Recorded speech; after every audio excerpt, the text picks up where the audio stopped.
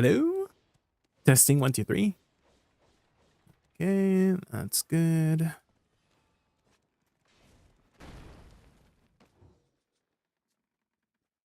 Close all of all these tabs. Okay, let's get started with our dailies here.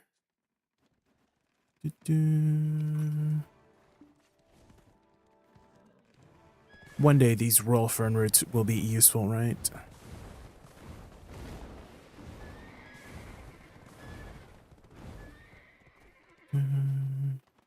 Oh, I did hear that there was some global labs like yesterday, like one day early. And I'm like, is there a holiday? Korean holiday?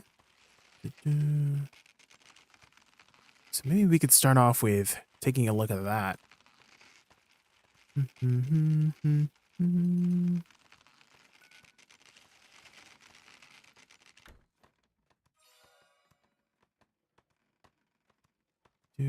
And I'm sure the usual content creators have covered it, so let's see. Has Biceptimus covered it yet? Here, early global labs patch. Let's see what Biceptimus has to say.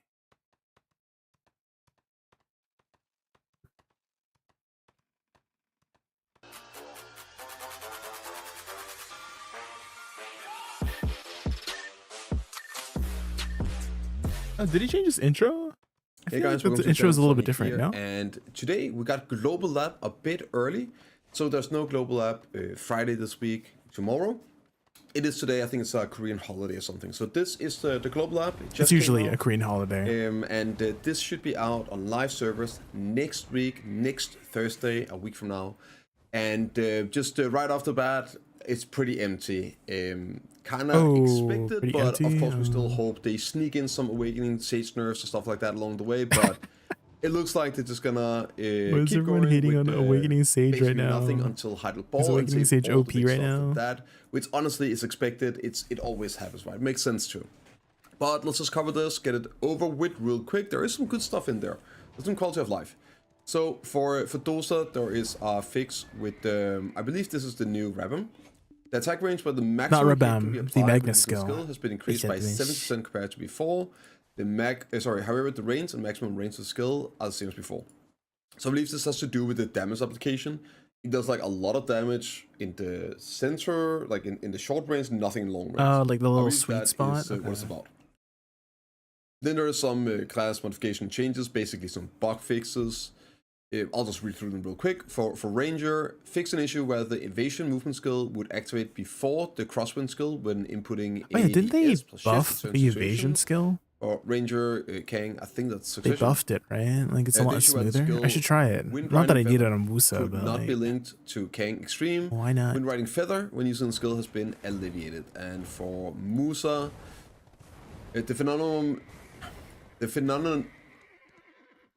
the situation of the folding skill being activated when holding ADS plus shift after using Snowflake Step has been fixed, and the description doesn't matter. I love how Biceptimus just substituted a word because when pressing W or S key. I mean, that happens to me too. Like sometimes a word would just trip me out. Alright, and for Witch and Wizard, the issue where 2 Gortet certifications have been fixed.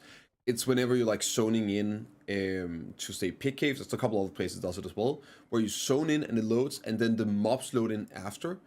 It's like you can spawn your pit, then despawns, but you get the buff, and then you can respawn it. Stuff like that. For which the summon, score, and TED skill has been changed to be usable while moving and using other skills. And for Lan, when using the flower play skill, the character will now fall if she's mid-air during the landing motion.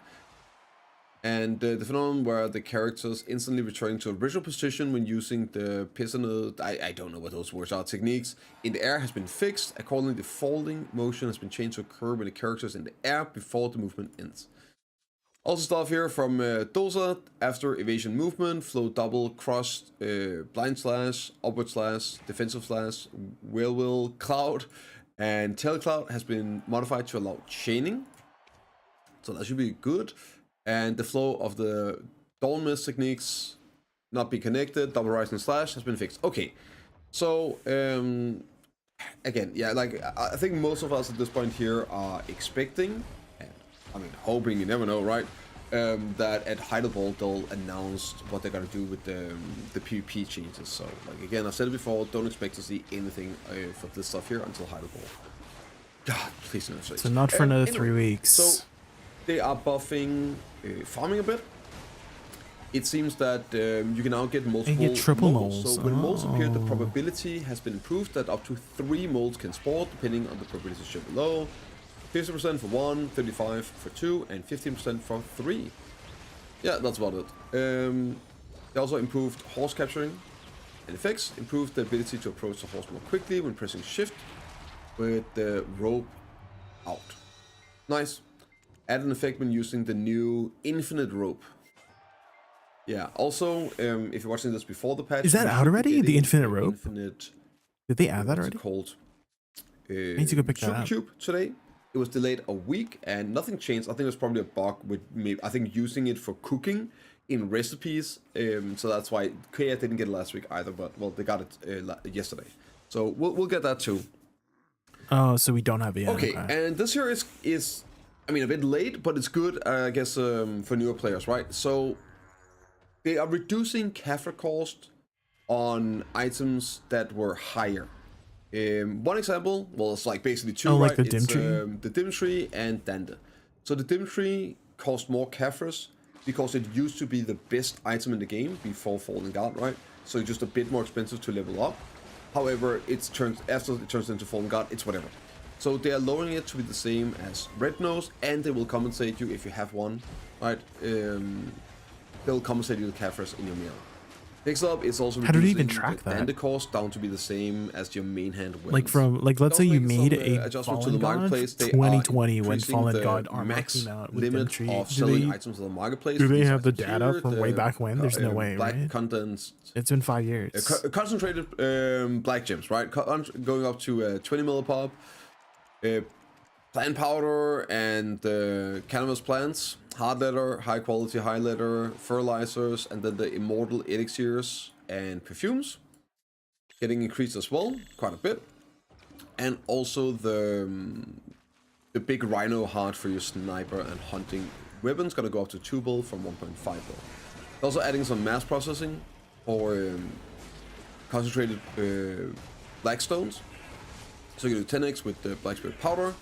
This here is for Korea PC bangs. Also, multiple proccing for like a 10x recipe for your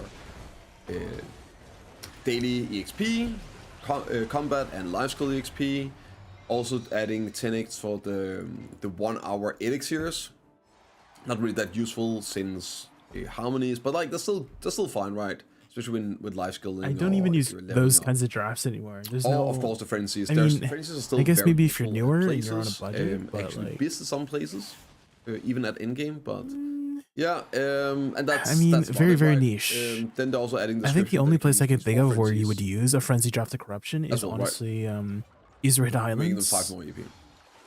So that in the description as well. Because a lot of the for the Garmoth Heart, percentage damage does not you can turn one of these into 20 Garmoth scales. It's very niche. How rare they are dropping, but yeah, there you go.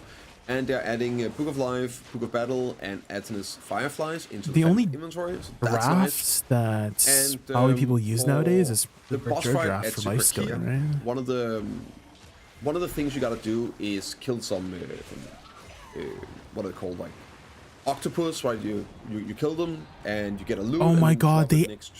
freaking added it. And you get CC'd out of that and you basically just wipe. Like a random occurrence. The amount of times that we've had to restart the boss match because you just go randomly CC. So at least that random wipe doesn't occur anymore.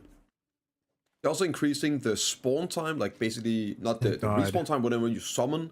Go to one of the rifts. That took them that long to fix it. In before you can hit them. They're making that faster. That's nice. It's super annoying standing there just waiting. Just get it over it, right? So that's good. And during the fight against the fallen bosses, the iframe pattern that prevents you from being hit has been removed. So Up, no more Jay. iframe Yeah, with these I'm up. bosses. Honestly, W. I'm not. They're so I'm not annoying, down. right? I'm up. And it's just like you just want to do How are them, you, right? Michael? So that's good. They're chasing some. What about you, Michael? Just Up, whatever, Michael. like Up. lines of text. Up. For Yeah. no Up. Dosa Siege, the damage given to adventurers in the Flame Tower has been increased by True. 50%. Lynch cannon durability reduced by 50. Siege defense tower durability We just got home from increased work by and 50. we are Siege getting tower started with firing the rate increased stream. by 20. And I decided to check out the And for the global outs came Dark out a day Contract early. Trolls and Ogres, Nothing too interesting though. Trolls have been improved to also apply The to only Trolls thing and like Walls of notable Roses. for me personally And the camp is I don't know if you've done the second dungeon yet or at all or like often recently, but you know how in the second dungeon when you're placing down the little power stone for that mechanic with the water boss, the snake boss, there's a chance you might get targeted by the random stun and then you just wipe because you couldn't put it down in time because you got stunned, right? They finally added super armor to that so you don't get freaking randomly stunned by that. Oh my god. The amount of times I got stunned by that and we just had to reset the boss fight. It was so annoying. angle Hi of the Eden, open how are jump has you? been improved to be more natural. For Conquest, We're just checking out the global Siege, labs this week. Nothing too interesting Ogre though. and Troll items have had their description removed to indicate they can only be used on the sieging side, so you can't use them on the defense side. And it's so funny, I was talking literally about this last stream with the dice game here, because some people didn't know that you could click the arrow to rotate through the dice. What? So if you guys didn't know that, you can just click a small arrow here and it rotates yeah, through the they dice. made You it don't have to use thicker. the Oh one my before, you can, like, gosh. choose which one you want I to use. mean, yeah, to be fair, So it is kind of they're small, but making it it's bigger. true. But I just said, like, why not just have 6? Like, just expand. There's Yeah, nothing just here expand anyway. it. Just expand it so you can see all the die. Yeah. So, but yeah, okay. I guess this is something. I guess it's probably a fit lot it easier in, for them right? to quickly You do. can make 2 rows But or yeah, something. just expand it, man. Next up, there's some fixing changes. You know, the classic. Nothing really here. Just some bug fixes, some line of dialogue. I looked through it. I didn't spot anything that was like really game-changing, important to cover. So yeah, that's it. Even smaller than I had expected. Even this close to Heidel Ball. But there you go. Let me know what you guys think down in the comments below. And I'll see you all. There we go. Okay, let's get started with some grinding here. I'm really poor right now. I don't have any money. Did they remove the... Oh no, there's no mount. There's no mount XP anymore. Maybe I should go back to fishing. Because I was doing about a bunch of mount or horse training because there was a mount XP, but it's gone now.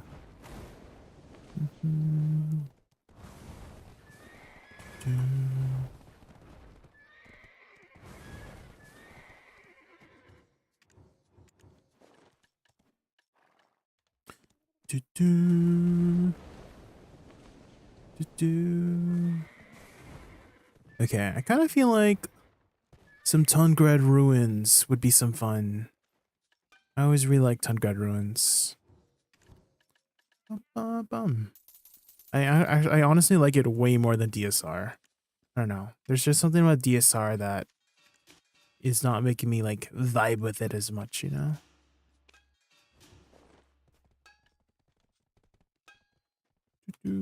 Roar.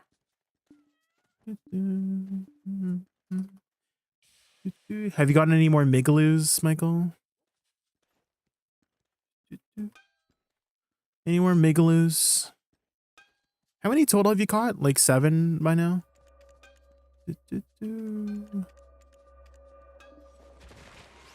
Past 2 to 3 months. Oh, sheesh.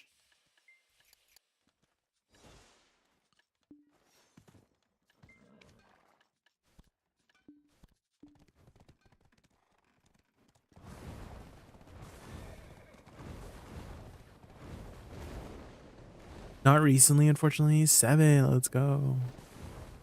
That's like a 30 bill worth of silver. Raw. Have you been fishing at Hakoven? Or have you gone to other places?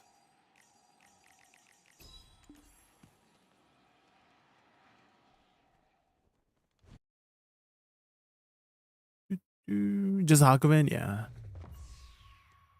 Definitely very convenient if you have a archaeologist map. I mean, I guess it's kind of okay if you don't have one because you can still like regularly map, but it's still like I don't know.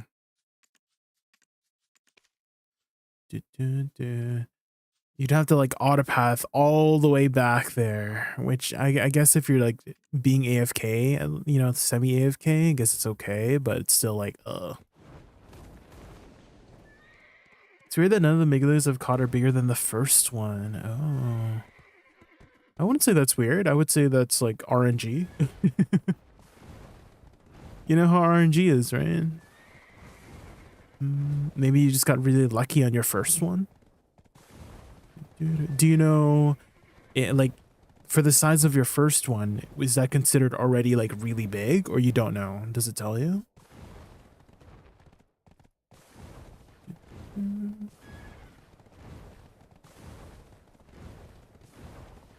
Did they implement that weekly fishing contest already? Where if you happen to catch like, you know, the specific prize catch fish or something, you get some extra stuff. It's like B grade, almost A, I see. Is there like S grade?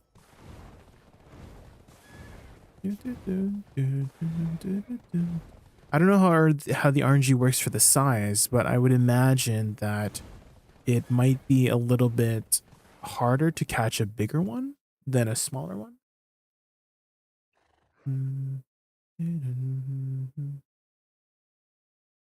A is the highest, I see. So it's already like really big.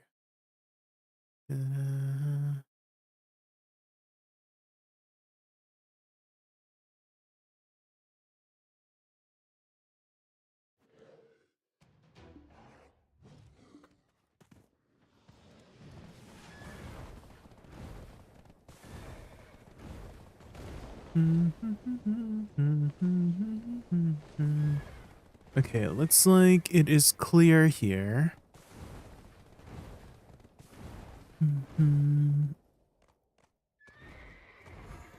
Let's pick up a manner buff. She's in my head.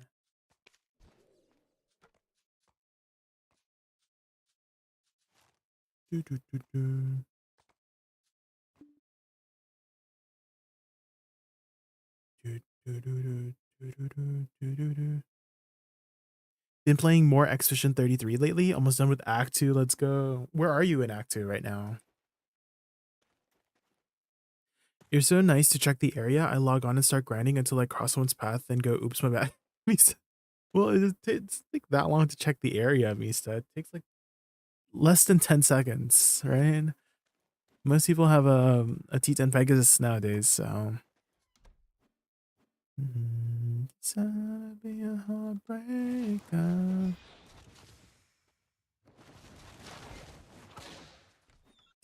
Oh, you're at the monolith now. Ah, you're almost there. The story. The story.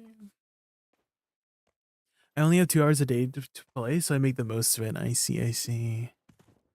Well, 10 seconds is not that, you know.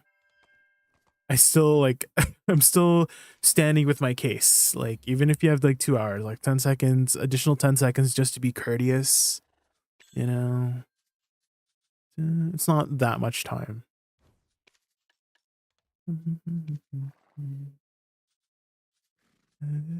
Sleep. Taste defeat. It's only like 50. Pure.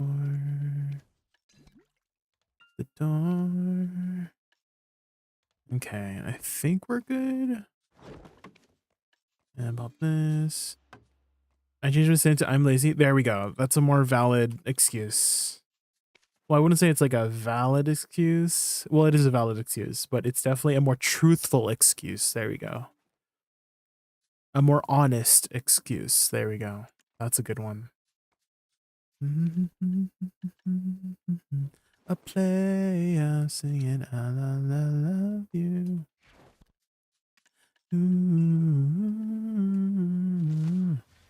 Okay, I think I'm good now. Did I get church buffs? Oh, I didn't get a villa. There we go. Now I think I'm good, right?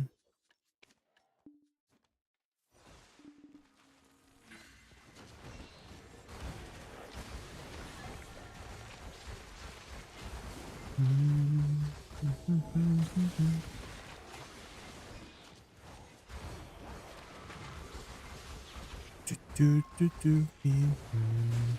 my god, I didn't freaking pop my elixirs.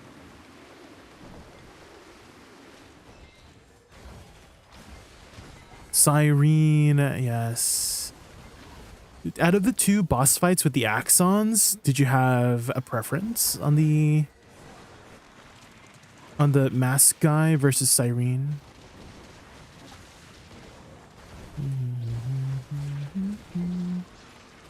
The game is just refreshing, but honestly, all the grief and tragedy is getting old at this point. Expecting more to come, though. Yeah, there's gonna be more grief and tragedy.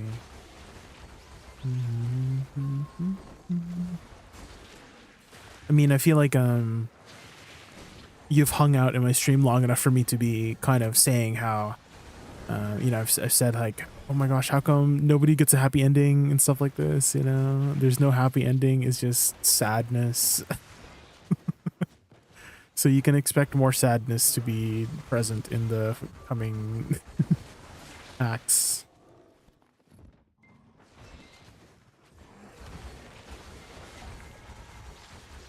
Cyrene's your favorite boss? Yeah. Definitely the area was just very beautiful, you know?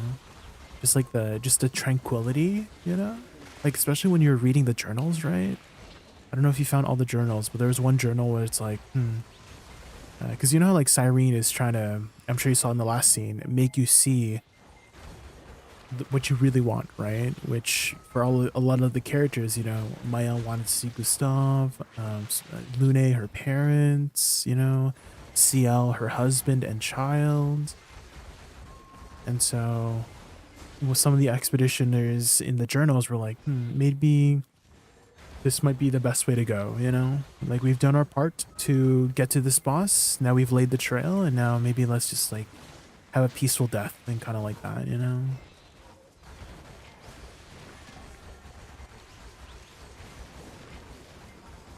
The mask, yeah, I'm like wondering how the mask boss is if you don't do the side, the little side bosses, you know? I'm actually very curious. I think if I ever do like a new game plus, because you can do new game plus where you keep all your items and pictos and also like the boss, like all the mobs like scale up with HP and damage. I'm like wondering like how different the bosses would be if you didn't do the side bosses, you know? Because like for Cyrene, you could have skipped that little sewing boss, you know, the boss that was like sewing. Right, it was like, oh, it's not, you know, aggro right now. Do you want to leave it alone? And you know what I mean? So I'm like wondering how different the boss fights would be if you didn't do those side bosses, you know?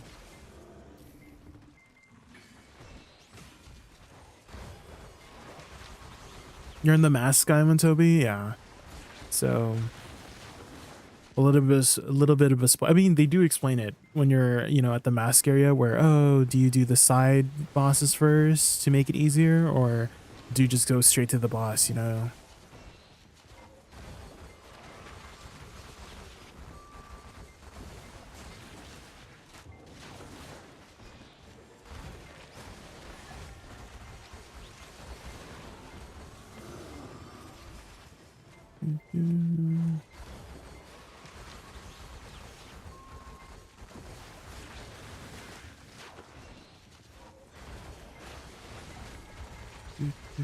Doing the side guys because they want more yeah, I mean, I think most people do the side bosses first because, you know, I feel like most people who've ever played RPGs or like JRPGs know that the best way to go is the wrong way, you know, the long way. So you get like all the loot, you know.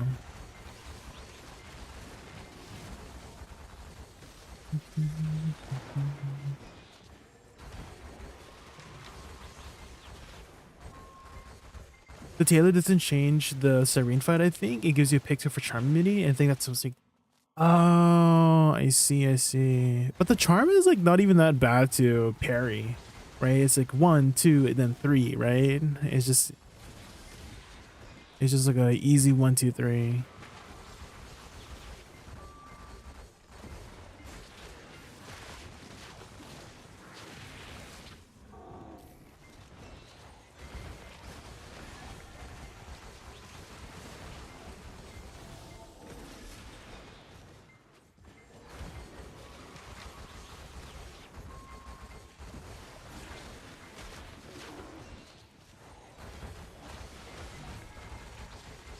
Good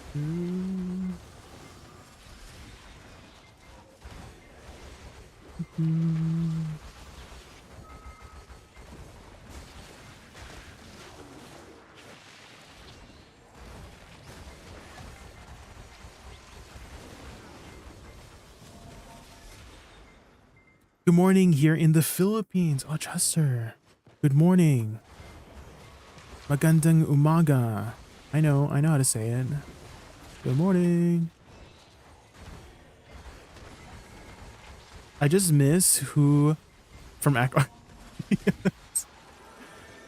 No, our favorite boy.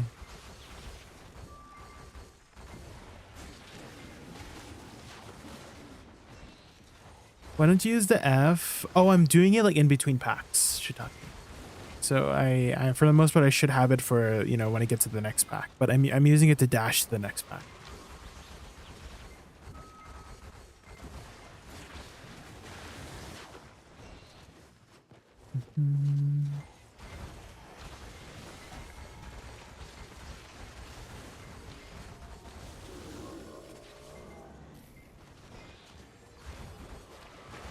BDO Mobile. Ah, have you ever played BDO PC, Chester?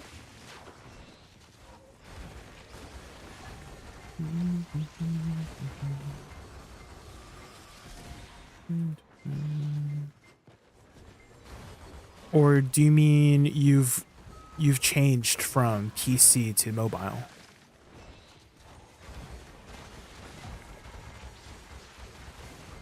I wish you could choose to, you know what, at the end of Act 1?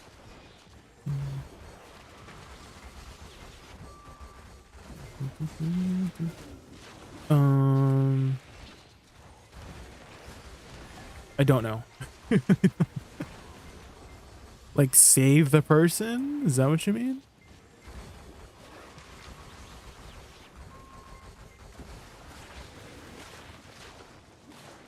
Oh, you don't have a PC at home. I see, I see.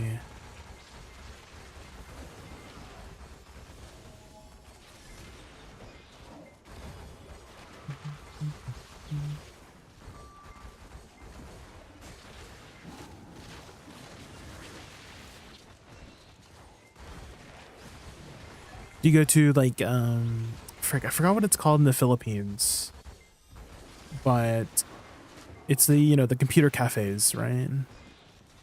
I think they have that a lot in the Philippines.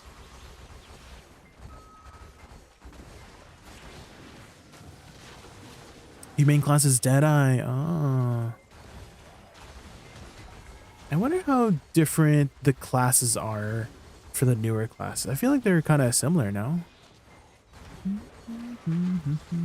Because I know for like Witch and Wizard, those classes are very different on mobile. But on the newer classes, I looked at Woosa, it was like almost identical.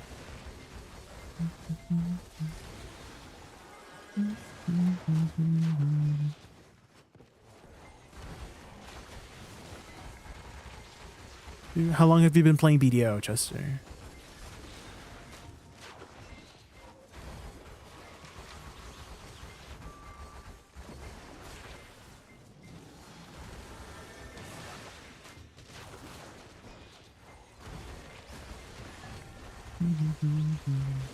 Save or sacrifice? Yeah, my goal.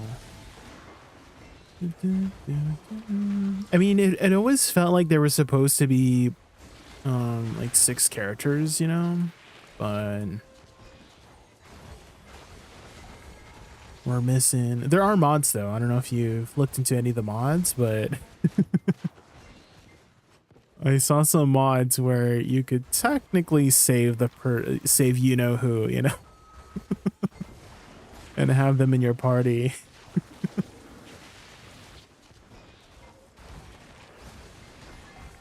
5 years, damn. It's quite a long time. It's about the same for me and PC as well, Chester.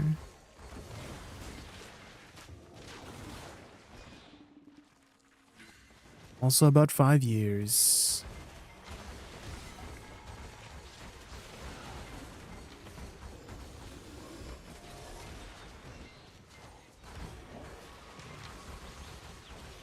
Does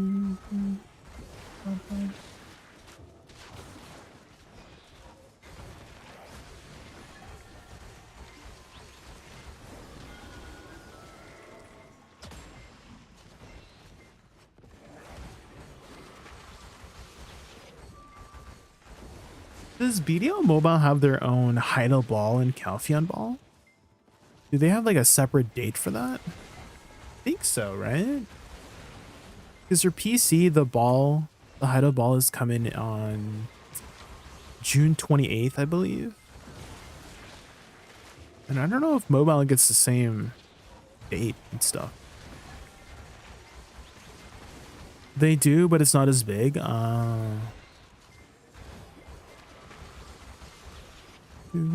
Also, again, guys, for those on Twitch being like, who are you talking to? And I'm like, oh, it's the YouTube chat. You can see the YouTube chat right here. And then vice versa for people on YouTube. You can see the Twitch chat on the bottom right.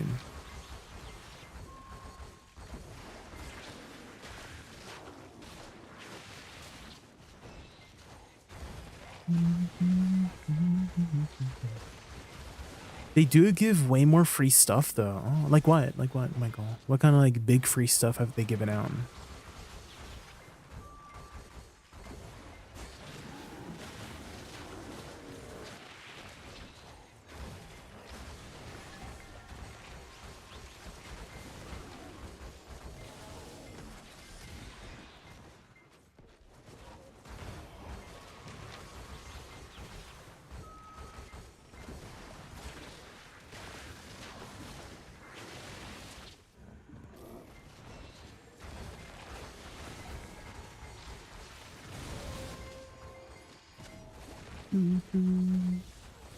Essence of Devouring. Need a lot of those.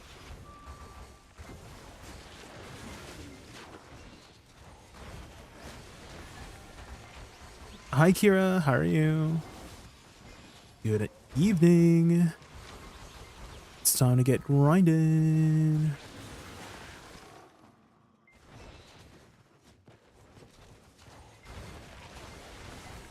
Cold. Oh no.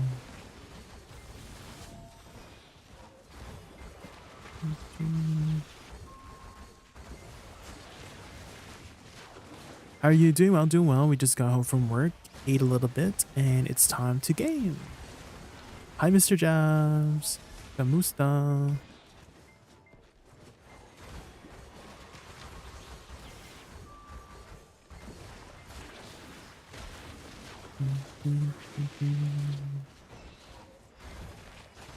Like everything, free gear, free stacks, free black spirit food, free totems. Totems? Oh, what the heck are totems? Gaming time? I finish in a few hours. Oh. Oh, if you finish work in a few hours, Kara? What do you do for work?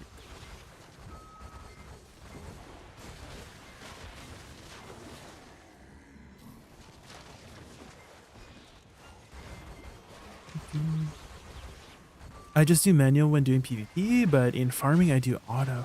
Oh yeah, in mobile you can auto farm or auto grind. Interesting. I'm like wondering how that might look like in PC video. I don't think you can really like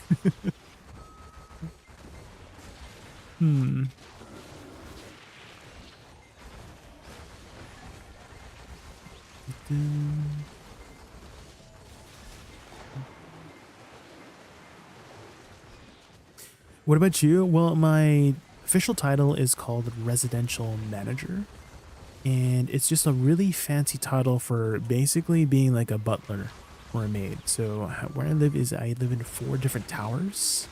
Well, not 4 different towers, but I live in one of the towers here. So there's a block of 4 towers, north, east, south, and west, and yeah, north, east, southwest. And I live on the south tower, and basically anybody who needs like, you know, their unit like cleaned up before like they move in or something like that, or need help with anything, then I go help out with that. So this was a really, really prominent job during the pandemic, right? During COVID, where people didn't want to go out and get groceries. So during the pandemic, that was when I was really active with my job. Nowadays, it's not so much active because, you know, people can go out now, but before it was like pretty much an essential job for the unit that I'm in. There was a lot of old ladies that I had helped. Oh, a limbo seal. Oh my god. My good deeds are rewarded. And so that's what I'm still doing. The shifts aren't as like big anymore because people can do their own stuff nowadays, but definitely before I was busy. I've also taken a little bit of side work with a little bit of like narration job recently. So the last like month I've been narrating for this project that someone's creating, and I'm actually getting some pretty decent extra income from that. So that's been really, really nice. And what I narrate is basically different topics from like the one I did recently was like prison escapes. So I would just be talking about, you know, prison escapes that, like, there was this one prison escape from the Mexican drug lord Joaquin de Guzman, right? El Chapo. That's also his other name, El Chapo, but his real name is Joaquin de Guzman. And he had this like he had people on the outside, like literally like engineers, to dig a tunnel from like miles away, essentially. And it was so accurate that they were able to find out the exact coordinates to his like shower in his cell and whatnot, right? And the tunnel was big enough that he could fit like a whole ass motorcycle down there, as well as it was like very sophisticated too. It had lighting, it had like oxygen tanks, right? So, and like ventilation so that he could like breathe when he was escaping and whatnot. It was a whole project. Oh my gosh. So stuff like that. I would be just narrating that, and the narration scripts are about like 10 to 12,000 words each. And for those who don't know how long it takes to record 10 to 12,000 words, it's about 2 to 3, maybe to 4 hours of recording, depending on how difficult some of the words are, because some of the words are like in a different language, right? So I had this one script where I was talking about Icelandic volcanoes, and the Icelandic volcanoes, just like Google it, just Google Icelandic volcanoes, and you can see how difficult they are to pronounce. So one of the words I had to like study for like 30 minutes just to figure out how to freaking say it. I had to like call my friend who's from like the Netherlands on Discord, like, hey, do you know how to say this word? And we spent a good like 5-10 minutes just like saying it to each other, and I'm like, oh my gosh. And then afterwards, I need to like, you know, cut out all like the bad takes, and then just remaster it a bit. Remaster meaning like remove all like the background noise. So that takes about 1 to 2 hours. So it's like a total of maybe 4 or 5 hours of extra work to do those kinds of scripts. But again, the money's not too bad.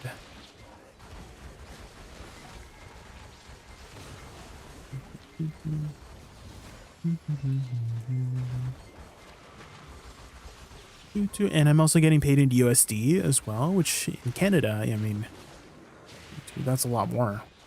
In Canada, it's like, like I don't want to say it's like, it feels like almost 50% more. Like that's US dollar.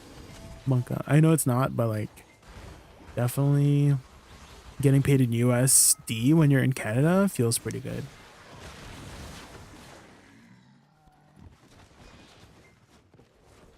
Totems are like Charizard accessories that can't be croned. It's terrible, but it gives so many stats. I see. Oh my god, there's a person here. It's decent. The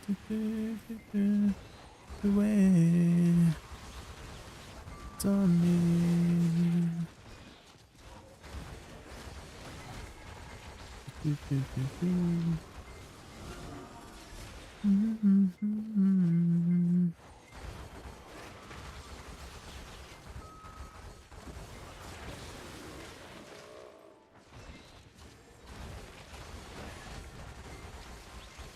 You do have a nice voice. Thank you, Kira. Thank you, thank you.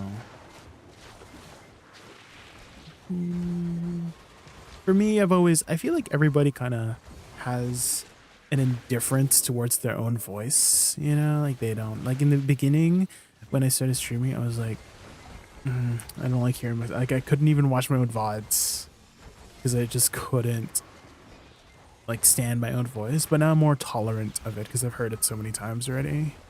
But when I was first starting out, definitely I was like, how I was like, did I always sound like that? Because the way you sound to yourself is different from how others perceive you, right? Because your sound from your own voice is like coming from inside, right? Your ear. Whereas when you're hearing yourself in a recording, right, it's going through your ears to your brain, right? Like the little vibrations and the sound is different, right? So whenever you hear yourself, it's like, who's that? You know?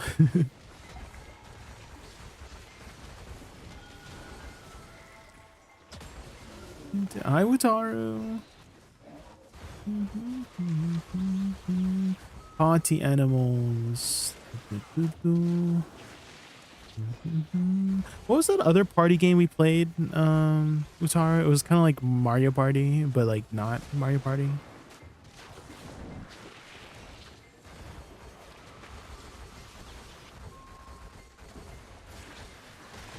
Oh, Pomo Party, yes.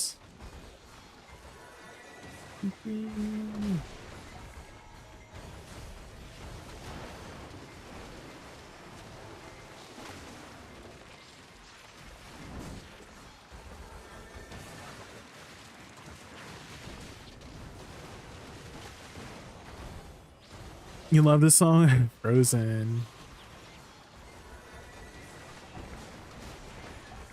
I'm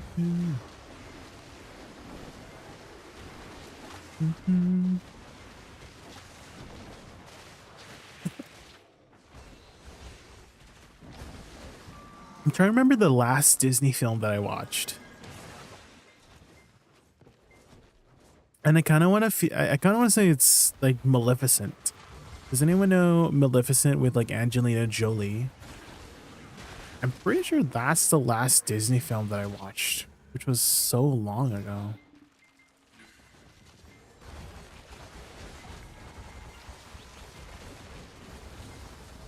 Yeah, I thought it was a very, very interesting take on Maleficent. And definitely the acting was, I mean, Angelina Jolie, you know.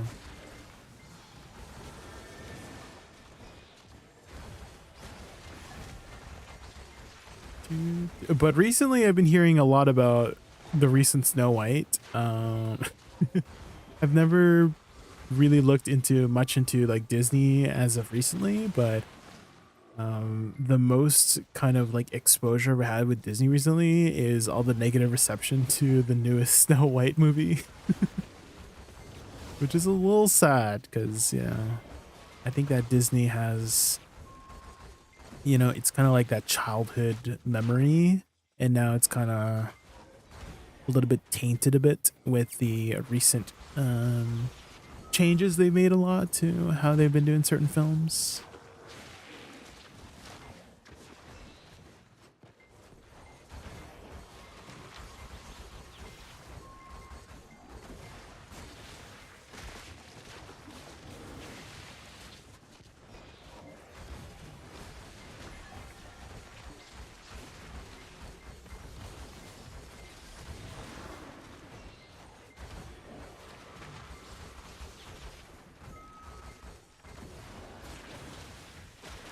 Have you seen the gameplay trailer for Silent Hill F?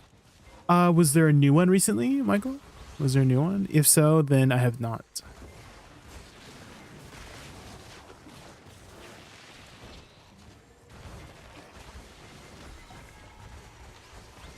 They also showed a release date. Really? Do you have a link? Do you have a link?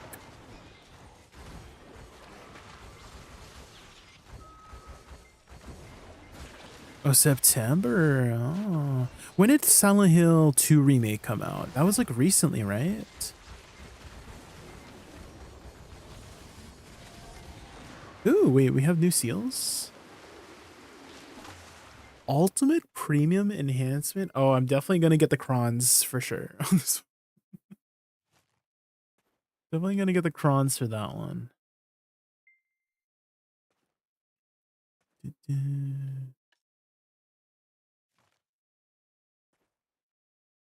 Hmm. Seems like these top 4 are like the most important ones. At a probability. No, yeah, that's what I mean, Wutaro, is that I'm probably gonna get the crons, which is like the bottom reward, if that wasn't clear.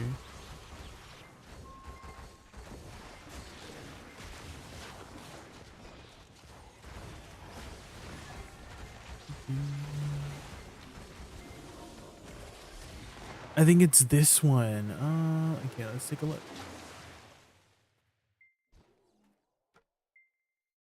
Ooh. I'm still like a little bit unsure of them like putting it in a Japanese setting. I know it's a Japanese game, but I've always associated Silent Hill with being, you know, like Silent Hill 2 and Silent Hill 1. I feel like those are like legendary Silent Hills, right? Even Silent Hill 3, they were like all set in like Western areas. So definitely a very interesting decision to make it from Japanese. I'm still not sold yet, but maybe this game will sell it, you know. We'll see.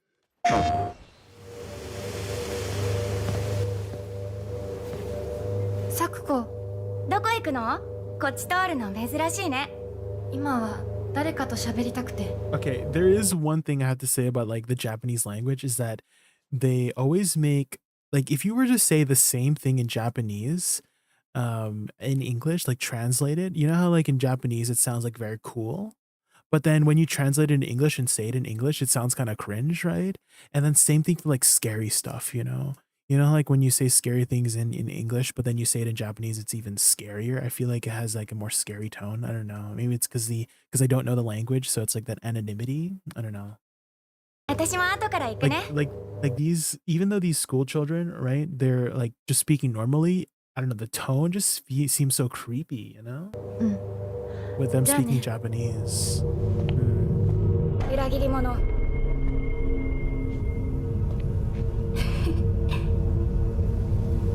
See, even that laugh too, the Japanese like giggle. I'm like, huh?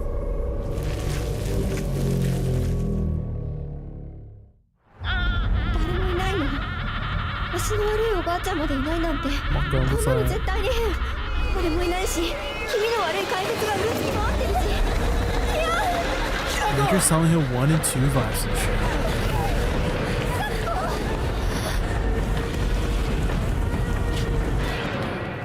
Are they gonna show like combat? Because that's like what I'm more interested of is how the combat. Okay, here we go. Gameplay.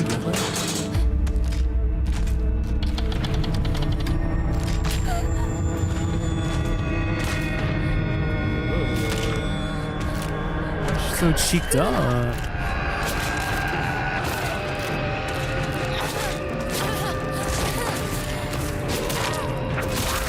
Oh, okay. Wait. So here's what I noticed with the combat. It feels very like arcadey. I don't know if arcadey is the right word, but do you know how like in Silent Hill 2 it was more like, I don't know, visceral, where it's like when you hit the target, it like, because normally it wouldn't like go through, right? Because you see how like it's going through the mob. Right? It's like that kind of like action combat kind of. Whenever she's like hitting them off.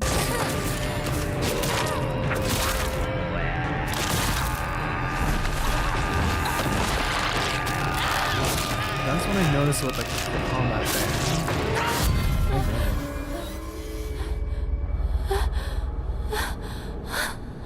Hinako.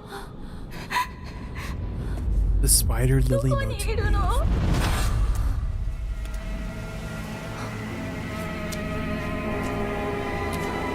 はいいよね。何でも持ってる。I'm curious about how the story is for Silent Hill. あんたがいなくなってくれるんだからせいせいする。一人は嫌だよ。寂しいよ。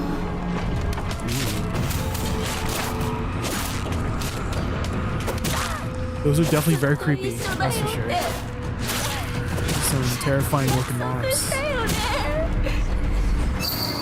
暗いのは嫌。一人ぼっちは嫌。Wait, does she have a spear? Wait, what? Okay, we've seen 2 confirmed weapons so far, a pipe and a spear.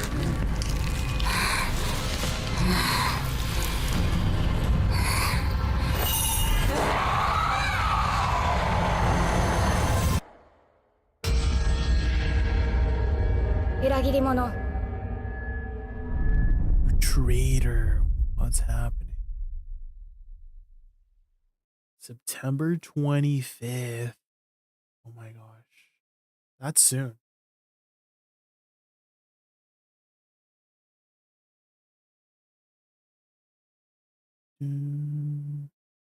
Okay, looks pretty good so far. Looks pretty good so far. I'm still like unsure how they're gonna you know, associate, because again, my association with Silent Hill has been so deeply ingrained into Silent Hill 1, 2, and 3, right? With the whole like Harry Mason, you know, you know, the what's the main character of Silent Hill 2 again? Rick Sullivan. That's his last name. Frick. James Sunderland. Sunderland, right? And then Heather Mason from Silent Hill 3. And so for them to take it more of like a Japanese setting, you know, I guess maybe they're just taking the motifs of you know, the previous Silent Hills with the whole like fog, you know, the obscurity, you know.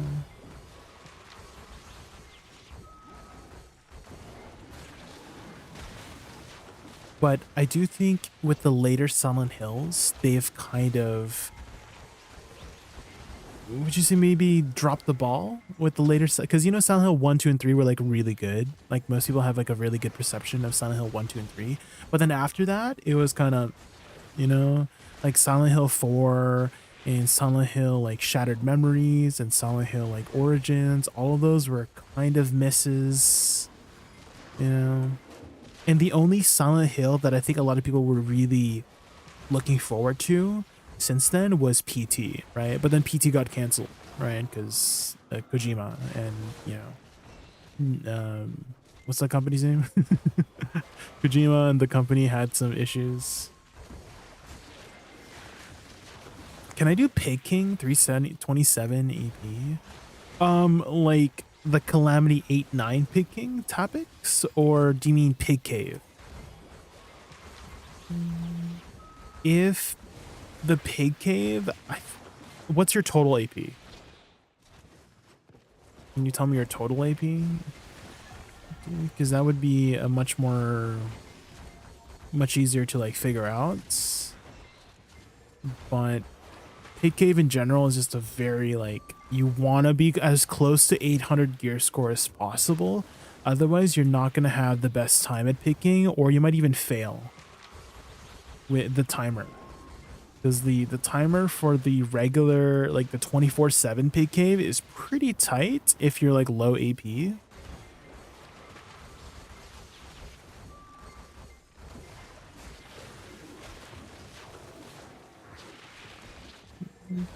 I think you could definitely do Fortunate Pig Cave. It just might take you a lot longer in terms of the clear, because the Pig Cave for the Fortunate one is actually 60 minutes. I'm pretty sure you can stay in there for like 60 minutes. Whereas the outer Pig Cave, like 24/7 Pig Cave, is only 25 minutes. 1080, 11. Yeah, then if you're near 1100, that's ideal. So you could try it out. That's kind of where I am too. Well, not like 1080, but I'm closer to like 1150. And it's still like, you know, like clear speed could be better. What class do you play? That also will help a lot if you're playing one of the more meta classes for Pig Cave.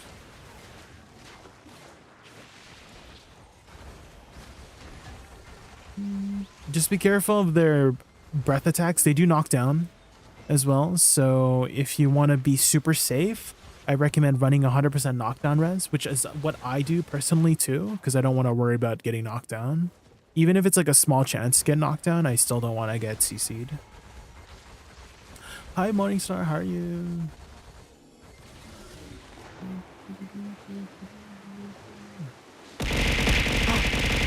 Kiwi!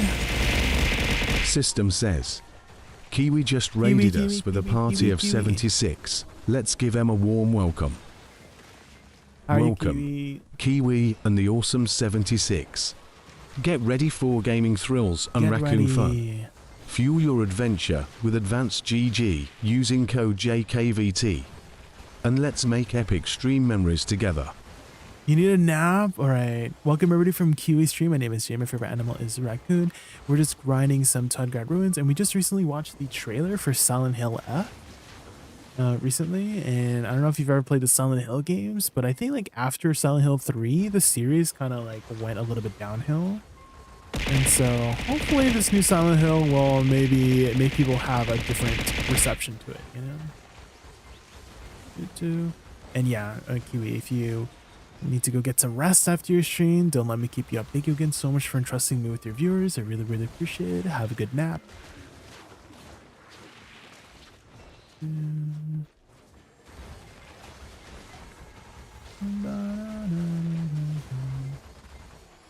I got a review from Choice. I'm gonna stay at Penkerzad and farm out a full Pendebo set because enhancing is not it. Yeah, enhance if you definitely I think like going from pen to novice, well, it's like efficiency wise not the best, especially, but again, like RNG is also a thing, and if you don't want to deal with the RNG, that's also a good reason to be just converting over. But at the same time, it could go the other way too, right? So it all depends on how you want to go about it. Is that technically, you know, if you get lucky, and some people have, but if you don't want to deal with the RNG, that's true. Hi Kurt, how are you?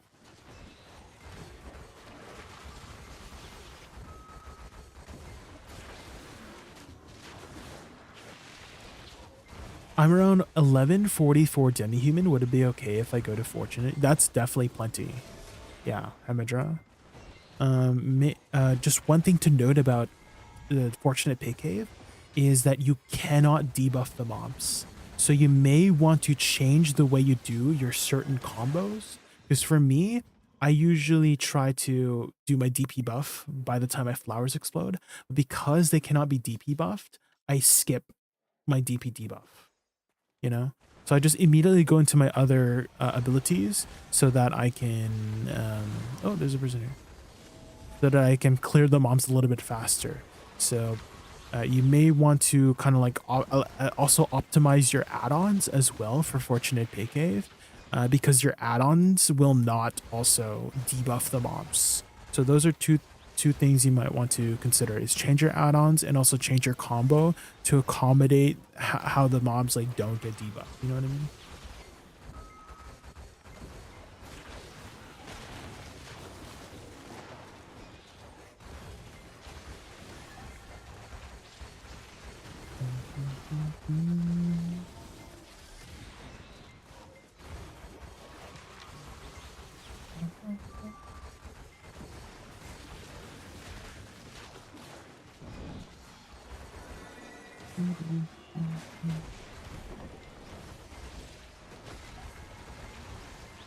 I play Woosa, both specs, and suck DK. Okay. Yeah, then you should be okay at those spots. Savix. You do have quite a bit of forward guards to keep you safe. Try to always go for the booty attacks. And if you don't perform well on your first run, it's your first run, right? Nobody's perfect at the very start, you know?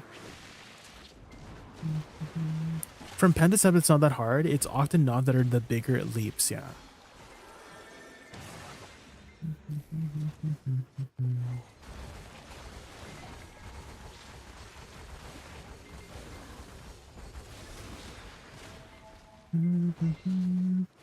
Based on his sheet at Penn, I'm still saving 50 bill. If you like, I don't know the math behind it. If it's 50 bill, I'm more talking about it from a logical standpoint rather than a theoretical standpoint, right? The like the math behind it.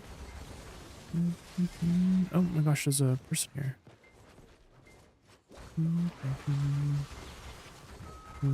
He didn't check the spot, man.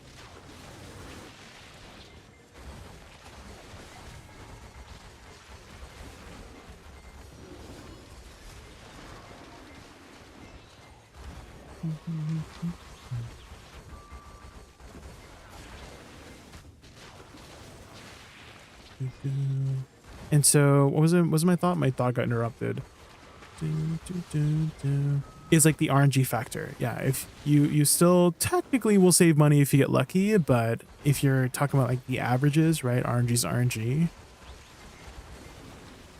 I mean, you always save money if you get lucky, obviously.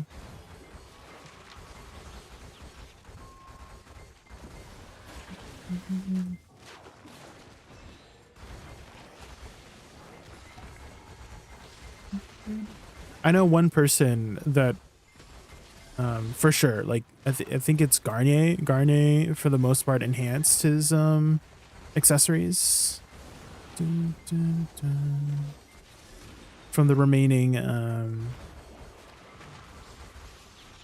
debos that were like not Nav. And he came out pretty well. But again, RNG is RNG.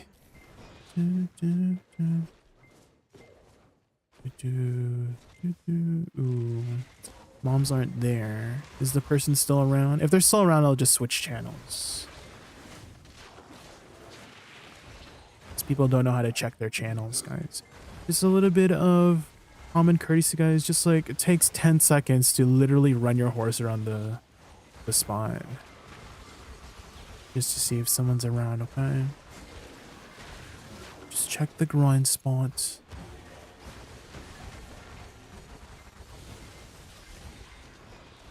Hi, Fudders. Hi. Is it 309 now? I think it's 309 now.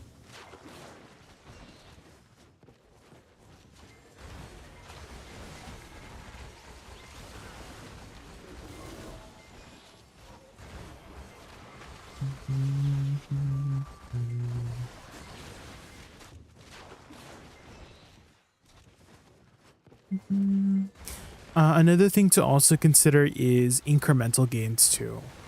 Is that although you might be paying more on average from enhancing from Pen to Nav, like all the way up to Nav, you're getting your gains technically, you know, incrementally faster, but not like overall faster. And some people can't wait, right? And some people are impatient.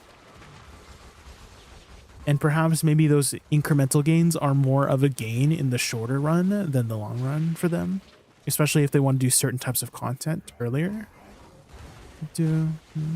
So there's a lot of things to consider too, you know?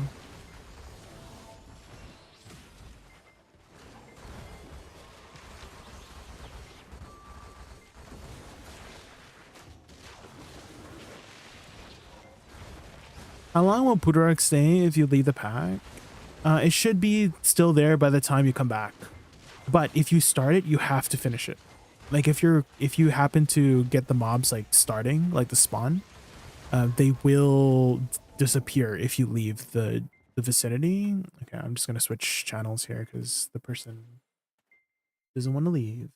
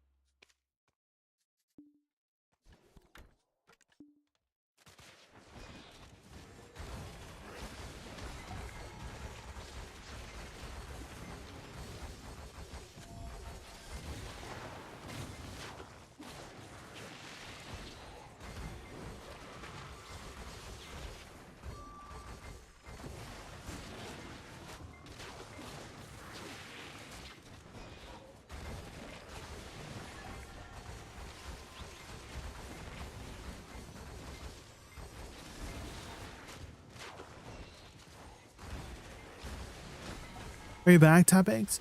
Just to recap what I said is that if you don't start the bird, then it will still be there by the time you come back. But if you're at any point like really close to the bird to like and see the mob start spawning, you need to finish it.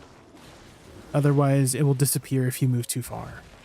So if you see a bird spawn and you don't want to do it right away, you need to move to the next pack or like move far away, maybe even skip the next pack so you can get far away enough so the bird doesn't like start. So as long as you don't start the bird, it should still be there by the time you come back to the next rotation.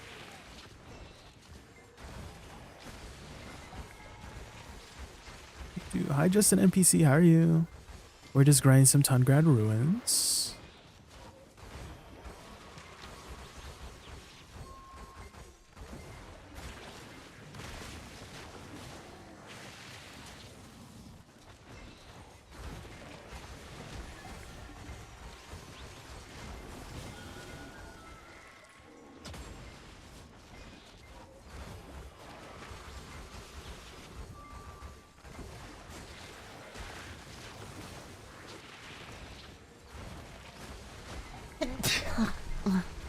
Little Bread, thank you so much for the follow. Thank you, thank you.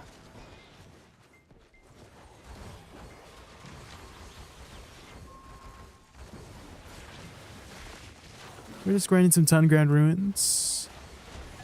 And we just recently watched the latest gameplay trailer for Silent Hill F. I was just talking about how I'm like worried because I've always associated Silent Hill with, you know, the more like Western setting, and for them to like change it up to a Japanese setting, definitely very big change. Very, very big change.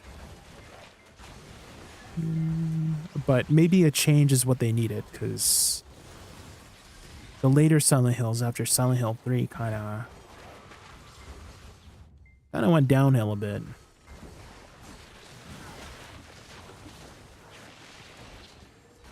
The songs you have on are very soothing. Oh, thank you, Kimray.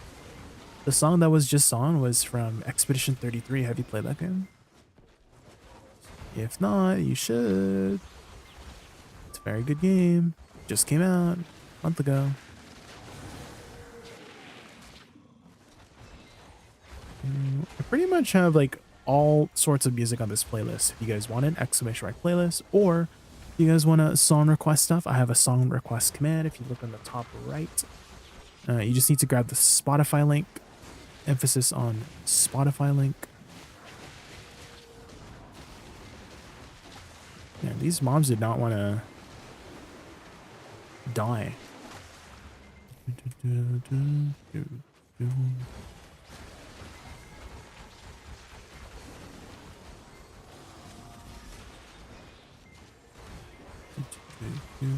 Not a J stream without Expedition 33. Well, it's a good game, Fallen Morningstar. I'm gonna keep glazing it for as long as I can.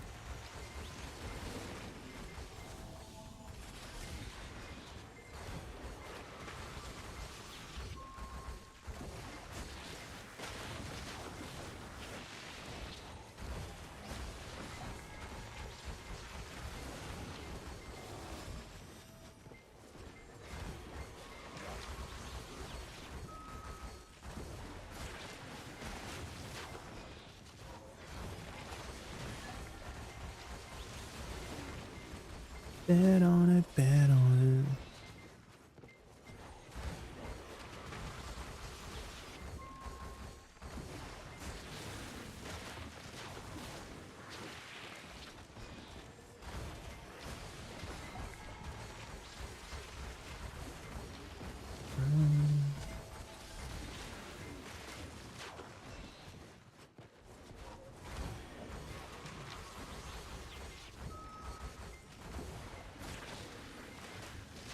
Oh, was there a state of play recently? Is that why there was like Silent Hill gameplay revealing?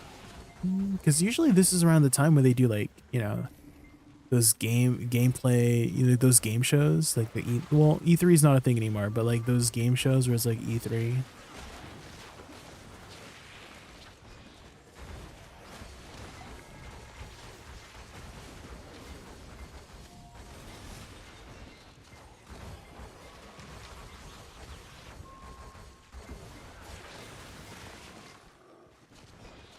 day is that day.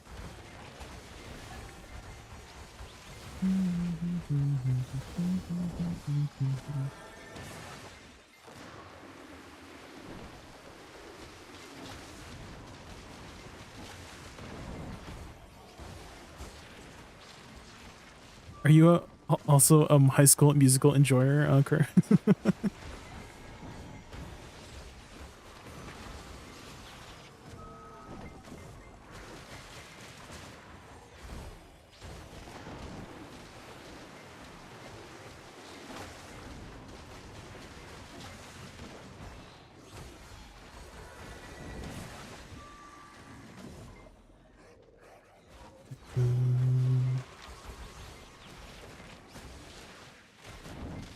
You use a Shiv Z? Yeah. Huh?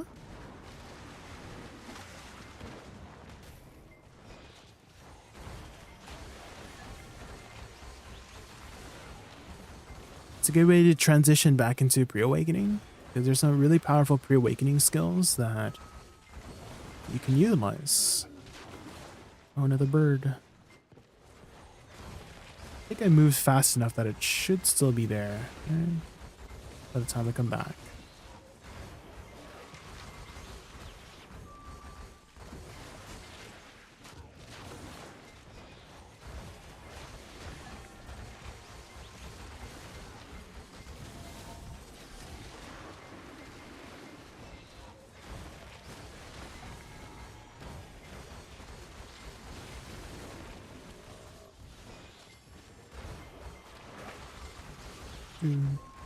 I do not tire you.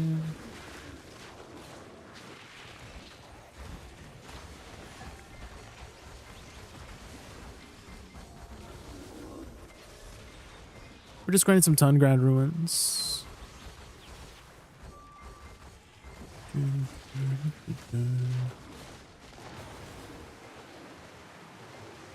Dreading this positive karma grind. Oh.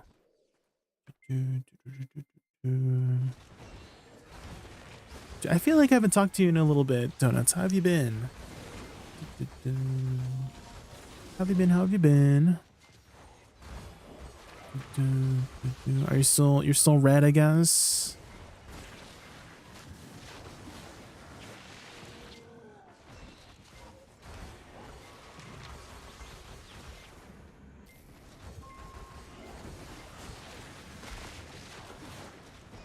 They've definitely made a lot of negative, like, incentive. Well, what's the opposite of incentive? The negative incentives for being red, for sure.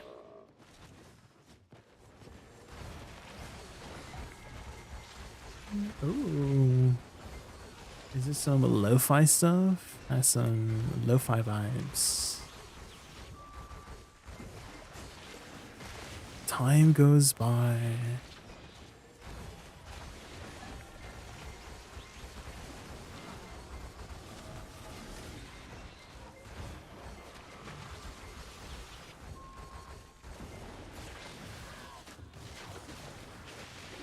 This music feels like I need to like study. I need to get studying, you know?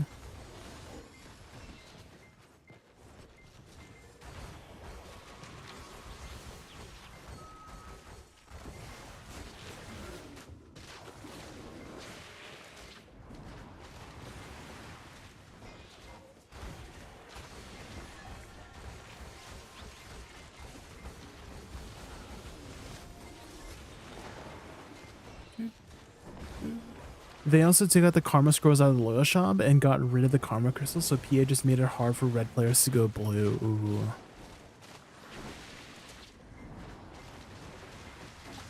Are you at Pilaku by chance, Donuts? Because I believe Pilaku jail mobs give more karma back than regular mobs.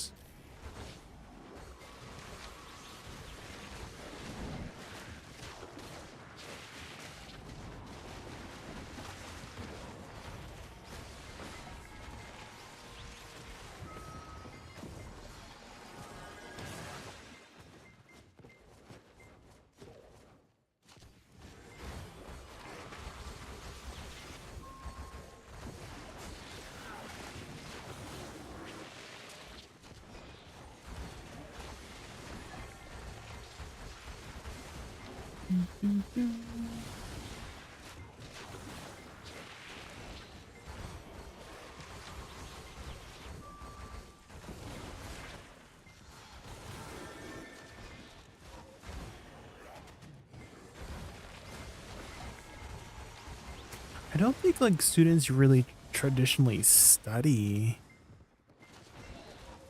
anymore, right? I feel like most students, at least from what I heard, they just use AI to do a lot of stuff. I don't know how true that is, but that's just what I've heard from like just doom scrolling on TikTok.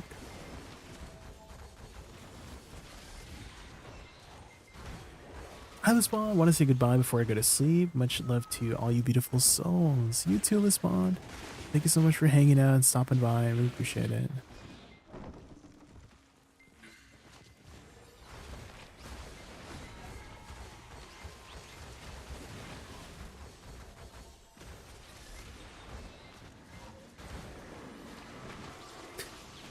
Yeah, this is for what I study. What do you study?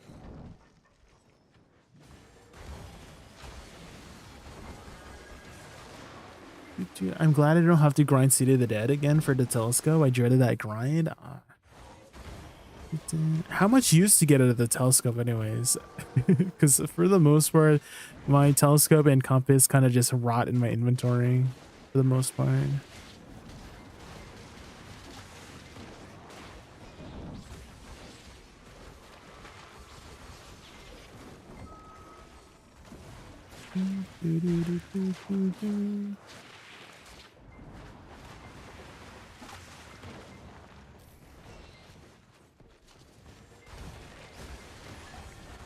Embedded software engineering. Oh. Is that okay? Whenever I think of embed, I always think of like embedded streams. Is it kind of like that? Like you're like putting things on websites? Is that what it is? Can you translate for the non-smart people?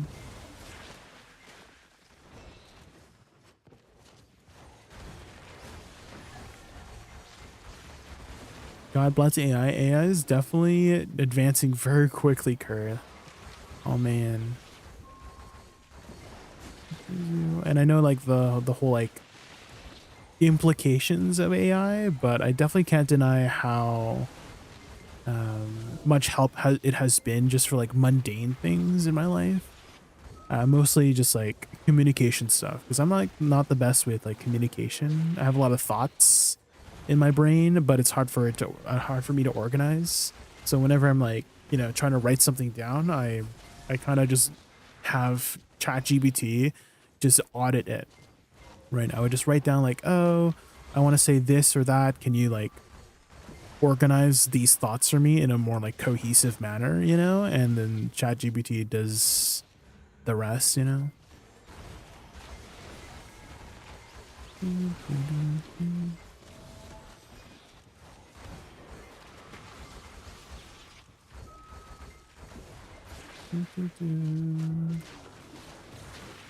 I used on my RNG for the next year. 7-tab Dine, 5-tab Doom, 8-tab Peggy. Got 40 tens and still 20 sensors left. Oh, you can use that for a Voltarion in the future, potentially. NPC. Yeah, and RNG comes and goes, so maybe it's still around, you know? We'll see.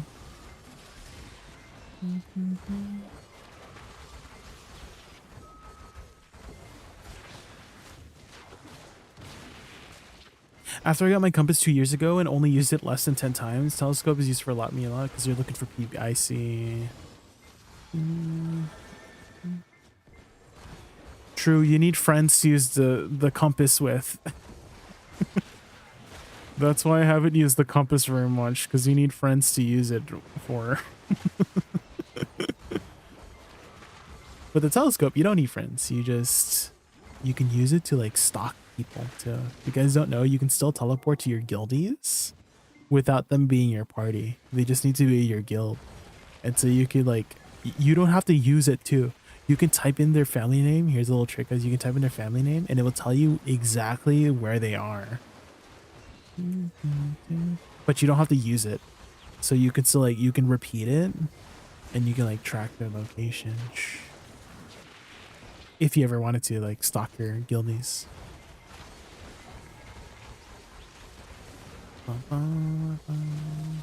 I love AI because it gives access to information and resources to people who wouldn't normally be fortunate enough to access it.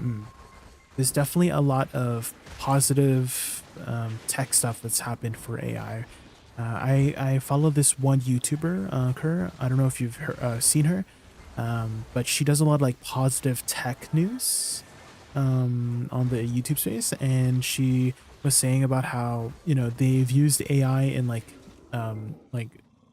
they've been able to use AI to feed like cancer information to the AI and create literally medicines from like the information they've gotten from AI.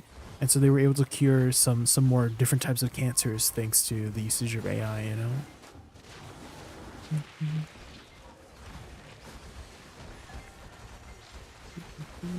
So definitely some really positive stuff. There's this one, there was this another video occur where I saw this guy, he was doing this test, right? Do you know who Jackson Pollock is? If you guys don't know Jackson Pollock, he's like the really famous artist that like splatters paint onto like canvases, and that's like his style, I guess. And this guy did a test, right? He told like 100 people, like he was interviewing 100 people, where, oh my god, so he would say, oh, like, this is a Jackson Pollock painting, right? And this image is generated by AI, right?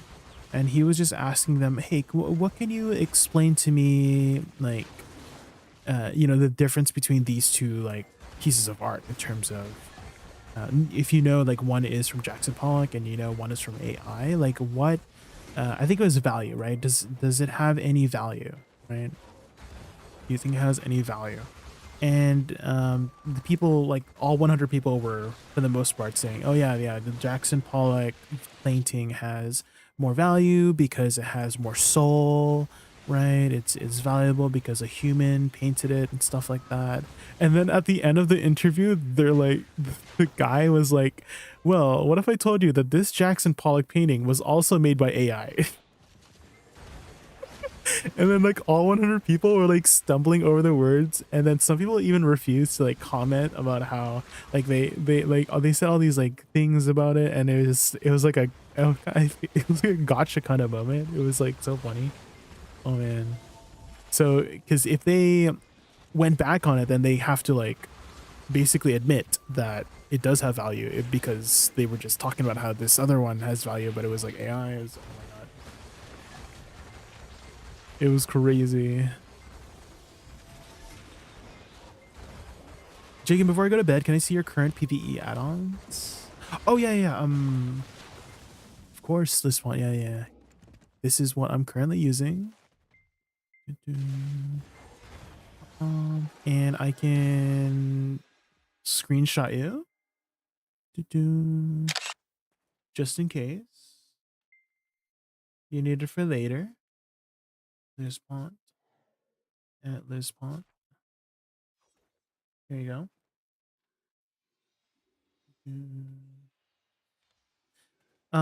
It's a Tungrad one specifically.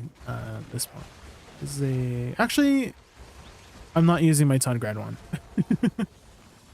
Now that I think about it, hold on. I forgot to switch to my Tungrad one. I have a Tungrad one, but I was using my general one for the most part. Yeah, let me fix that. You reminded me. Thank you for reminding me. Okay, here we go. This is my Tungrad. Okay. Try this one. The other one was my general one, yeah. So the previous one was my general one, and this one's my Tungrad specific one. The thing of the systems that run and stuff, your mouse or your monitor, I code and design the hardware and deal with the electronics. The systems that run in stuff like your mouse. Oh, like the little chips. like the materials inside of hardware and stuff like that. Like you're creating a GPU, kind of like that, but for like mice and monitors. So that's what software engineering is? Oh.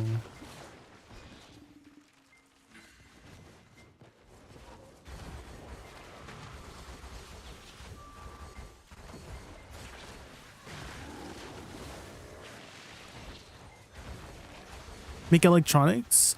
Is that not making a sorry, I can't speak English, but is making a GPU not electronics? Is that something else? I thought a GPU was an electronic now.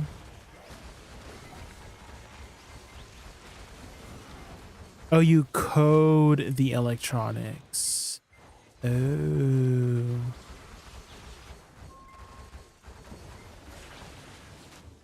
So you don't like put it together, you do the coding behind the thing. Okay.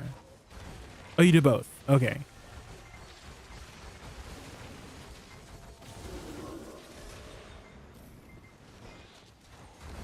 One person can't really make and code a whole GPU.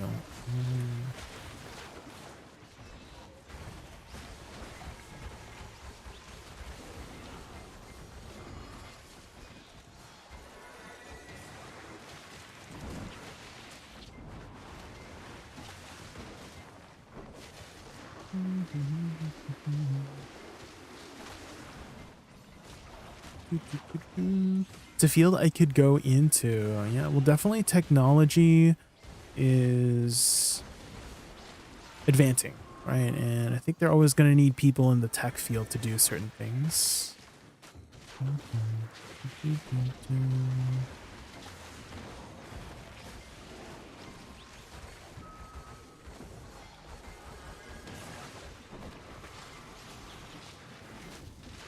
I'm trying to focus on FPGAs. What does FPGA stand for? Foot guys. Is that what it is? Yeah, we love foot guys.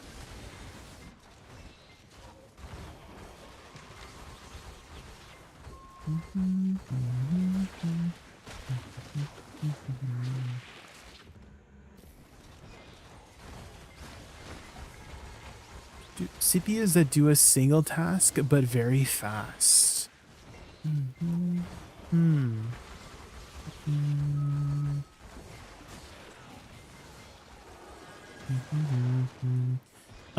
If you were to change that to like a more practical thing that a regular consumer would understand, what will you change it to? Like when you say a CPU that does a single task, do you mean like literally a CPU? Like the chip of a CPU or something? Or like you're programming the CPU?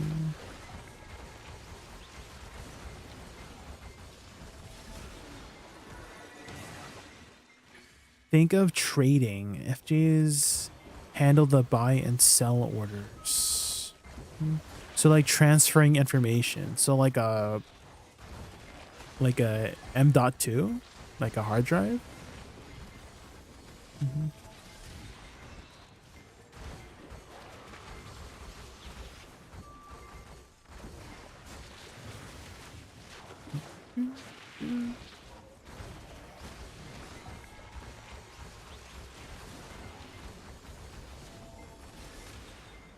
Processing info. Okay.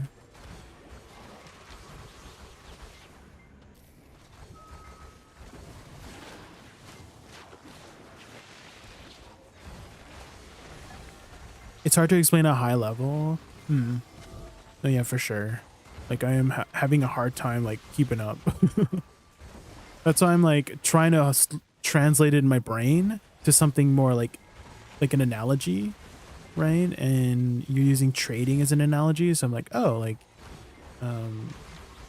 buy and sell orders, because I was like thinking, oh, well, you're transferring stuff, right? When you're buying and sell orders. I was like, oh, transfer information, hard drive. So I was trying to make all those connections.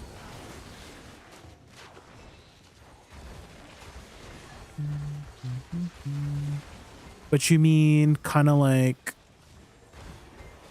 let's say someone gives somebody an apple and then they turn that apple into an apple pie and then they sell the apple pie back.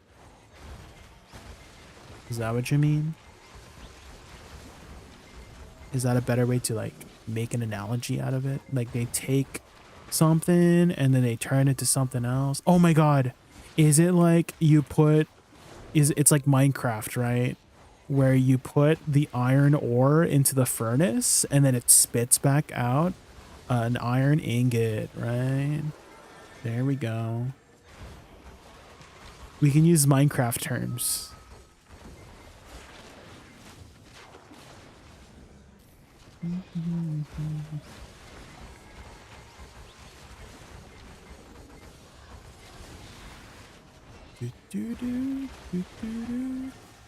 Have you ever, I don't know if you've played much Minecraft, Fallen More Star, but do you know what advanced energistics is in Minecraft? Because I feel like that, I feel like you would be good at that mod. Because that mod confused the heck out of me. It was very technical.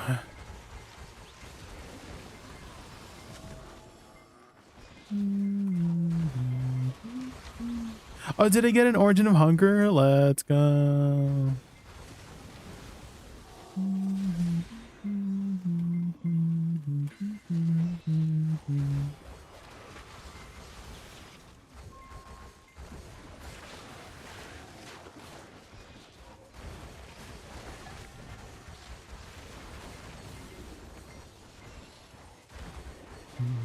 Sorry, I was too busy talking about Minecraft. You're a Roblox kid? Okay, what's so appealing about Roblox? Because I'm like genuinely, I've never played Roblox ever.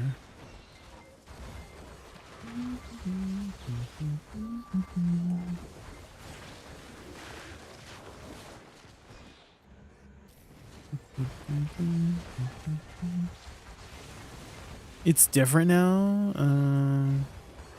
Okay, is Dress to Impress Roblox by chance? Is that Roblox? Because I remember a lot of streamers were playing Dress to Impress, like Queso, if you guys know Queso.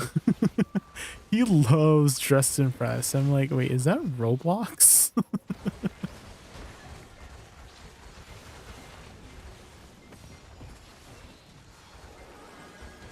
Your kids play it all the time, Elite Comrade.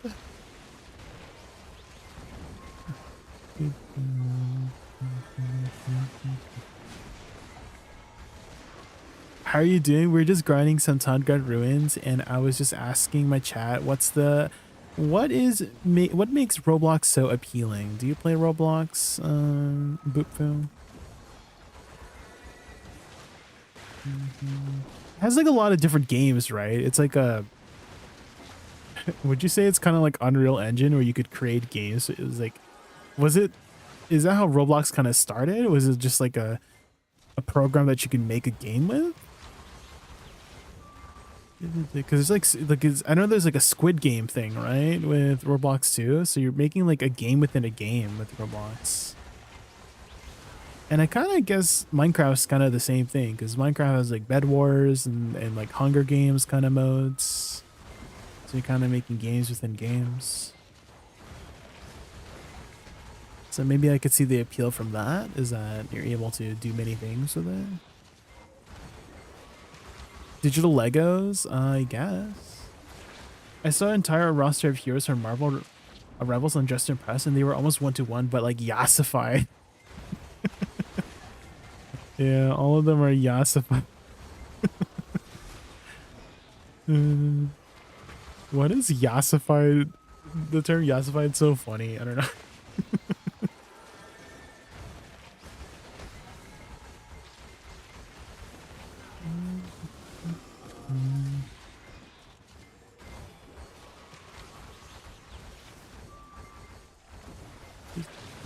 Does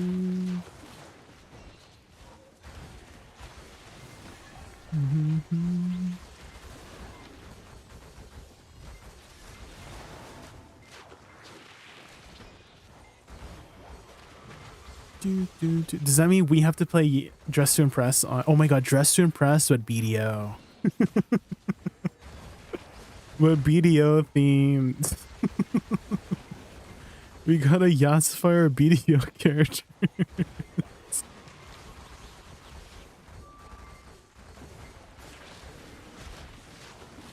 I feel like that's never been done before, you know?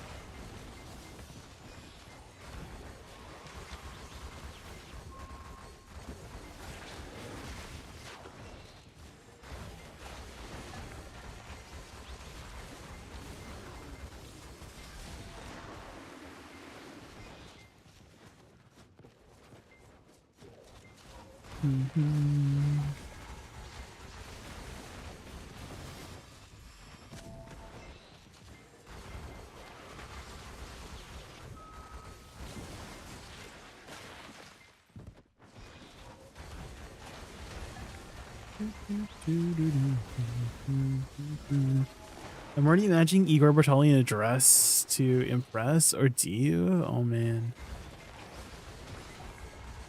How do they even get the specific, I don't know, outfits? Do you have to like make it in Just Impress, or do you just have to have, you know, find the combination of whatever assets they give you and then change the colors or something? Is that how it works? For a second and stop for a minute and smile.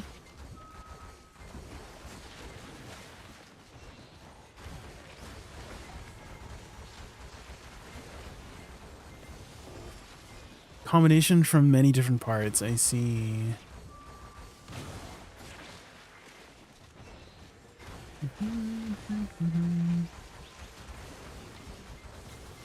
You seem very experienced, Michael.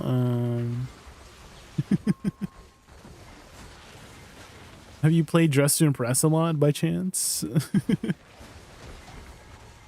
I was okay. Now that I remember there was another content creator who was asking me if I wanted to join in on a Dress to Impress like collaboration, and I declined them because I was like, I don't know if it's like my kind of game, you know. It's very it feels like a kind of like a one and done kind of thing, you know.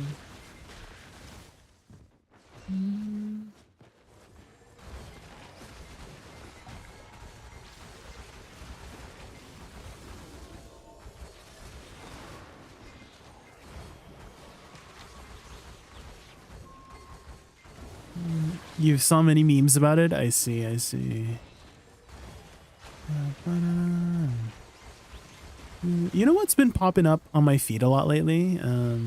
I think I talked about this last stream, but I've been seeing so many like chess videos recently, because I literally was like scrolling down, you know, doom scrolling as per usual, and then I stumbled upon like a chess like puzzle, right? And I kept watching, like, how do I how do I checkmate this, you know? And so I'm just like watching it for like a good 5-10 minutes, and I scroll down, right? And then more chess puzzles came up.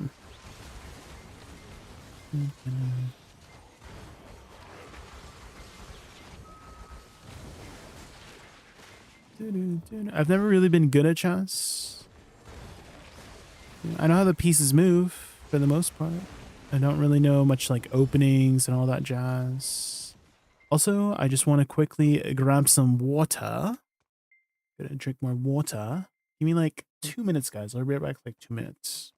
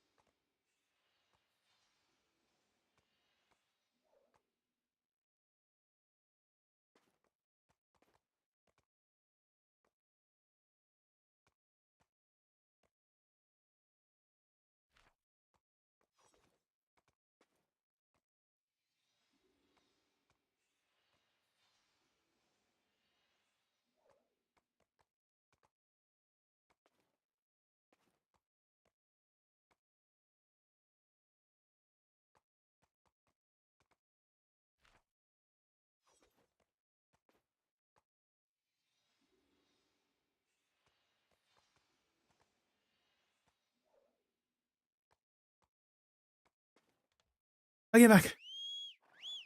Did you know there are 3 special moves in chess? Castling, promotion, and en passant. Oh.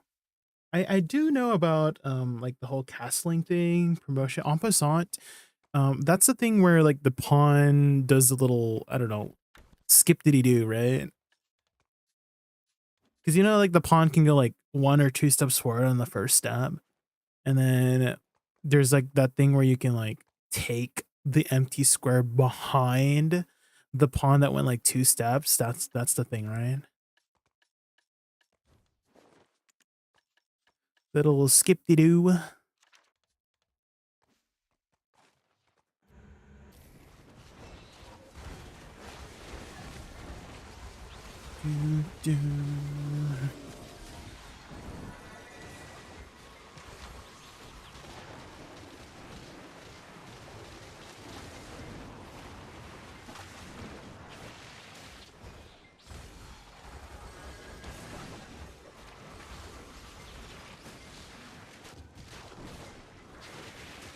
You're in like Murrowax Labyrinth?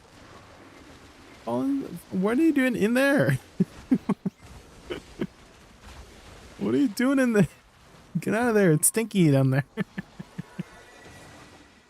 The seals, like the event seals? Oh, I guess like event seals are like, I guess better with density.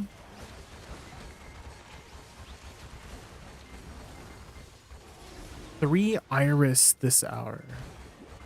What is iris?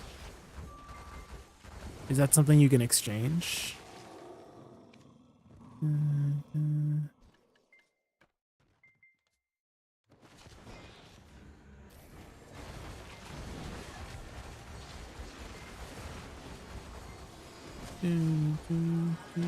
Oh, iridescent. Oh, 3 iridescent. Oh, man, that's really lucky.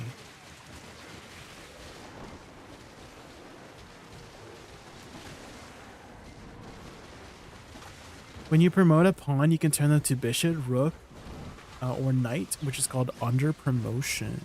Oh. I did know about like promoting. Yeah, you can turn it into any of the other pieces besides the king. And I do know there are some special cases where you would want to promote to a knight. But I don't know if there's any special cases where you would want to promote to a bishop over the queen or the rook over the queen.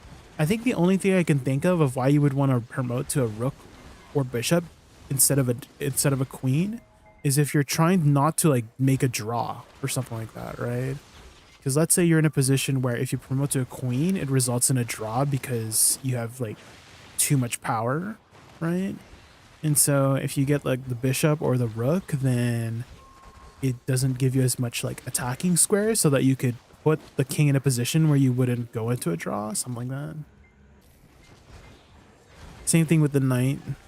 Like the knight can like hop over pieces. I think it's the only piece that can hop over pieces, right? Chess stream, I'm not very good at chess. Well, fine, morning star. I'm not very good at chess. I have fun watching chess, but I'm just not very good at chess.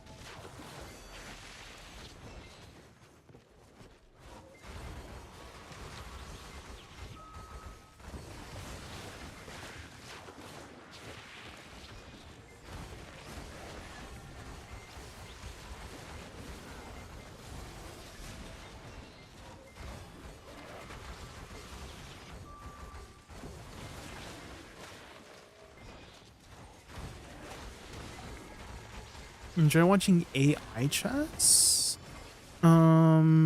Is that like when somebody is fighting an AI bot?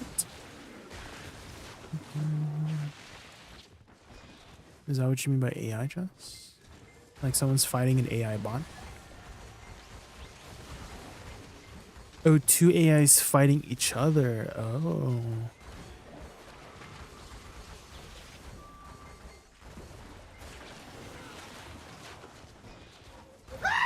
Oh my gosh.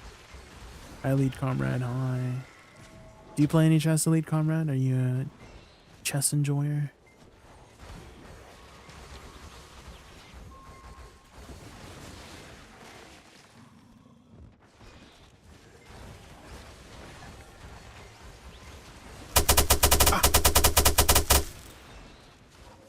Stockfish, Alpha Zero. I'm assuming those are AI stuff.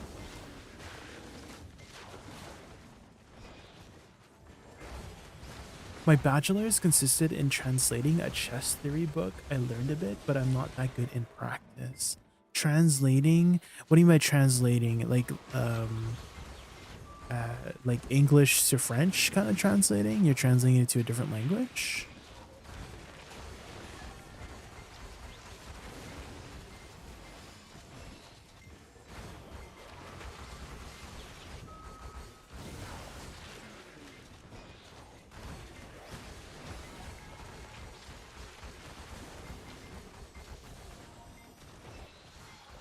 Holy shit, this guy is hot as fuck. This guy looks like my brother. Wait.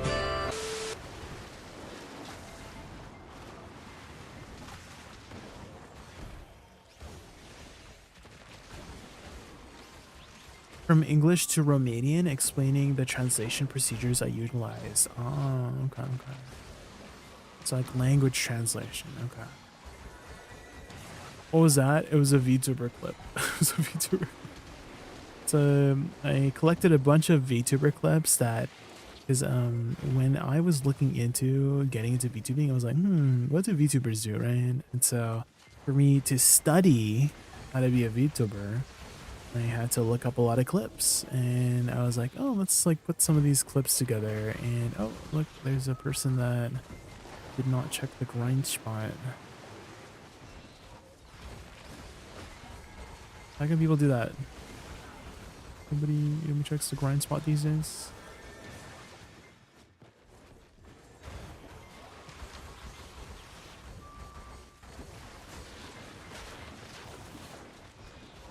Any clips of you?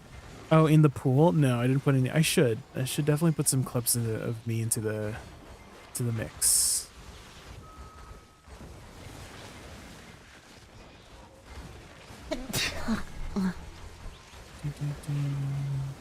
You see, well, thank you so much for the follow. Thank you. Really appreciate it. We were just grinding some Tungrad ruins. Just talking about chess stuff. My feed has been getting filled with chess stuff lately.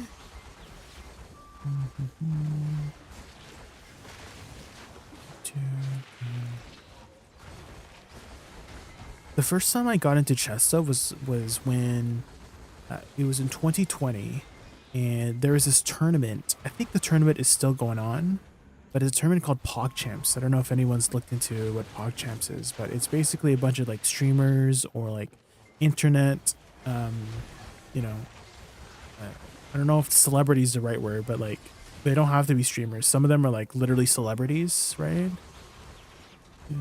Like Mr. Beast was in one of the tournaments. I didn't know he played chess. There was also you know The Office. Was it Dwayne? It's the guy with the glasses, but his real name is called Rainn Wilson, right?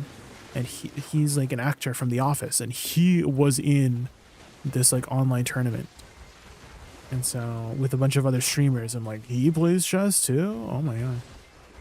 Same thing with there's this rapper, I forgot his name. But it was this one rapper. He was like he's a very, very famous rapper, but he was also in PogChamps as well. I think he was in like PogChamps like 2 or 3.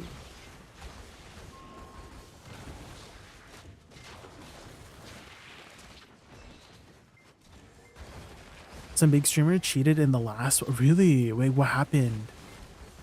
Who was the streamer?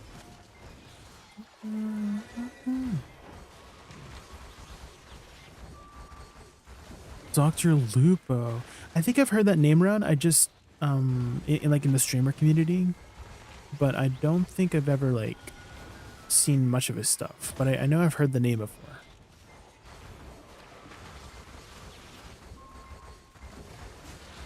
What does he mainly stream? If I feel like I've heard his name in like, I don't know, like Valorant or some sort of shooter. I feel like he was like mainly like a FPS streamer.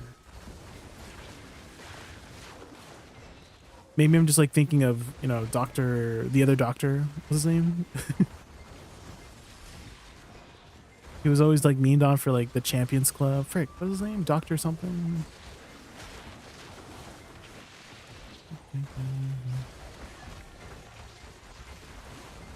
Disrespect, that's what it was. Yes, Dr. Disrespect. And he was also like a shooter streamer, right? FPS streamer.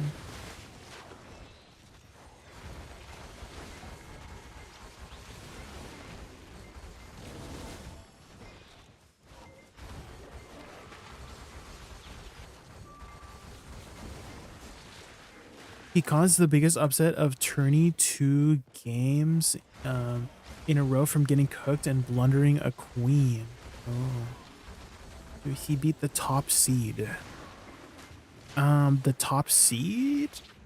What does the top seed mean? Like the number 1 person in the tournament? Top seed?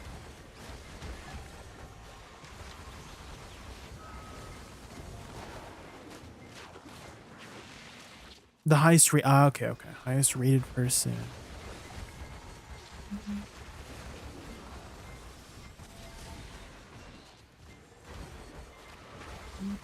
I gotta go now. I got a long trip tomorrow. Enjoy the rest of the stream. All right, Michael. Thank you so much for hanging out as always. I always appreciate you being here, and have a safe trip. Have a safe trip.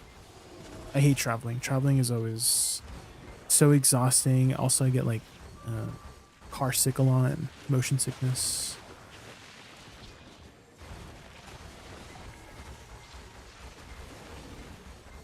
What zone would you consider high, mid to near endgame if you're to be a new player to the class? High, mid, near endgame.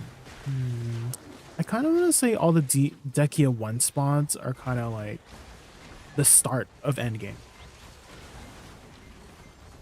It's like the start of endgame, and then top endgame would be like, you know, Golden Pig, Ulukita zones, right?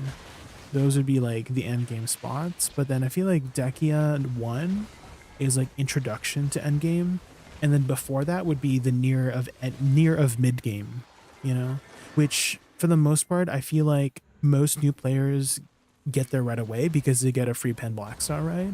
So I feel like most new players stop like they when they end the season, they're at like 280 290 at that point, right? And so that's like the near of a mid game, and then 300 is when you can start doing Dekia spots, right, for the most part.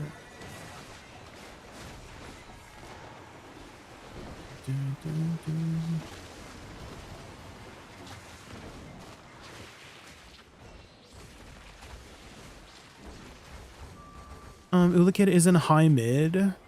I'm just not sure about what your metric is, Wutaru.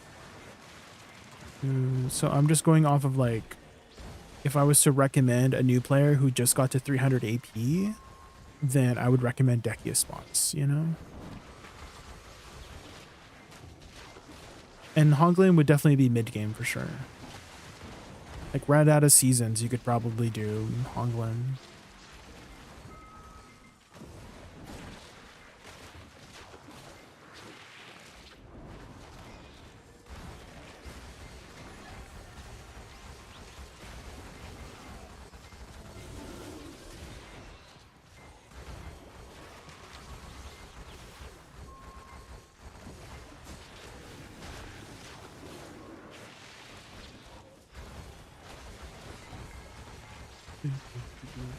Ultra low end zones like Pilaku need to be deleted. Well, there's a Dekia version of it, Fallen Morningstar, right?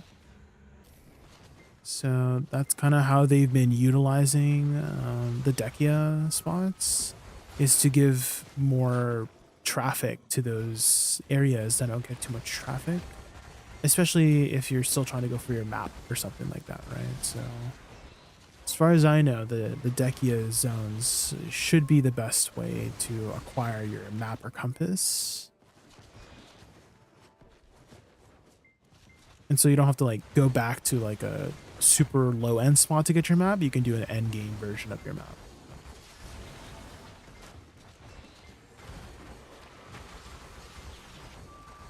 Dekia, so Cyclops Desert.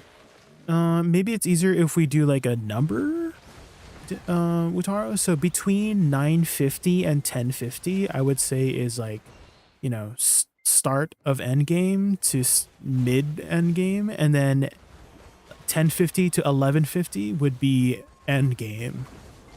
Is that better? Is that better metric, Utaro? So 950 to 1050 AP would be the start of endgame, and then towards 1050 to 1150, this is where most people like kind of cap out in AP, right? Because getting 1200 is literally if you're gear capped, right? I don't think you can get more than, what's the highest you can get? Let's say you have like all the, I don't know, like buffs in the game, right? Like the feasible buffs, like, I don't know, node war buff. I feel like you can reach like 1250 if you were like gear capped and you had like all the buffs in the world, you know, you could probably reach I don't think you can get 1300, right? I don't think we have enough gear to get 1300 yet. Right? That's a lot of AP. Maybe if you had like unobtainable or unreusable, I don't know if what's the right word for it, but basically event items that stack that you can't get anymore, right? Then maybe you could get to 1300, but yeah. And it would be easy to kind of like that. I did numbers, Wutaro, is because you can go to the monster zone info, right? And so if you go to monster zone info, you can see the total AP. So if I'd be like, oh, Dekia's lantern spots, you know, this is 920 plus, you know, Kajirin's is 950 plus, right? So that's what I'm saying. Like the Dekia 1 zones is kind of like the start of endgame is what I'm kind of going off of that.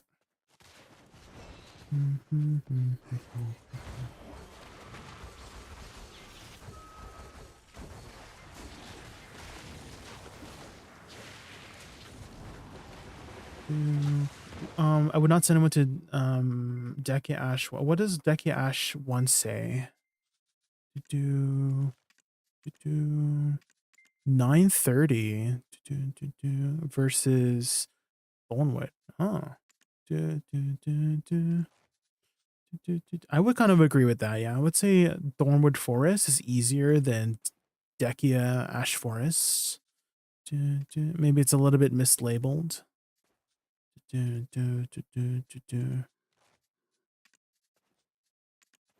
mean, for the most part, I do think it's a fairly decent metric, but definitely there are some ones where it would be a little bit questionable. I think Ash Forest would be the only one kind of questionable.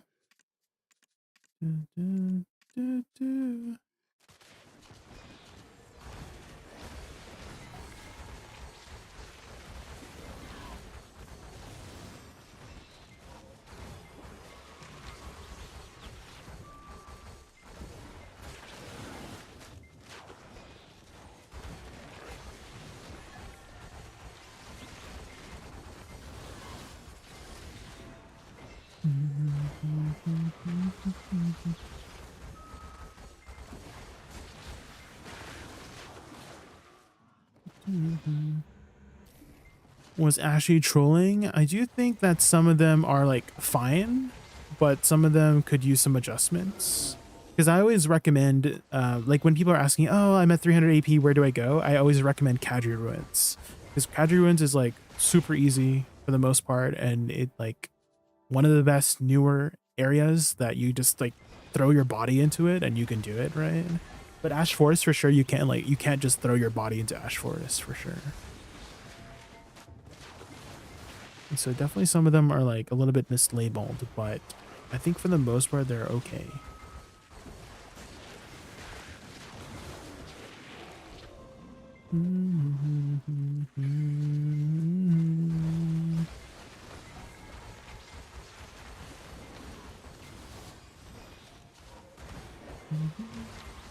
I consider Honglim's Gyfin's early out of seasons. That is why. Well, you're not at 300 AP out of seasons, so I mean, I wouldn't send somebody out of seasons to go to any of the Dekia spots if that's what you're asking. But if Because your original question was like, oh, like something about endgame, right? Like the start of endgame, something like that. So that's where I was like going off of. Is if you're gonna start your endgame, Dekia Lanterns is kind of like labeled as where you should be at for endgame, or Ulukita zones.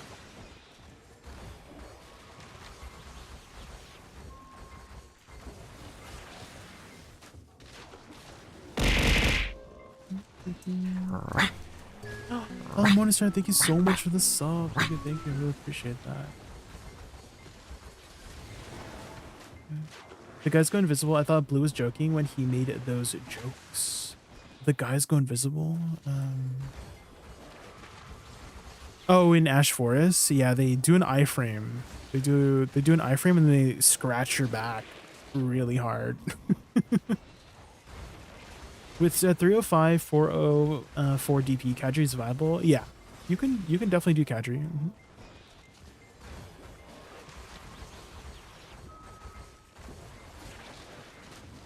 A lot of the times when you are learning a new spot for like survivability, you know, you're still like learning the dynamic of the damage, right? And you learn it very quickly in like Ash Forest or like Olin's Valley, right? Like those spots definitely you need to move out of the way for a lot of the mobs, but once you get used to how the damage of the grind spot works, and surviving it becomes a lot easier, and then you can be a lot more comfortable.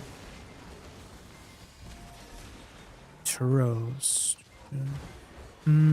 I would say Churros requires a little bit of extra effort on the setup, just because the mobs CC like crazy.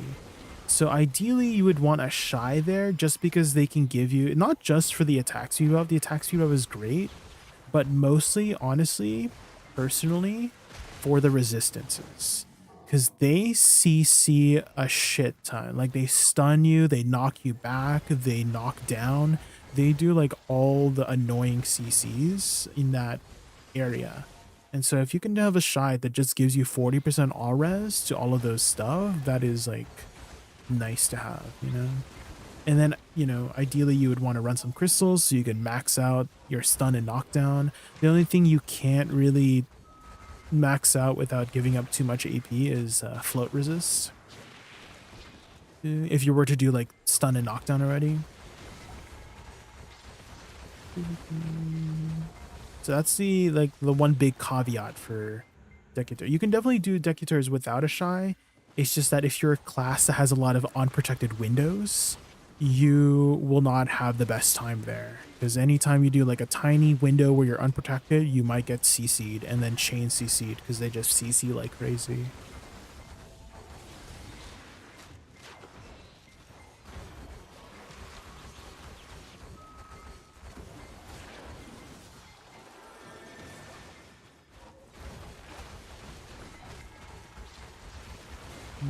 Hi Otaku, how are you? How are you?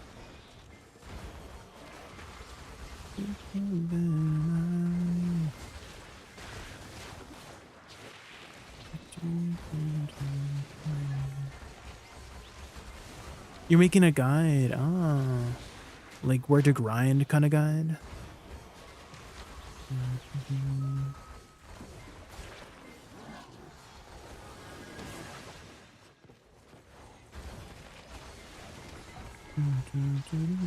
Definitely mention those small details I mentioned earlier, Wutar, where you know, like if you need if you need resistances for a spot, you know what I mean? Like Ash Forest, so if you're gonna recommend someone to go to Ash Forest, definitely recommend, oh, you need knockdown res here, or Olin's Valley, you need stun and knockdown, or Decaturos, you need stun and knockdown. For Thornwood, you need knockback and float, you know? So I would also mention those details too in that guide. Because getting CC'd is annoying.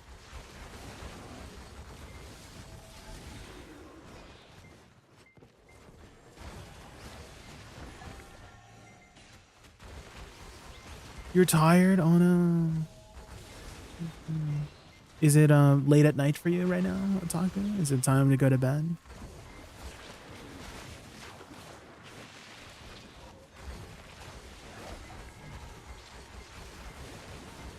I need to ask about exporting thing again. I went over the general crystal build that covers resistance and make you 100% okay. Yeah, definitely the resistance is super important in PvE. It makes the quality of life of grinding there much easier. Of course, if you're like, I don't know, a witch, then I could understand maybe not needing as much resistances because you're like permanently protected on a witch.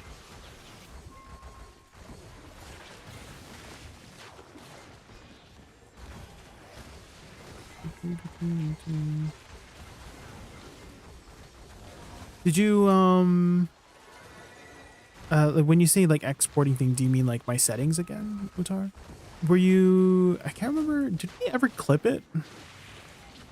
I'm trying to remember if we clipped the moment that I was like showing you all my export settings.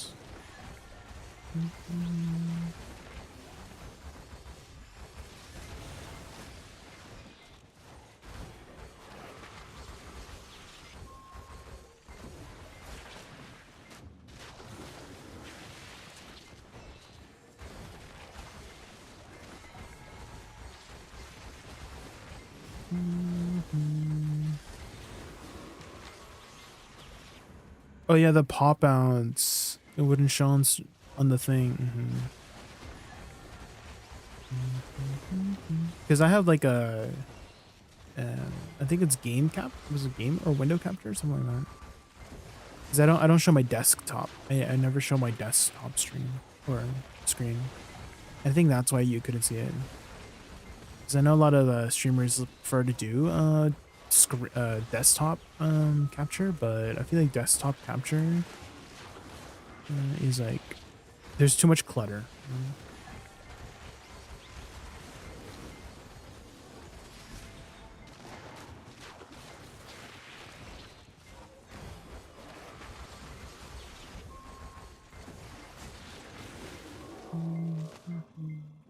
If you use an extraction tool, can buy them from the blacksmith. Oh, you mean the lightstones?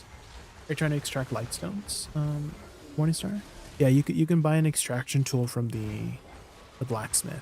As for crystals, you have to craft it. There's a way to craft the crystal extractions.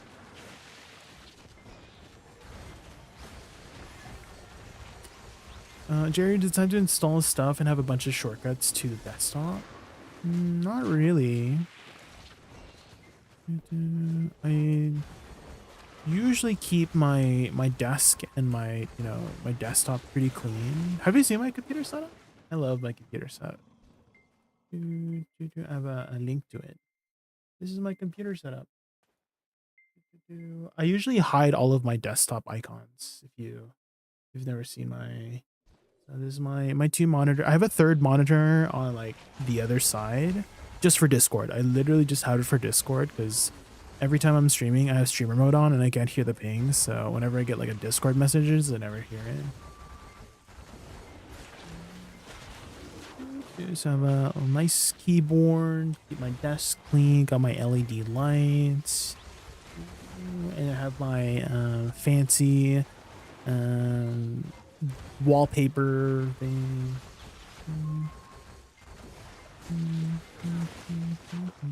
Your desktop is clean. Why hide it? So it's like cleaner. Well, have you seen my? I mean, if you're watching my stream, right? Do you see my BDO setup too? I like to just have everything just like really minimalistic, you know. If I had like I don't know, like a few icons here and there, it would not. I would not vibe with it. Okay.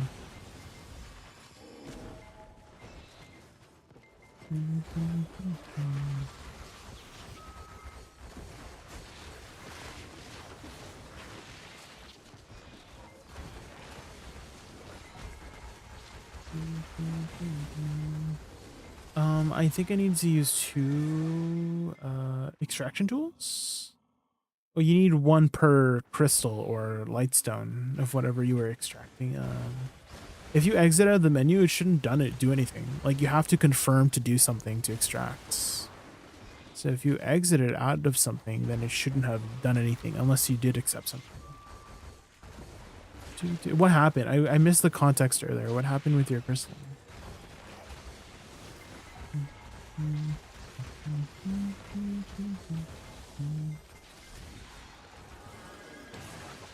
It's gone. What? So you did extract it without the tool?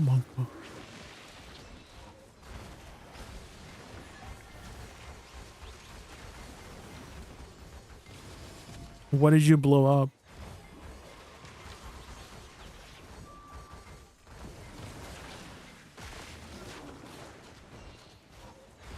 I'm gonna DM you something? Okay.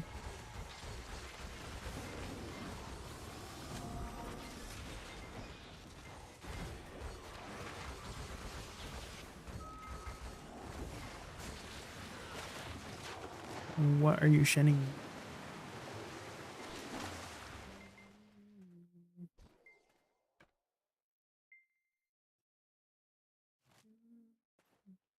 Oh, Wataru? It says 24 frames per second, Wataru. Okay, Wataru, before you edited the thing, did you make sure that everything's like 60 FPS or higher? Like, because when you import your file in, it asks you, hey, do you want to change the thing to match your timeline and whatnot? And then you need to make sure your timeline is 60 FPS. Because I think once you start editing it, like, you might not be able to change the FPS. Because I immediately saw your timeline frame rate is freaking 24 FPS, Wataru. So if you extract it, it's going to be 24 FPS. And again, I don't know if you've already started, like, done a lot of edits on your timeline, but you may not be able to change your timeline if you've already, like, done a lot of edits. Because I made that mistake once, and then I had to like redo. It wasn't like too much edit. I didn't do too much editing, but I had to like re-import into a brand new timeline, and then redo the edits.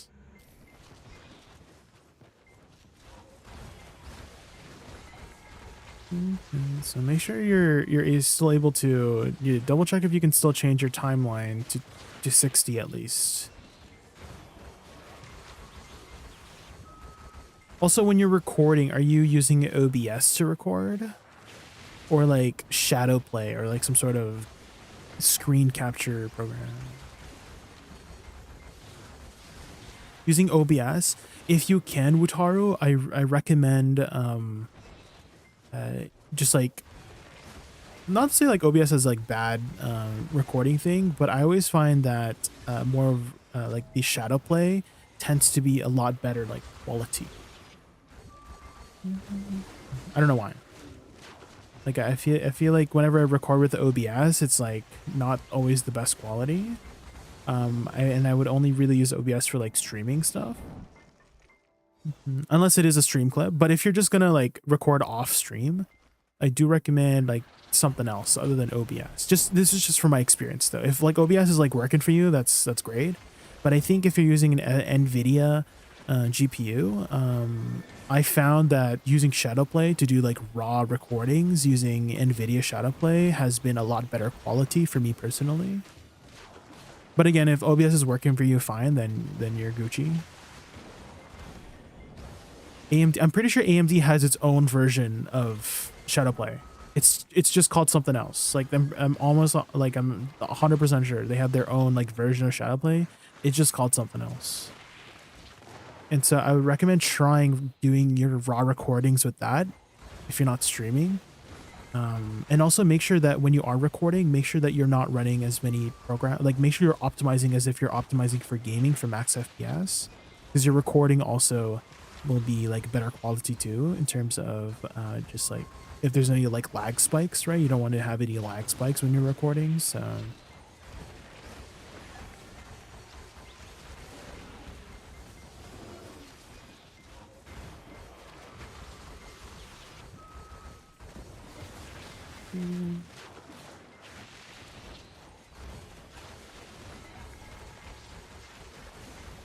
$52 billion of blow up stuff this month.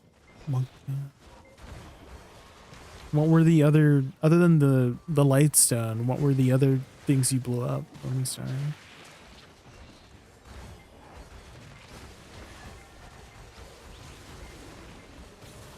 Gambling. You gambling on accessories?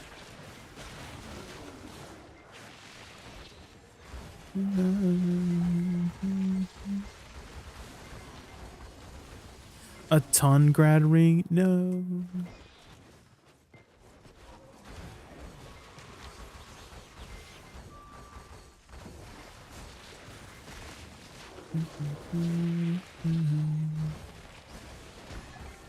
Pull up a DM. Okay, let me take a look here.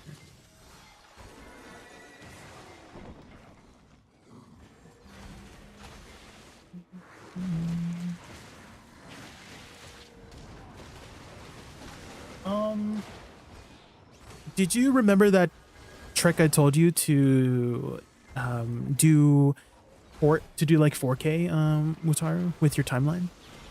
Do you remember that little trick? Because then, because right now you are doing it at just 1080, and so you can force YouTube to do like a higher quality bitrate if you just do it at 1440p or higher. And usually I just do 4K, which is why might as well, because it will just do 1440p anyways.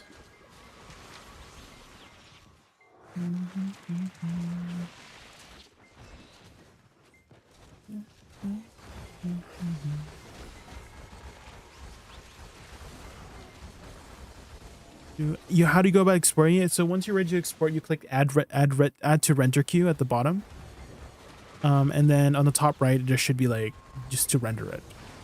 But you could try doing the rendering trick with like 4K or 1440p, just to see if that works better for you on the YouTube quality, because it was for me much better quality for YouTube.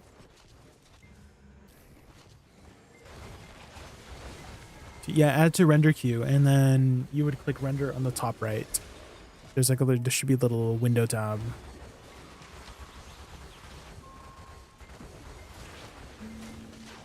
But I mean, if you are like good with your current setup, then try it out and see if the quality is better than your previous videos.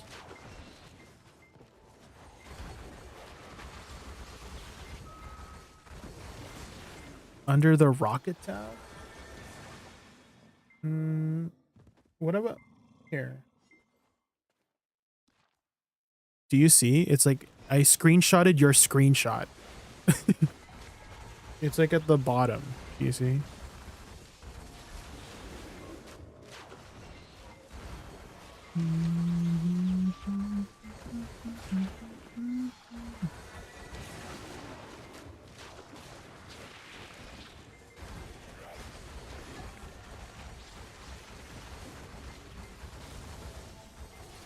But I know you're good. You're good with art. Like it took me a while to get used to how the UI works for DaVinci, and then once you understand where the UI is and how to control all the little functions, then you get faster and faster.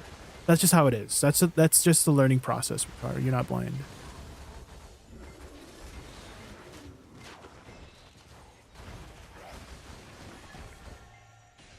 That's how it goes.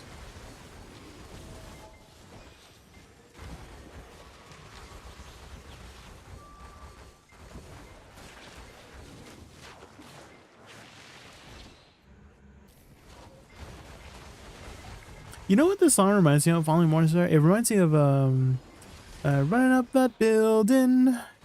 What's her name? Kate.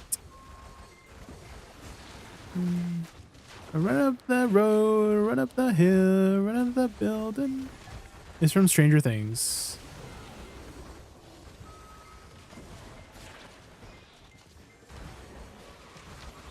It was like I don't want to say it's like the main theme song of Stranger Things, but it was like Stranger Things 4, season 4.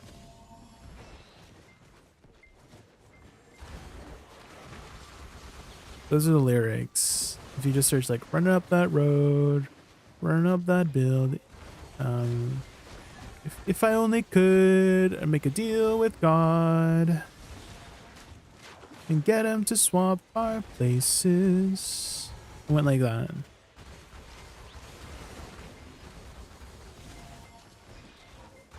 I like the same vibe. Yeah, run up the. There we go. Kate Bush. That was her. Kate Bush. I went to clip attributes. I went to master. It doesn't have clip attributes.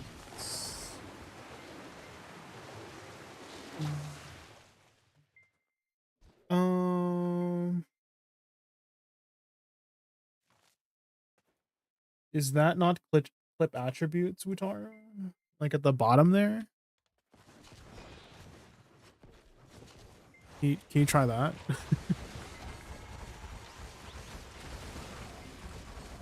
They move. Wutaro. I told you're not blind, Wutaro. Again, it just takes you a bit of time to get used to where. Oh, did you update it, Wutaro? Because I did notice that it was like, I was like, wait, that definitely they move things around for sure. Because I think I still have DaVinci like 18 or 19, Wutaro. And they've been telling me, oh yeah, update it. I'm like, I'll update it when I want to update it.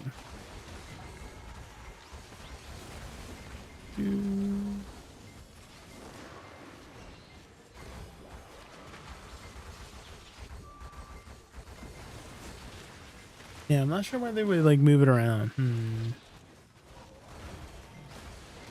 How dare they, right? How dare they?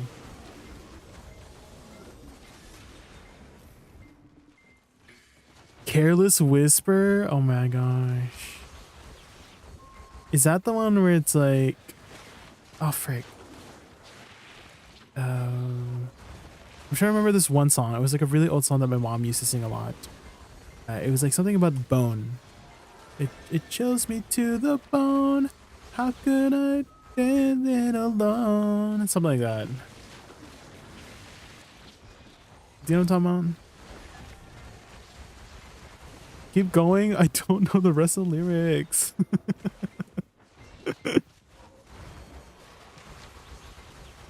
It's something chills me to the bone. I feel You can't leave me on the edge like that. I'm trying. I'm trying. Try super scale ×2. Do ×2 first and see how that like works, because ×4 takes like a long time. So do ×2 first, and then once you do ×2, you want to change your timeline like setting, like timeline resolution to whatever like the 2K is. It's like, I don't know, 3.8 something to 2.160, because that would be like 4K, right? Just ×2, not the enhanced one.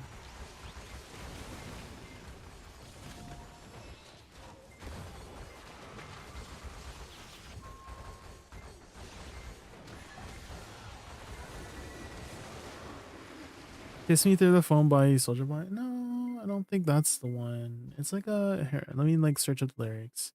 Choose me to the bone. How do I get you alone? It's a song by Heart, 1987. Yeah, Alone by Heart, 1987. Yeah, because those are the only lyrics I remember. Because my mom loves singing that line. Choose me to the bone. How do I get you alone? You know it, yeah. I'm pretty sure it's a very popular song in the 80s.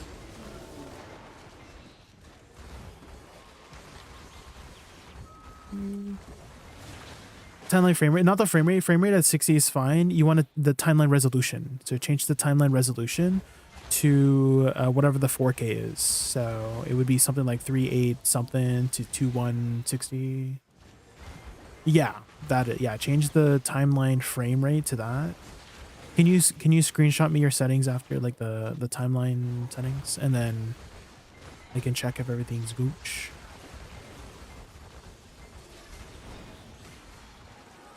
Just make sure that when you are doing edits, Wutaru, you don't do that. You do that last, right? You change your, you know, that super scale, and the timeline resolution last, because if you do it first, I don't know how powerful your computer is, but it tries to render that as the preview, like a 4K preview, and that might lag your preview.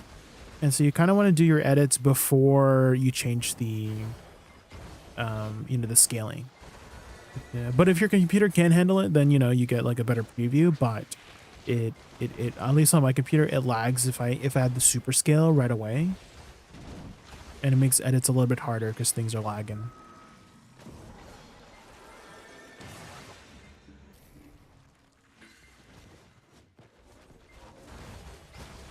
I'm the youngest old head. If I was a Venn diagram, I would be the spot in the middle of generations. Born in the wrong generation.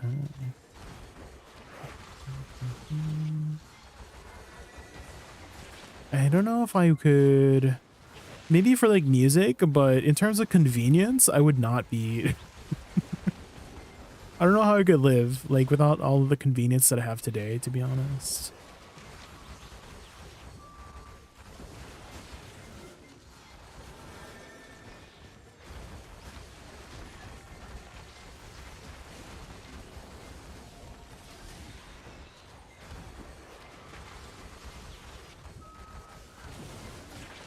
You need a donut goal for 50 and 90 and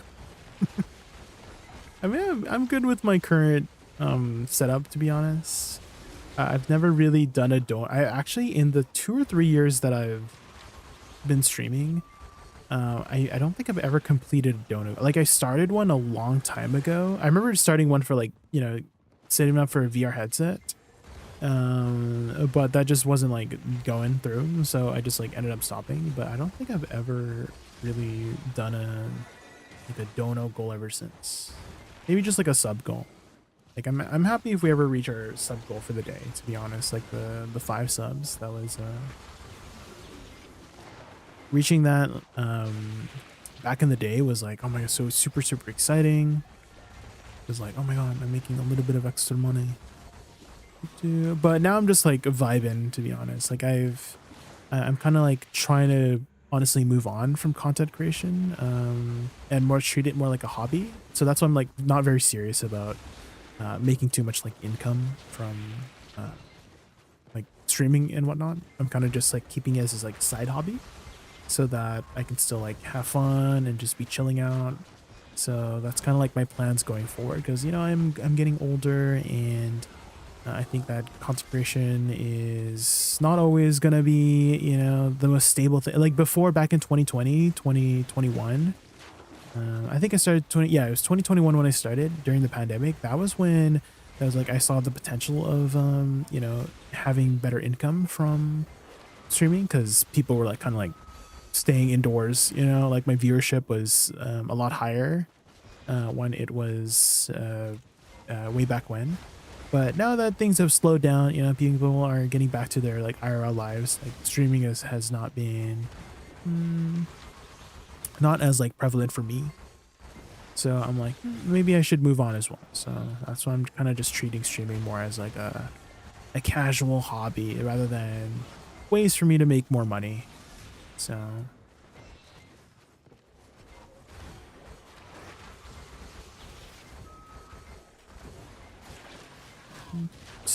edit, this would be in order: video, edits, clip attributes, ×2, render, setting to 4K, add to render queue. Do I need to do this every clip? Yes, every clip. You need to.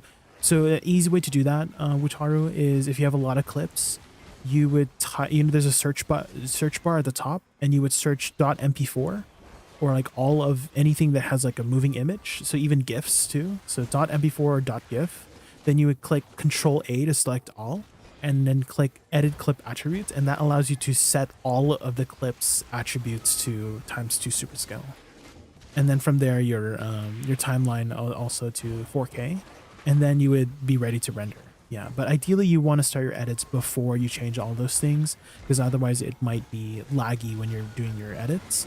And additionally, make sure that your timeline is also set to the correct frame rate before you start any edits. Otherwise, there's a chance you might not be able to switch your frame rate once you've done many edits, because that's happened to me before. I had to literally redo the video in terms of edits because I didn't want to do like freaking 30 FPS because I forgot to change it. I mean, ideally by default you should have it set. You can set your default timeline settings to be always at 60 FPS, but just in case, just always double check, because I'm like, because you know, you never know, you never know that you just start a video that's like a long video and then at the end of the day it's freaking stuck at 30 FPS because you didn't double check, you know. Kate Bush, here we go. What did you study in school? I have a music diploma. Fun. But I'm not really doing anything with it.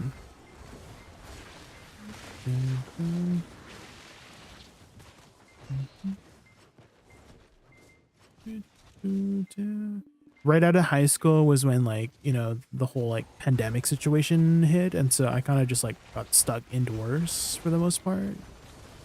And so the job that I had before, I don't know if you were you here when I was just explaining what I did during the pandemic until this point, following Western with the whole butler situation, where I was basically, you know, the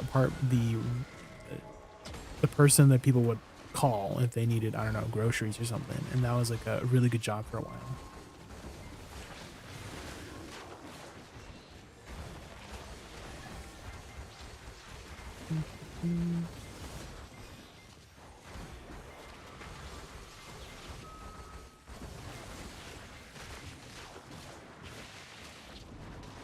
Someone here in this spot? So I'm like, why are these mobs just spawning now?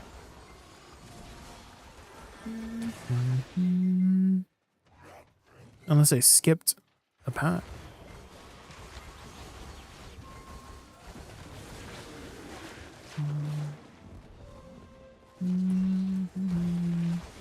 Did you see that moist video of that guy that gets paid off Spotify making AI music? Like, he makes AI music, buys bots to stream music, and he was making millions a year before he got caught. Oh my gosh, I did not see that.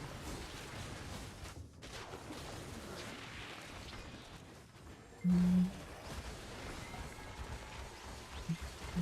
mean, that kind of like, what's that saying called? Exploit early, exploit often in a situation.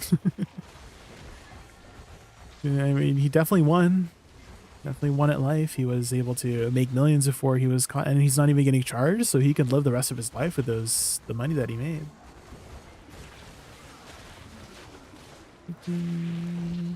Oh, did you send me another? Yeah, one sec.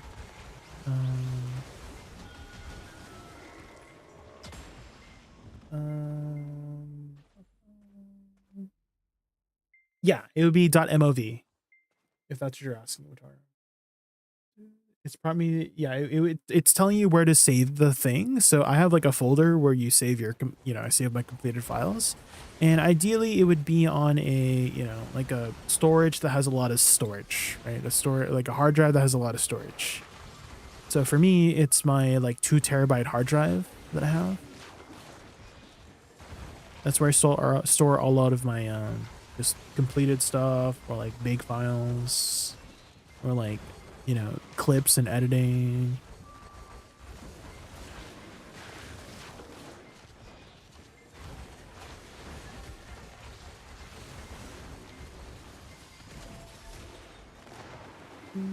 If I hit render to queue, is it processing everything down there? Those 3 clips? What 3 clips? So when you're in the render window, it should give you a timeline. Can you screenshot me your entire screen, Wutara? I think that might be easier than screenshotting me the like the portion, because then I can screenshot the portion of your entire screenshot, and that would be a lot easier, because I suck at explaining things, Wutara. I'm more like, I think I've mentioned to you before, I'm more of a visual learner, right? And so I suck at like using words to explain things, but if I use pictures and colors to explain things, it works a lot better.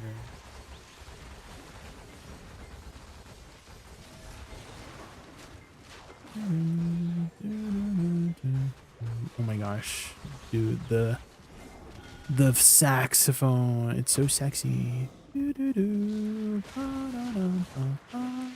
Okay, here.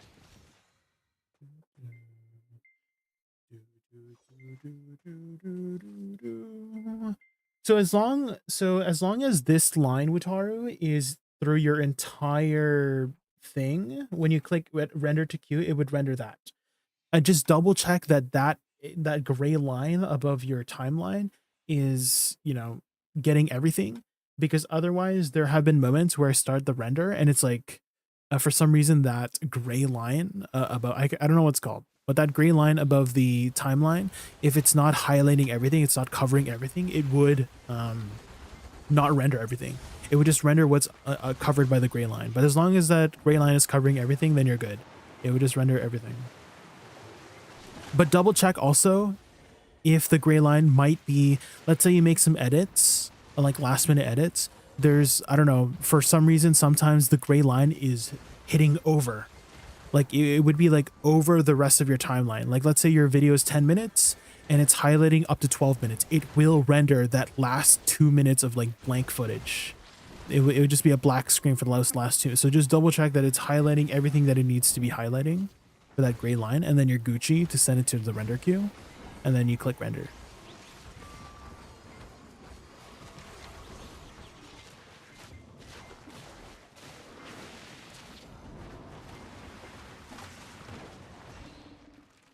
Dude, thanks a lot. Of course, Razar, no worries.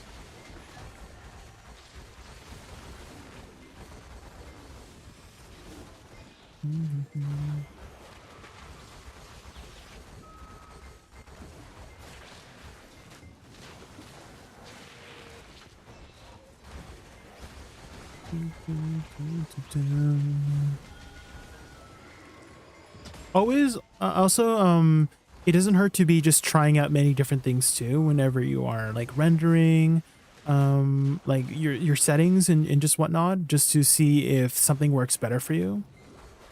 Because these settings work best for me, for my like setup and like my aesthetic of how I want my videos to look like.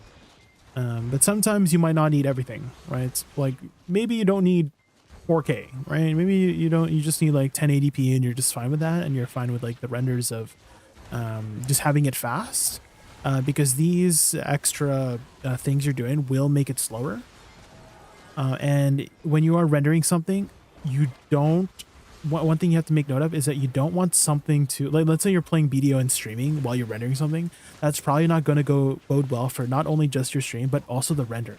Because if the render lags, that lag or glitch will be present in the final video, that has happened to me before, Otara, where like I would be like, oh, I'm fine to do other things while I'm rendering something, which if your computer is, you know, strong enough, but my computer, right, like sometimes it, like, I don't know, has some blips, and those little blips will be present in the final video, like a little like video glitch or something like that, because the render just didn't render properly, you know, because you were just, I don't know, overloading the GPU or CPU. Because when you're rendering things, it uses a lot of that processing power, right, and whatnot. So if you're using that other processing power for other things, it might cause your rendering to not be as smooth, you know. So ideally, don't be running anything while you're rendering, or nothing like too heavy. And like you're fine to, like, I don't know, like watch YouTube videos or something, but just don't do anything like too GPU or like CPU heavy. Otherwise, the render might not render properly. You know? Because those situations have happened to me before. And I'm like, I gotta restart the video. You're out here taking notes. I thought about streaming, but I'm not entertaining like these guys to make people want to watch you design circuits and write code.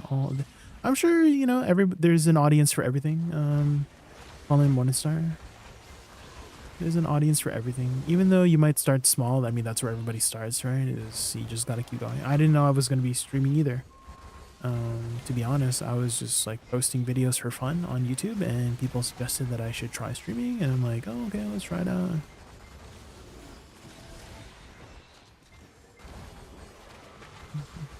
Same thing with like yapping. I don't know if you're a good yapper, but it took me a very long time to get used to yapping. If you were ever there during if anybody was here during my first year of streaming, like I was not very good at yapping. I would like be relying heavily on my chat to do the yapping, and I would just be like, that's still like true today, to be honest, is that I always like I'm always very thankful that people are like yapping on chat so I could yap back. It helps me a lot because I'm more of like a listener more than a yapper. Because you know how like there's people who have like they're very good at conversations, right? They're just professional conversationalists, you know? Like I think Blue would be a very good example of somebody who could just yap about anything and everything for a long time while speaking very, very like cohesively, right? Because for me, I'm sure you've noticed that I stutter or like stop or use a lot of filler words all the time, you know? There's an example, you know. Yeah.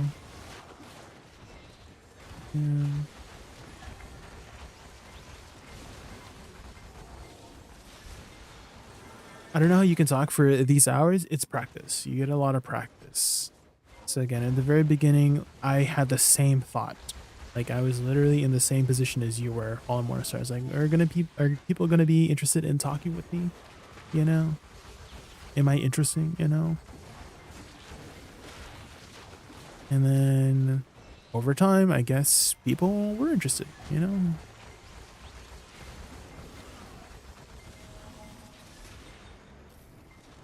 And it's fun to have some sort of like interactive stuff too, like during chat.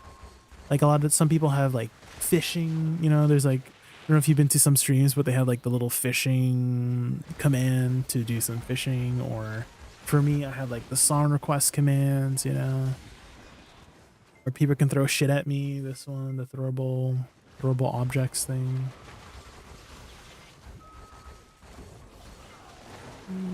What's my throwable objects button? Oh shit, that's not the button. Dude, oh yeah, I forgot I had this feature where I could I forgot this feature where it could I added this feature a long time ago where it could follow my mouse, my screen. I just never use it. Keep forgetting about it.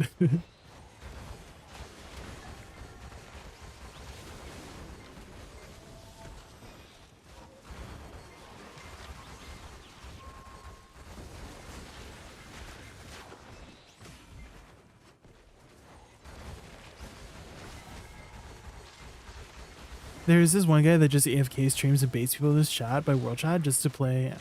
Oh, the AFK drop streamers. Yeah, that's been an issue for a while. Fallen Comrade.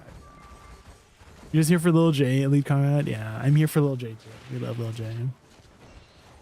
Yeah, the AFK streamers have been a big issue in the BDO category for the longest time, and there's definitely still people out there who still does the AFK streams.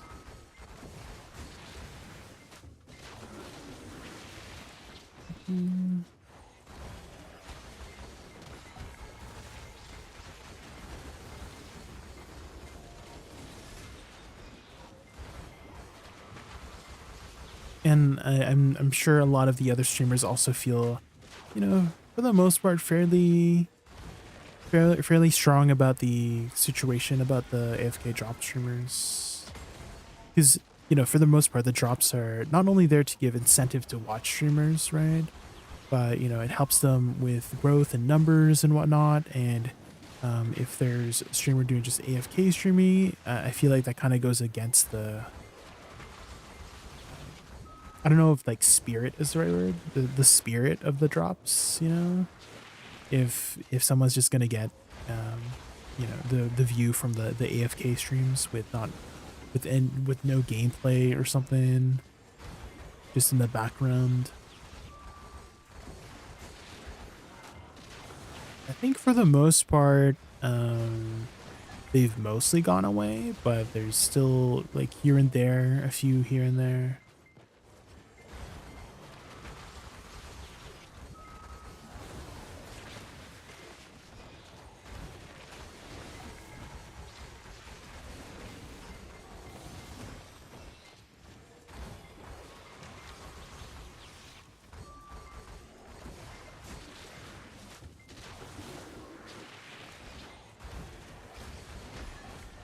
Last one before we go back to regular music.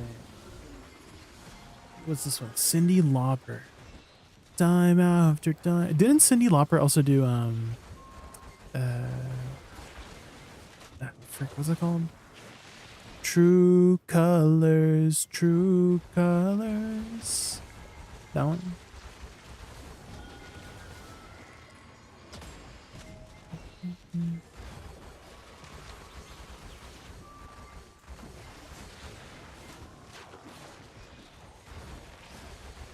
Yeah, that one.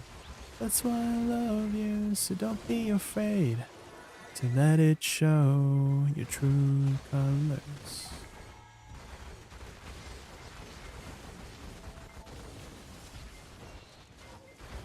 That one's a good one too.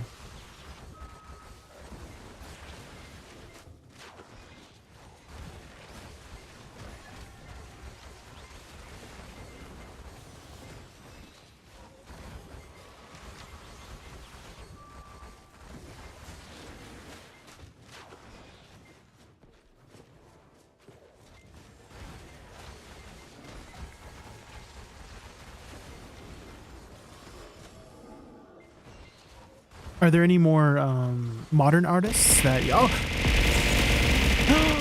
System says Swixie Ethics just raided us with a party of 126. Let's give Em a warm welcome. I feel like I should also get like a wiggle and the lively 126. wiggle emote where you Get like, set for gaming excitement and raccoon shenanigans. how are you Boost the fun with Swixie? ADVgg using code JaykunVT. Toys. And let's create epic moments together. Hi Choice. Swixie Airave, Swixie Raid, Swixie, Swixie Airave, Swixie Raid, Swixie, Swixie Airave, Swixie Raid, Swixie, Swixie Airave, Swixie Raid, Swixie, How was your stream, Swixie Raid, Swixie? Swixie, Welcome. Swixie Airave, Swixie Raid, Oh Swixie. my gosh. My TTS is going crazy. You got a beer back? All right. Thank you again, Swixie. Welcome everybody from Swixie Stream. My name is Jay. My favorite animal is raccoon. We're just grinding some Tungrad ruins. How's everyone doing? Also, yeah, I'm sure you plan to take a nice long... Oh, there's a person here who did not check the grind spot before they started grinding.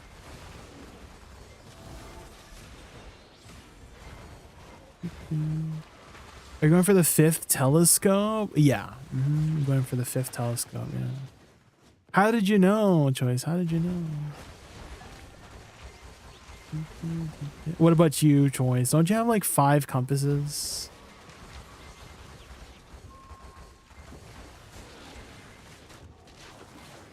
Don't you have like 5 compasses, Choice?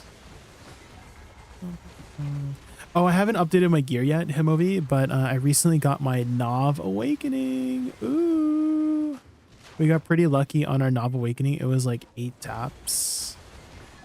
Very, very lucky. Now we're going for our Nav main hand. We're 2 taps so far. 2 taps so far.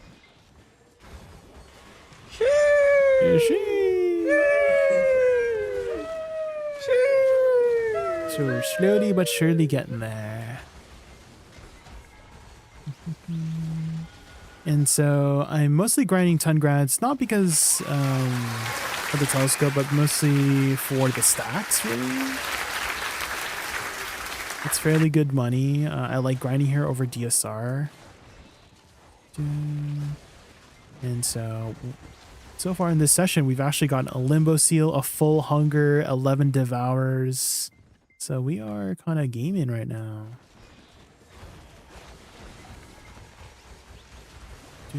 Because you only play Awakening, right? I play Succession too. Boys, I know how to play Succession. I mean, for the longest time, I had more experience than Succession over Awakening because, you know, I couldn't play Awakening yet.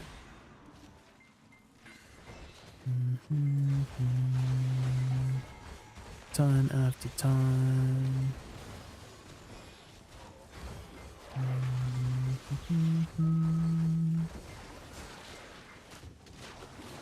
We should play that one game again, Choice, with the one that was like Mario Party.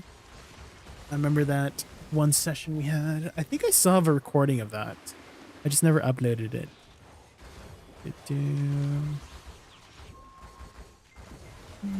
Sovereign offhand?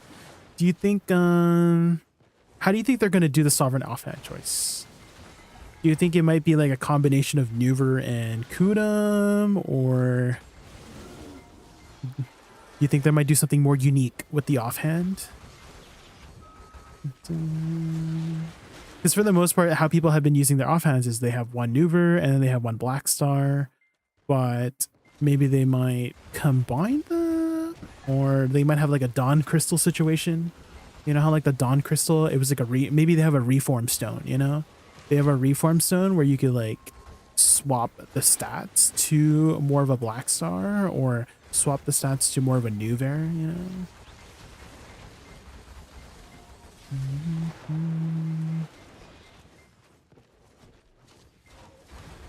Better statted Black Star stats and a Charizard's Crystal slot to make Kudum or a Nuver. Okay.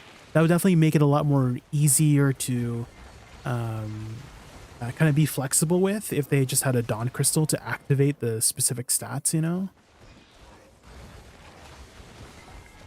Because I literally, this is my first time pretty much owning a Nuver for the most part, was when Guild League started, like this recent Guild League. I've never really, I think the most I had was a Tet Nuver in the very beginning when I first started the game. And I only just recently got a Pen Nuver from this recent Guild League season.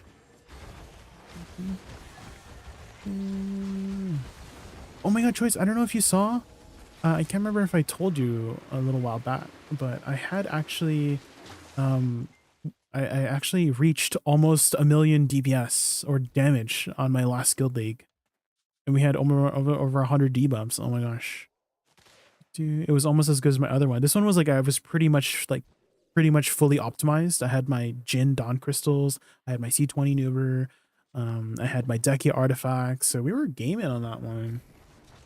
That's on my YouTube. Anyone wants to watch? I actually had a comment, Choice. Like, someone commented that, oh my god, he's using an AP Blackstone, right? And I was like, what?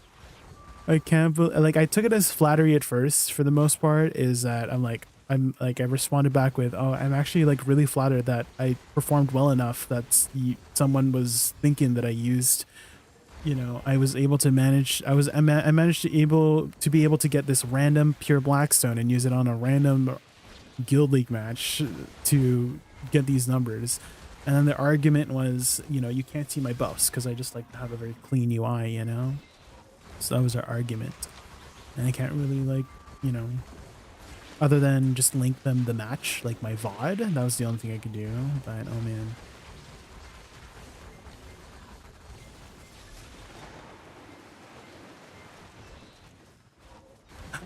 Oh, like I mean, that could be a way to do it to Legendary.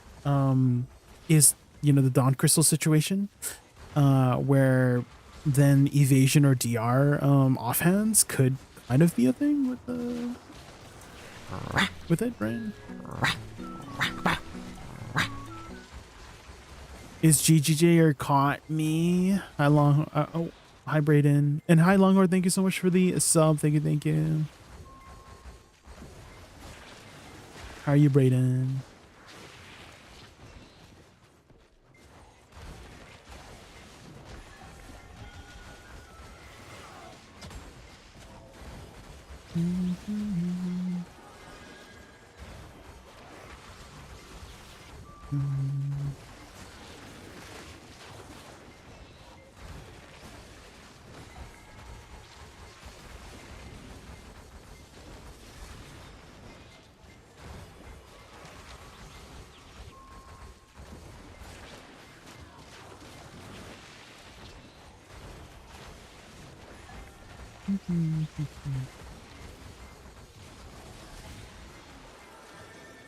Wonder if they ever have maybe a third spec where it's like focused on the offhand.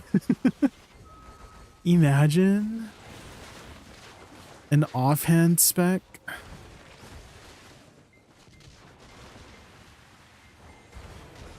And the witch could be like just using the dagger, you know?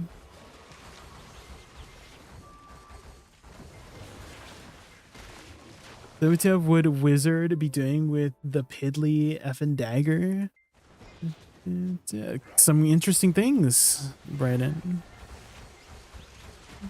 Could be a mage assassin. Because you know how like mage assassins are always kind of like, you know, a trope in D&D, you know? Like thief mages or something.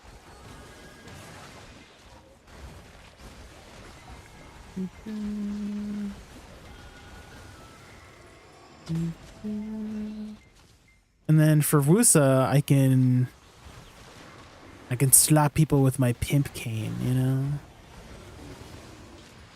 That's it.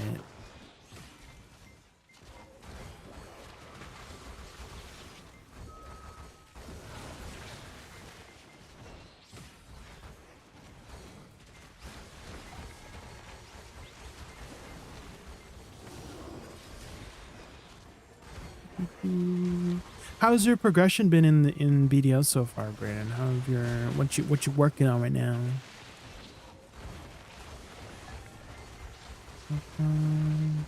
We are slowly but surely getting our sovereigns out of the way. I kind of have been playing. Oh. What have you been playing then? Any other games lately? Have you played Expedition 33? I've been like, at this point I should be sponsored, because the amount of times I've been trying to get people to play Expedition 33 has been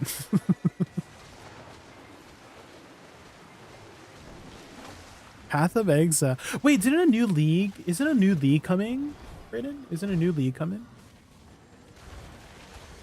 for Path of Exile?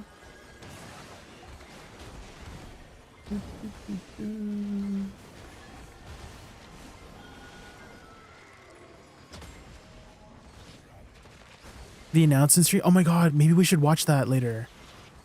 Because I remember people were talking about a new league coming soon, and I'm always like Path of Exile has always been a little bit of a guilty pleasure of mine. We need to get the gang back together with our me, you, Kairos for the new league, maybe. You can go Gamba again. I wonder if the Gamba function is still there. A mercenary league? Oh, like D2 mercenaries? Settler. I was expecting Settlers of Kelgar to be baseline. Yeah, it seemed like they were kind of making it up into a baseline function. 13th? Oh my gosh. So next week, pretty much next week.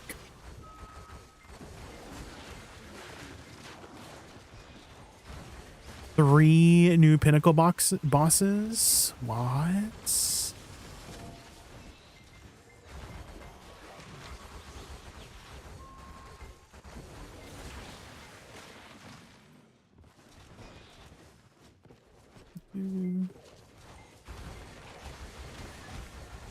They gave free copies of Expedition 33 so you can what? Oh, really?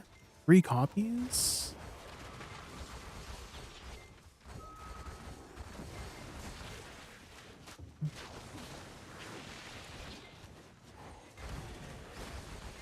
I break him. Oh, true.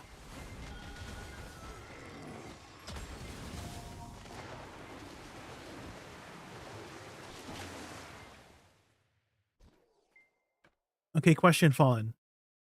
Is it better?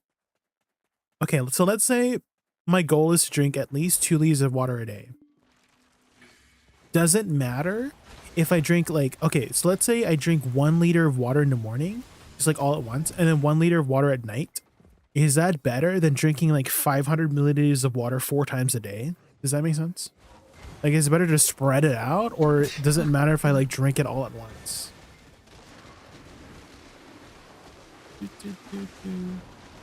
Thank you so much for the follow, Colefall. Thank you, thank you. Vol Soul Regen is a rune? Vol Soul. I never really played many Vol builds, to be honest. Maybe this league I might play a Vol build.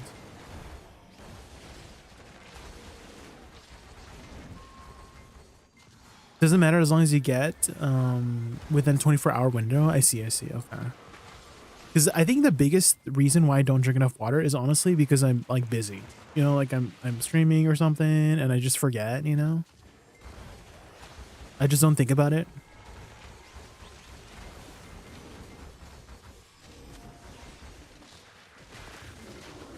Set time. True. Oh my god, that's true. I should just set a stream timer. You know, like every time I finish an hour of like grinding, I just drink water. That should just be it, you know?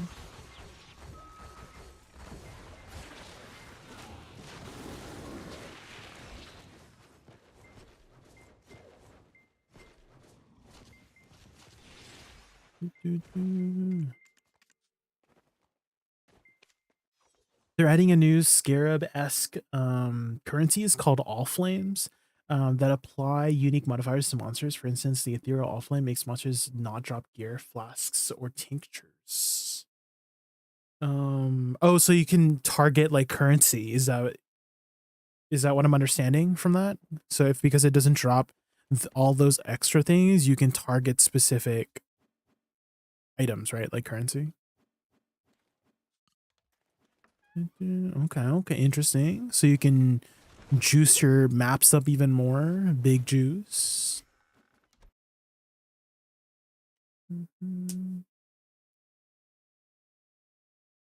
Do you do soul workshops with your worker empire? Oh, like Land of Morning Light soul workshops? I do, but I don't upkeep them because I always forget about them. Like I always just I can unlock the rest of them. I should unlock the rest of them because I have enough of the passive tokens. But I just been super lazy. So I just been just passively making random stuff. So I'm not like min-maxing it if that's what you're asking. And if you're asking me how to do it, I don't know what I'm doing either. If you're gonna ask me what to do with it, I have no idea how to do it.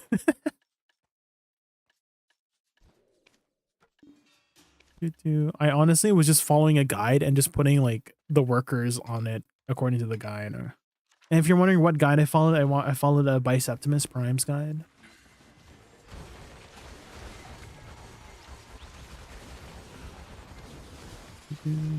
What build do you tend to go for, Brayden, when it comes to leagues? Do you just go for the meta builds, or do you go for your like off meta stuff? I remember Wutara did this like potion throwing build, which was like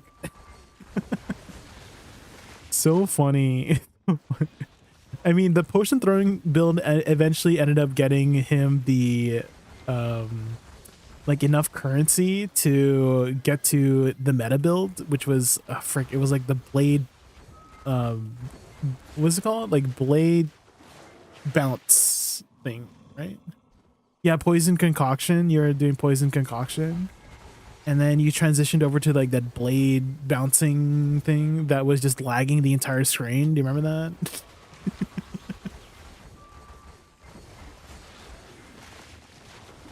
Evolved Lightning, yes, that one. Lightning Strike, that's what it was.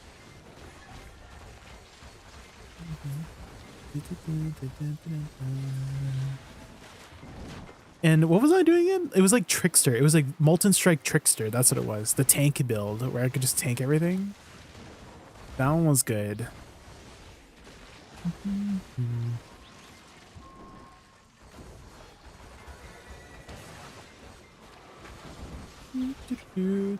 Oh, you build chaos. Like, how are you building your chaos? Is it like proliferation, where you're like spreading all the poisons and whatnot?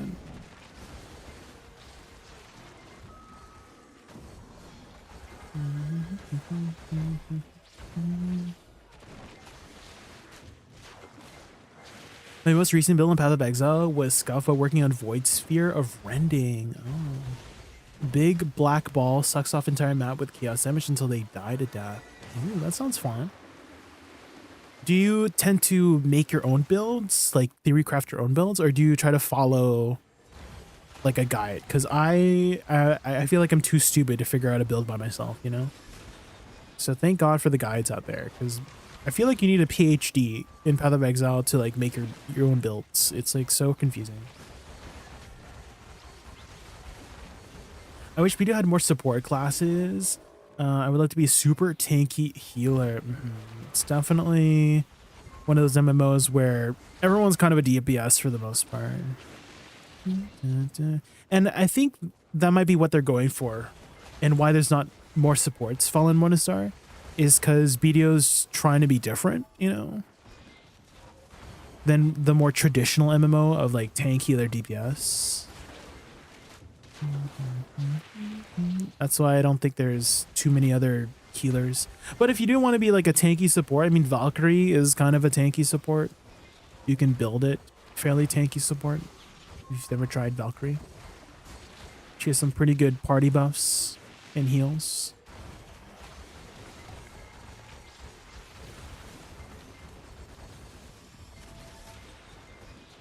Is Awakening Woosa always this fast? Like mobility-wise? Yeah, she's always had a pretty good mobility kit, yeah.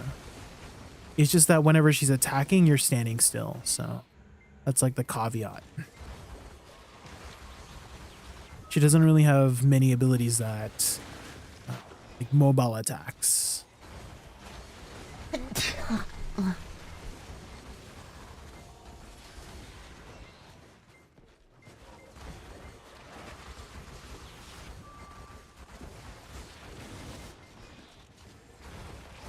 Call me Skit, thank you so much for the follow. Thank you, really appreciate it.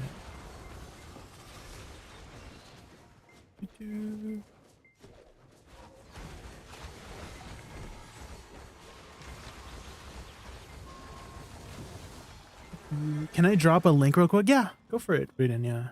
I don't have any restrictions on linking, so no worries. Oh my god, that's...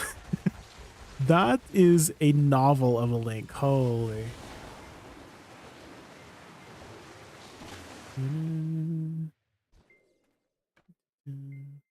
That's a big link. Oh, you went occultist. Okay. Hold on. Let me just run to the side here so I don't die from logs. Okay, so you're stacking. Are you mana stacking? You a mana stacking class? Oh, you're int stacking. Are you int stacking? It seems like you're int stacking.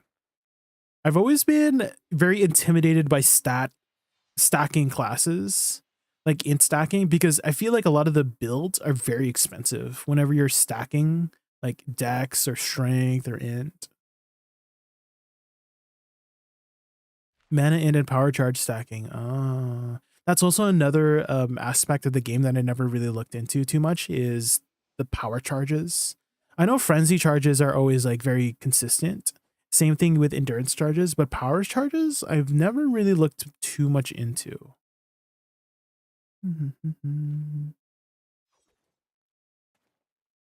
Oh, you're stacking energy shield as well. Oh. Oh, you're doing recoup. Ah, okay. Interesting. Okay. Is this something you cooked up yourself? Oh, you didn't go for any of the middle nodes. Interesting. Oh man, there's so many things in the tree. There's so many ways you can build a class. What about, okay, have you ever done like fun stuff, Brayden, with the frick, what's that jewel called? It's a jewel where it like you can allocate the passive from anywhere based on the notable. So I forgot what it was called, but it was a jewel when you socket it in, like let's say you had a jewel for Volpact, you could like do the passives for anything around it. What's that jewel called again? Frick, that's like a really fun jewel. I've always had so much fun with that because you could do so many cool builds with it.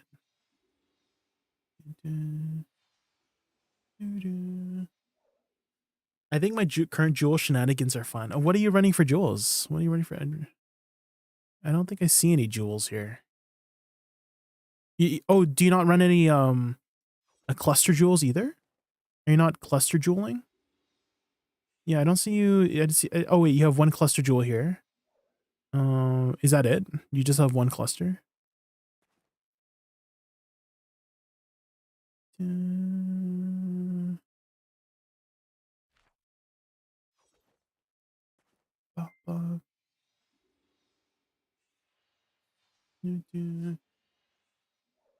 Reopen the screenshot. Cluster jewels are also like pretty huge. At least in the build that I was doing, which was the Trickster. Hi Sarah, we were just talking about the new PoE league. Have you played PoE, Path of Exile? The new league is coming next week, June 13th.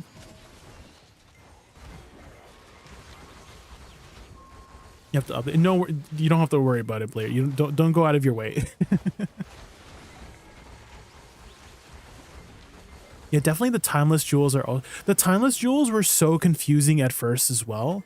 I think one of my guildies from my previous guild was trying to explain to me it, and I just told him, hey, can you just find me a jewel, because I can't, there's just too many variables, and I'm just my brain's about to explode. The freaking timeless jewels are freaking confusing.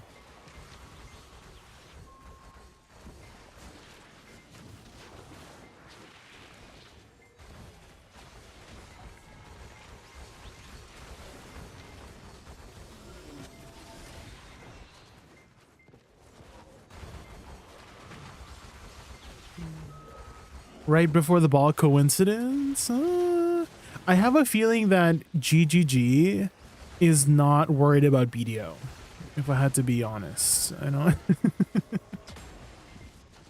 I don't think GGG is a company that is worrying about Black Desert Online, I promise. For them to like schedule things around BDO. I forgot to ask, who did you side with? Oh, in Expedition 33. Oh, at the very end, Verso. Yeah. I mean, I did see both endings. But I stuck with my decision to support Verso with his decision.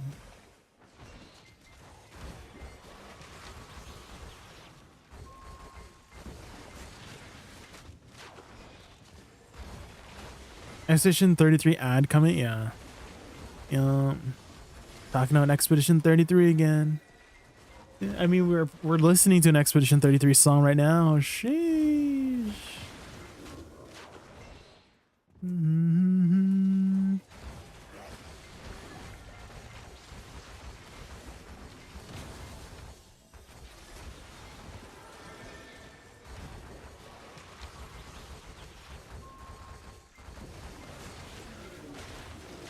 I really like chaos damage builds because nothing reflects chaos ever, and typically things have 0 chaos resist too. Ah.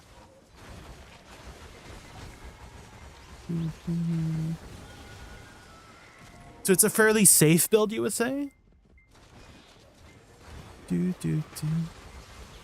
How is it in terms of survivability? Because that's why I played the Trickster last season. This Trickster was like really tanky, and I initially played Summoner, but I just freaking hated getting one shot all the time. And so me playing like the Molten Strike Trickster made me feel so much more powerful because I could just face tank things. I would kill things like fairly slowly. Like it wasn't as fast as my Necromancer, because my Necromancer had like giga damage and it was like pretty much fully optimized. But in terms of my Trickster, it was unmatched in terms of like the tankiness. Oh yeah, those are the moments we had last season. The moments.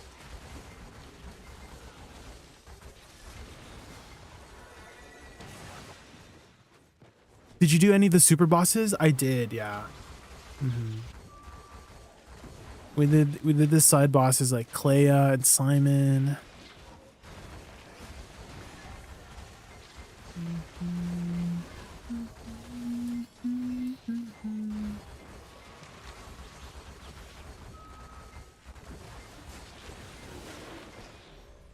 Aren't they funded by Amazon? GGG? Are they?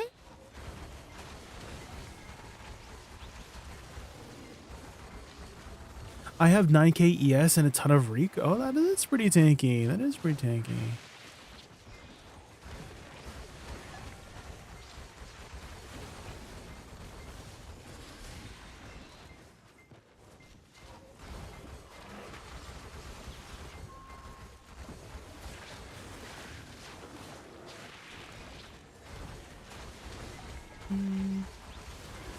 Simon and Claire are so much stronger than anything else in the game. Yeah.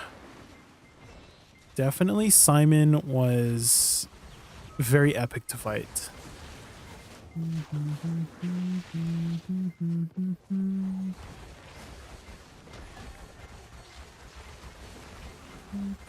And I'm wondering if they're ever going to do anything more with Expedition 33.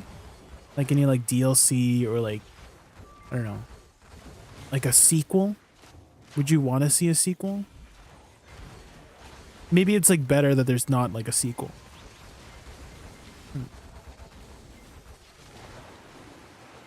132 elemental damage recouped AES. Oh.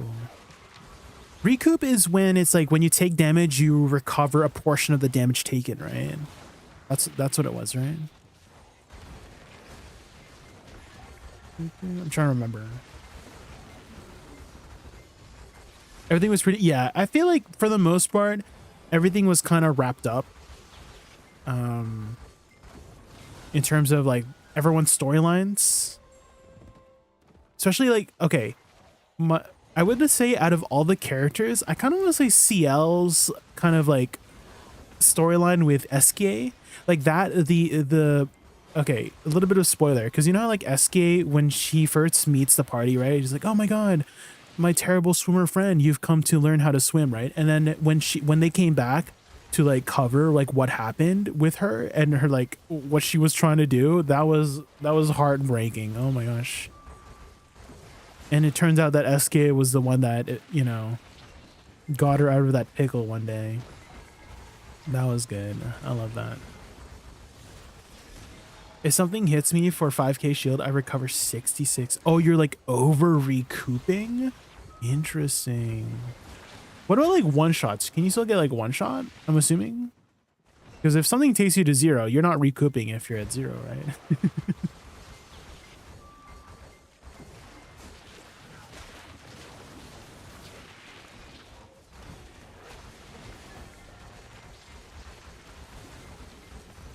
You heard her too. Yeah. We love SK. We need the SK merch. Is SK like a made up name, or is that like a common French name, SKA? Because I've never heard, like SKA is the first time I've ever heard of that name.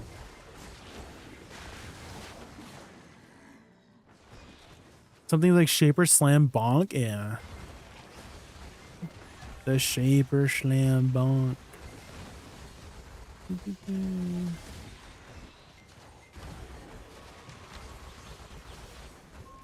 The touch of God. Wait, that's not Shaper. Who was that again? Who's the guy that says the touch of God?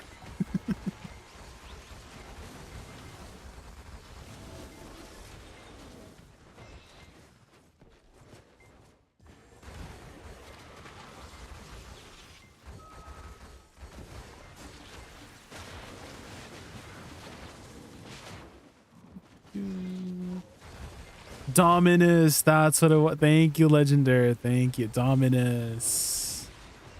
How could I forget? It's so epic when he says it. The touch of God. The plot of PoE is also very interesting. Have you ever looked into it, Brayden? With all like the, you know, like the little skill gems we have? Apparently that's like not a good thing that we're like embedding. Wait, oh, sorry. We're embedding it into our gear, right? But if we were to ever embed the skill gems into our body, that's what like makes the people, you know, get a lot of power, but also like kind of corrupts them, right?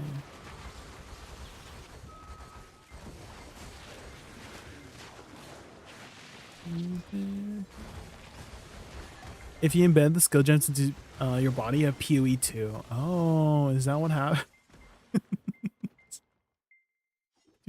Inner Conviction, 3% more spell damage per power charge. Gain power charges instead of frenzy charges. Ooh.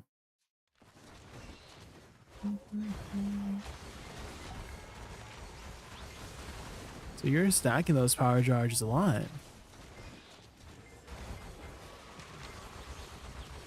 From what I find, eski means to ski. Oh. Eski.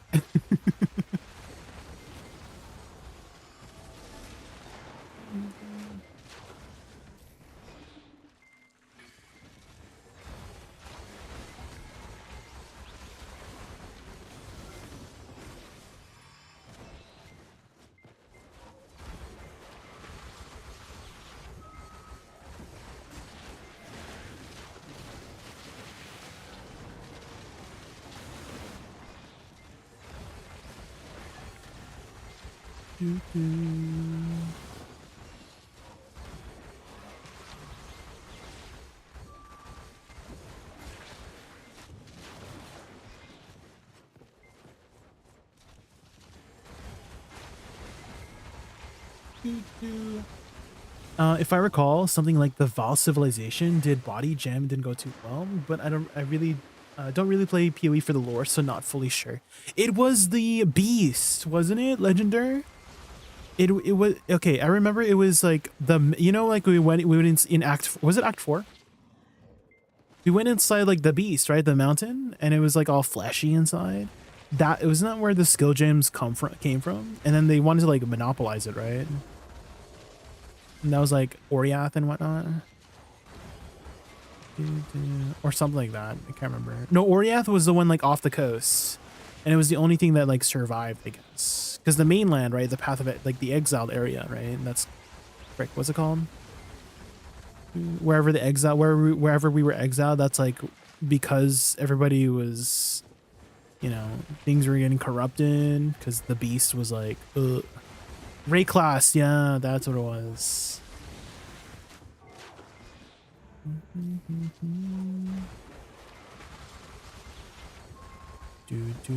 I want to say my favorite storyline is honestly Zana's storyline with the Shaper and the Elder.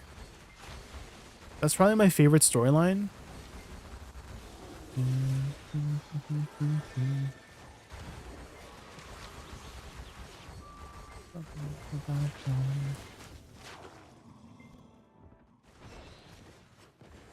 You like Zana? Yeah. You're gonna love the next. Oh, is she back? Because she went away, right? Because she wanted to like do her own thing, right? Is she back? Did they bring her back? Who knows? Okay.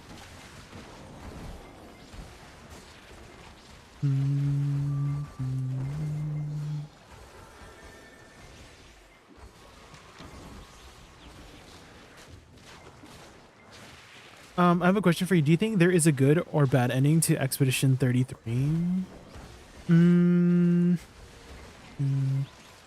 It's a good or bad ending depending on how you look at it. Because I would imagine for CL and Lune, right? CL and Lune, it's probably their good ending, right? And also probably Mael's good ending. But for Verso, it's his bad ending. And then vice versa, right? Well, I guess Mael or Alicia, she did like kind of move on. Like she had to move on because, you know, in Verso's ending. So I guess it all depends on how you look at it. But for sure for Lune and CL, obviously like if we sided with Verso, they would be gone, right? And so it would be for sure their bad ending.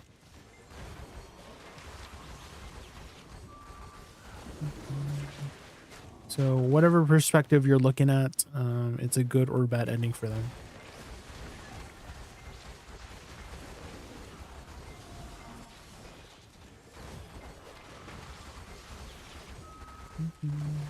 The status of Xana is questionable.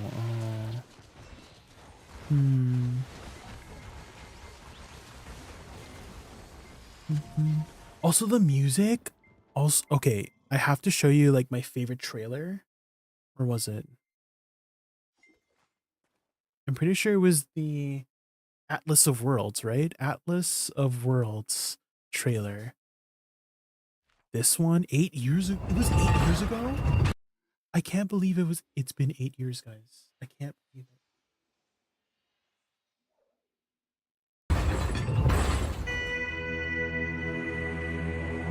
was there, in the void between worlds, It's so good. where the seeds of creation swirled before my eyes. The voice It acting was too. there that I truly awoke.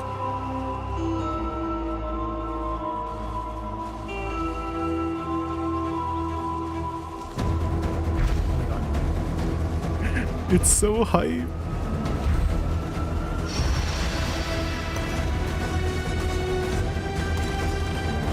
I think my next favorite one is probably what's it called? Siege of the Conquerors of the Atlas. This looks so old. I know. The memories. Countless worlds of promise and potential. Verdant canopies that shroud the world in darkness. Colossal caverns, vast and silent. Fields of dancing flames that never rest. Mountain peaks perched on a meadow of clouds.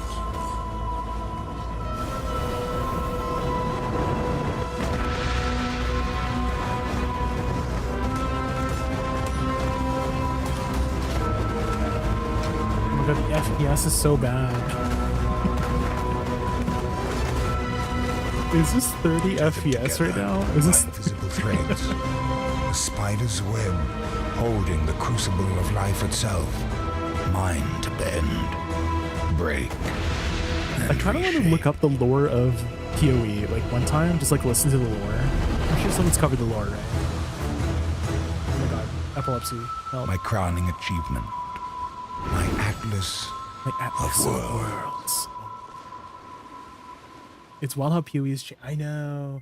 What's the other one? Conquerors of the Atlas? Of the Atlas. This one was also like one of my favorite ones. This one was so good. This is when Xana. Listen carefully, for this is important. I worked with a group of exiles once, much like yourselves. Hearing out clues from voice. I know, the lore goes so we deep. faced a terrible evil that plagued the Atlas and threatened our world. Here we go. The FPS is much better. Through great perseverance, we were able to defeat the Elder. Yeah, this was after Siege of the Atlas, But it right? I like how wasn't enough. every expansion they're like going beyond They further kept to the story. going back, over and over. Okay, I have to show you this one comment. This one comment is like, I don't appreciate my addiction being used against me like this because basically they made Again us and the again. players basically the endgame There bosses, was right? something inside them that could never be satisfied. They sought more power, more prestige. They sought to rule and conquer those strange lands. Each time they returned, I feared more and more what they were becoming. So I did what I thought was right. I sealed them in the Atlas The Atlas. forever. You what? They Can't found a believe way it. back.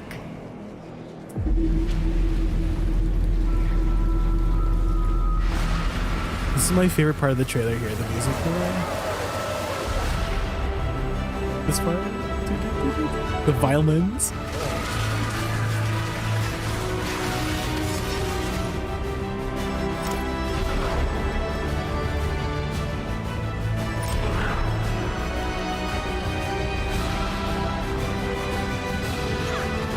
The Wii soundtrack is, yeah, it's always good. Yeah.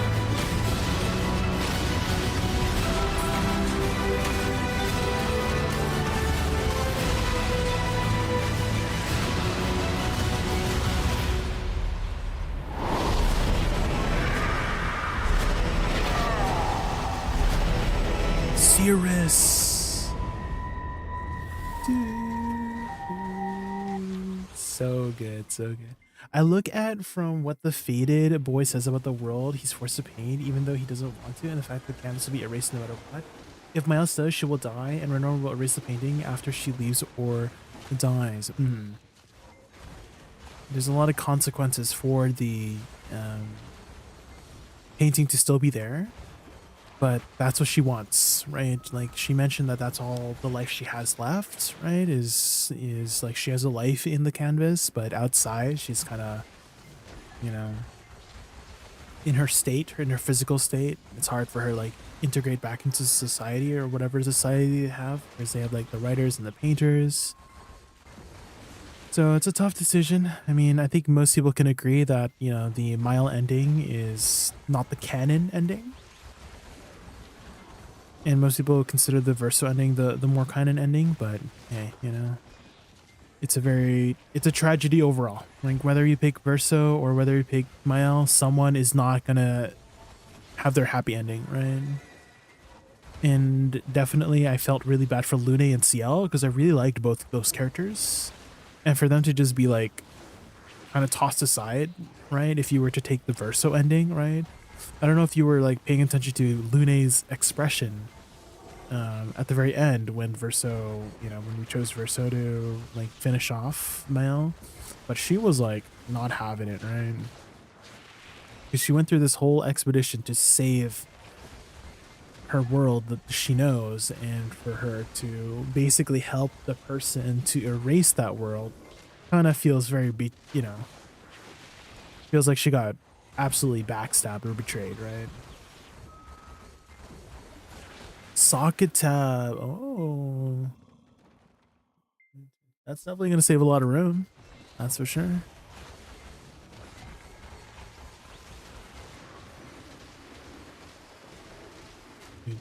What about you, King Seraph? Have you ever played PoE 2 or looked into the game? Because if you're ever looking into a game that has a lot of in-depth systems, you might enjoy PoE 2. Because it's very deep.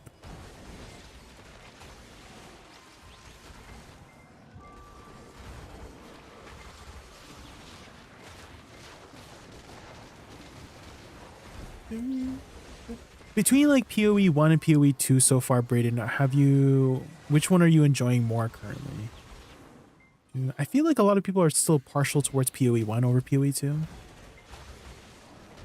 Maybe PoE 2 needs a little bit more time to cook. Yeah, I do feel like overall it's still a fairly polished kind of game, but and they wanted to take a slower direction PoE 2, that's for sure. It definitely feels you know, much slower paced, but I think maybe also still there's a lot of people like enjoy the faster paced gameplay of PoE 1, you know? Yeah, WASD movement is amazing, that's for sure. I wonder if they're ever going to integrate that back into PoE 1.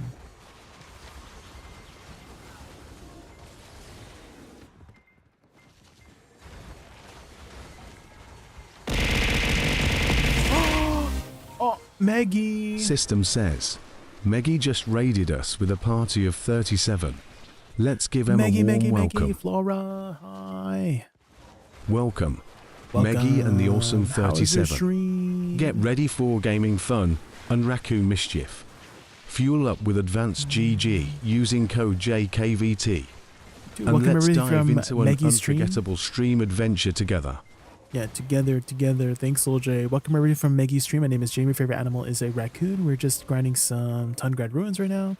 And we were just talking about a couple different things, mainly PoE right now. We're talking about the new Path of Exile season. It's coming out soon. I don't know if you ever played Path of Exile. To Elandra Waterside, thank you so much for the follow. Thank you.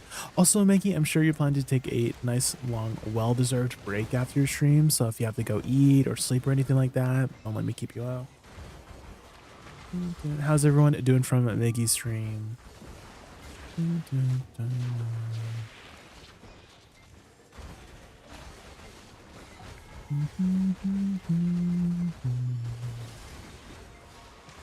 That's such a cute one with the like little waddles, the Maggie assemble. I feel like I need like a little raccoon version of that. I do need to get to do it, but I'll definitely be lurking. All right, enjoy your food, Maggie. Enjoy your food. Thank you again so much for entrusting me with your viewers. I really appreciate that. Thank you.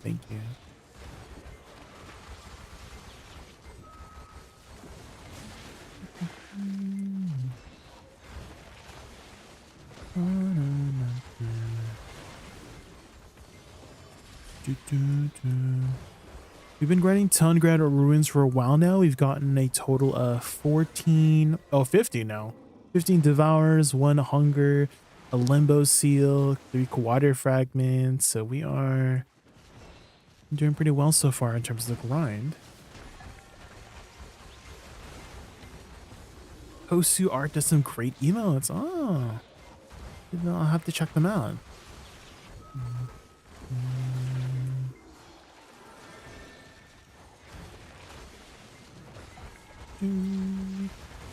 Missed a whole message.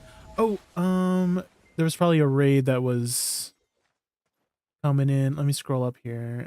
I always feel that her expression is like that because Verso did the same thing. Again, he made his choice and didn't talk to his team, which is what pissed her off before that. I'm not a fan of Pee-wee 2, or Pee-wee's just not my vibe. I see. Yeah, definitely Lune, you know, gave her trust to Verso, and he definitely that was a mistake because she ended up helping him essentially destroy her world, right?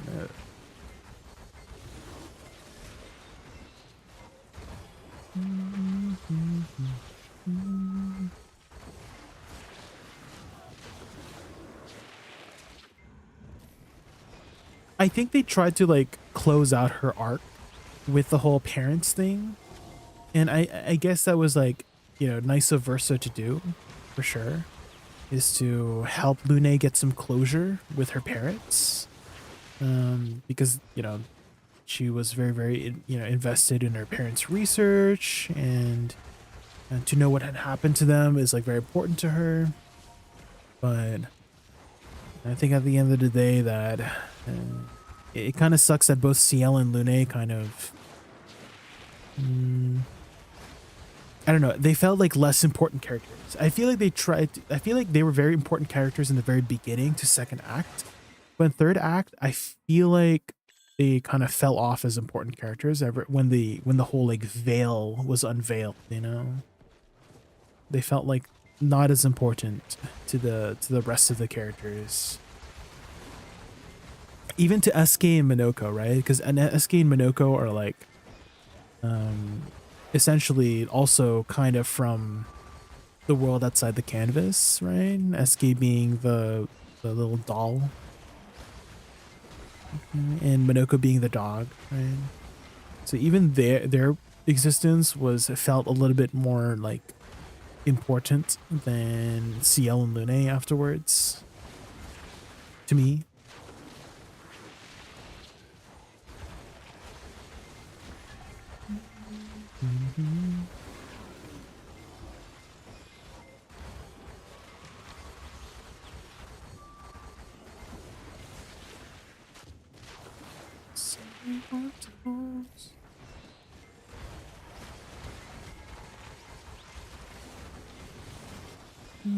Do we know if Pig Cave is opening soon, anytime soon?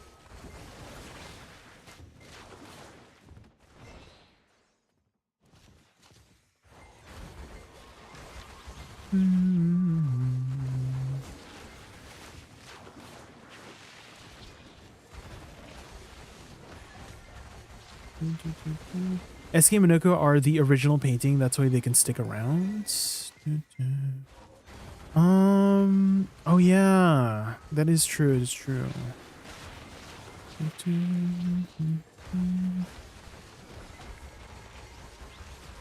I do remember seeing at least SK's picture in the manor. I don't remember seeing Minoko into the manor. I only saw Minoko as like the dog, right? That was like sleeping by the fire. I don't remember seeing Minoko as a painting, but maybe he was just there somewhere in the painting.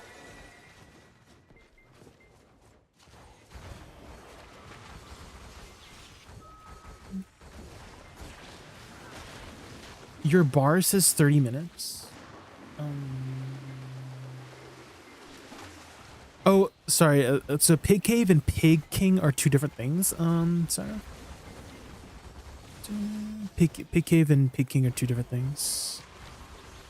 I wonder if there's a Pig Cave timer. Because I'm talking about like the fortunate pig cave rather than the boss, the world boss pig cave.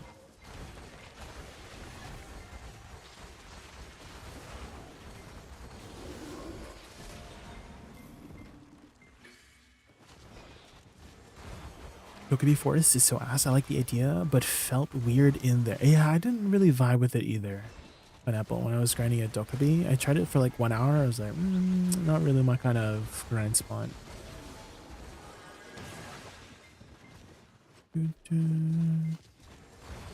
Trying to help. No worries, no worries. It was just a little bit of misunderstanding. Hopefully it's cleared up now. I mean, I could always check myself. I was just being lazy and asking my chat to do the work for me.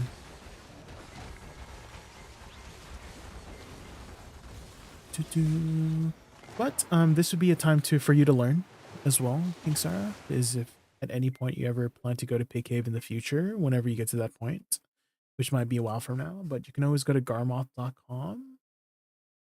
And there's like a little thing here. And so it looks like the estimated opening is in about 2 hours. I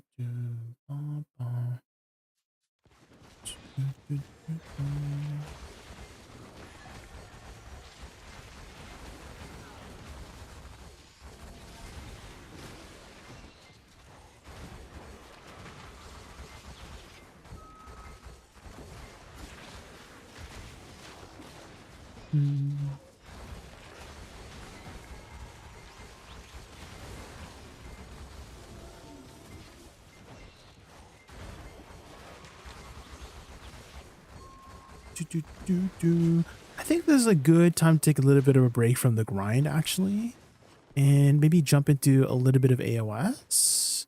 Just a few matches here or there.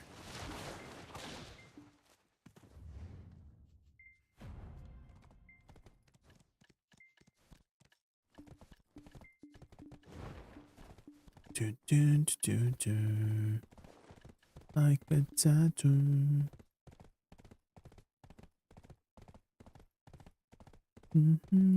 Let's also do our limbo seal as well. I can't believe we got a limbo seal, guys. Holy. Easy money.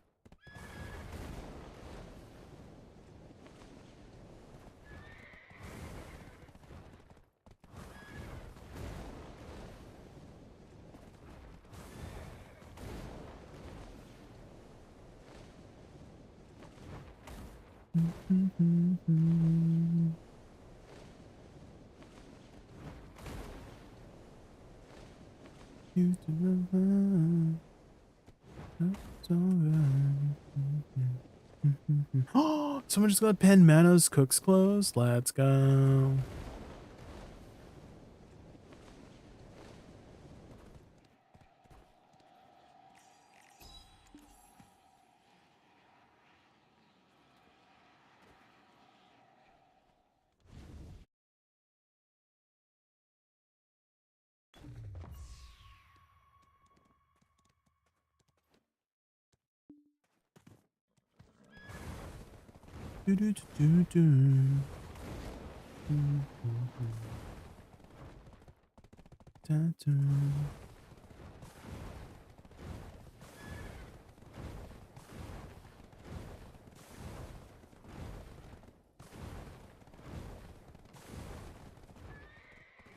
Okay, let's head into Arethia's.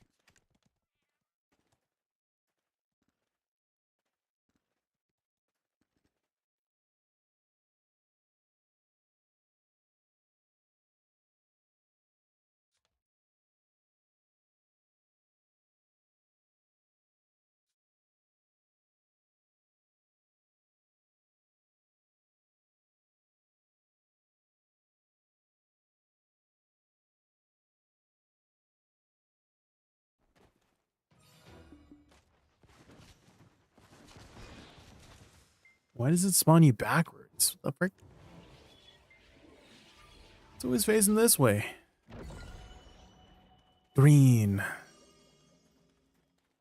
Ba-da-da-da, ba-da-da-da.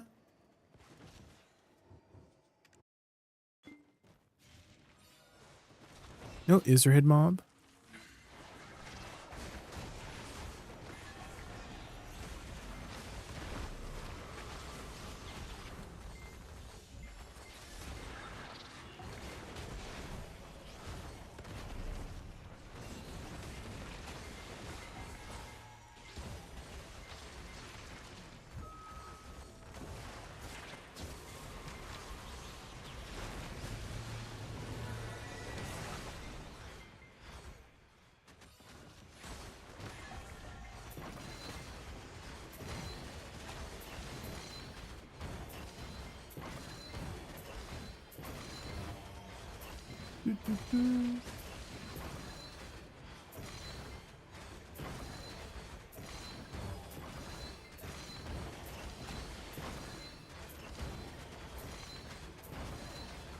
Malay, Tagalog song, Tagalog.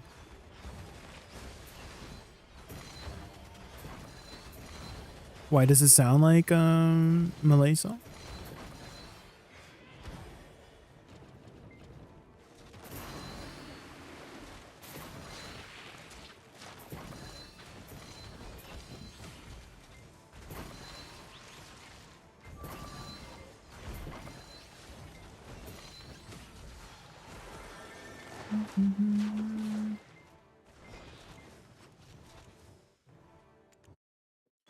Do you see the painting in the game? It's one Verso painting at the end. You see the one with Aline.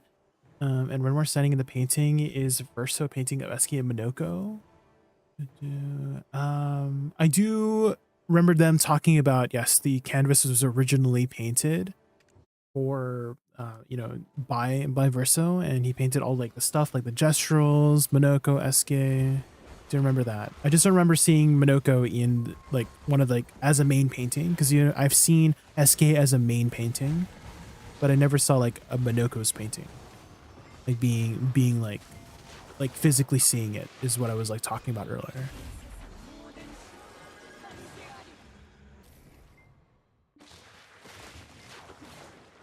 Yeah, I only saw the one where just I think it was SK just looking off to the left or something like that. That's the one I saw when I was in the manor in like the epilogue of Act 3 or epilogue of Act 2. Was Minoko in there? If so, he might have been really small because Eski is a pretty big person.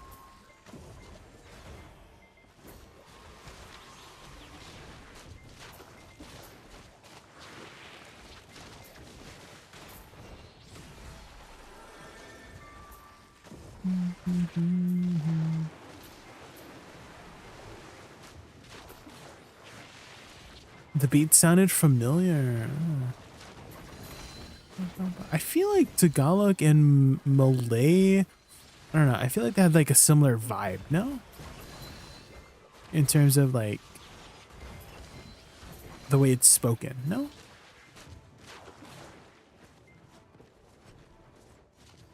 They have a sort of Southeast Asian twang to it. That makes sense.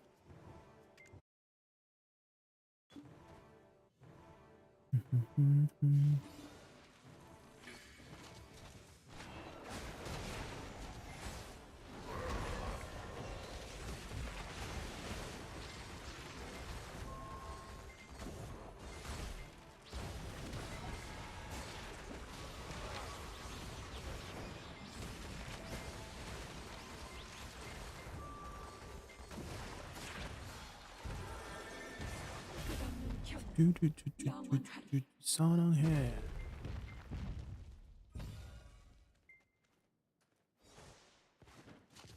Break free from the ensnaring fear.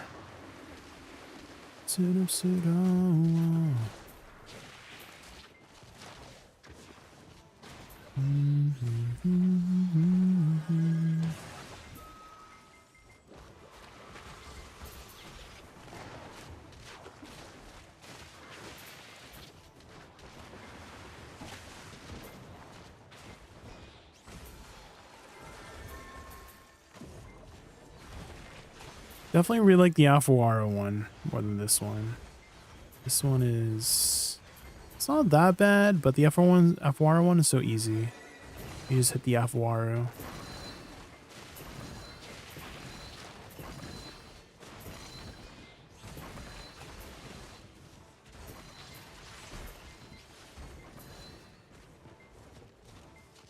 Dude, Korean not known.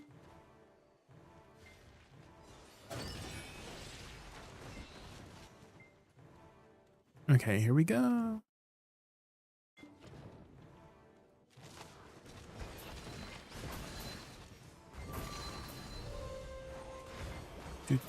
I know, blasphemous, right, guys? I can't believe this guy opened the big chest before killing all the small chests.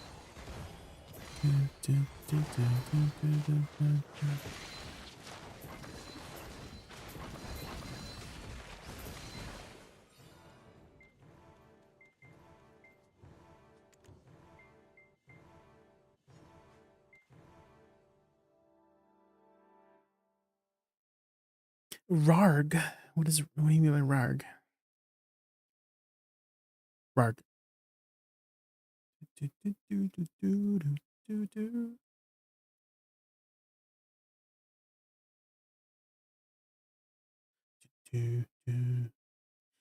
Okay, before we get started with some AOS, let's just quickly go grab some more water.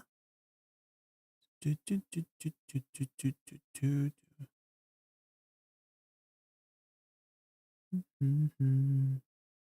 painting. I understand. Sarah, I feel like you misunderstand. I'm telling you that I didn't. I'm like saying that I didn't see the painting. I'm sure it's there. You're saying it's there, right? And I believe you. And I'm not saying that it's not there. I'm just saying I just didn't see the painting. Like I never noticed it if it was there. I'm just telling you I just noticed the one with SK. I just didn't notice the one with Monoko, okay? Just to make things clear if that wasn't clear yet.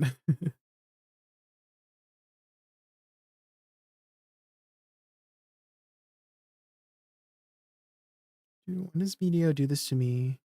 It kicks me out when I'm trying to load back in.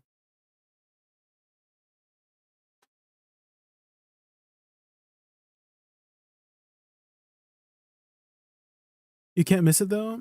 Well, I missed it, so you definitely can. You definitely. If I missed it, then that means it's definitely possible.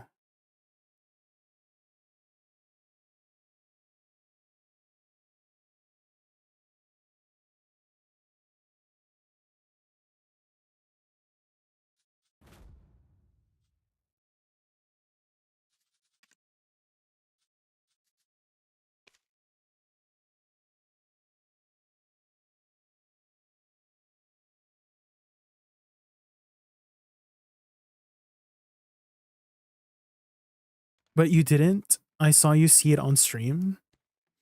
Okay, let me change it to I didn't notice that that was Minoko. Does that make it more clear? Okay, let me change my statement to I didn't notice that Minoko was in front of me. So I did miss it in that sense. Does that make sense? Okay. Does it make sense, King Seraph? I feel like we need to move on from the conversation. I feel like we're getting nowhere. We're good, King Seraph. Like I understand Minoko's there. Thank you for letting me know. Oh, here we go. Expedition 33 mime song.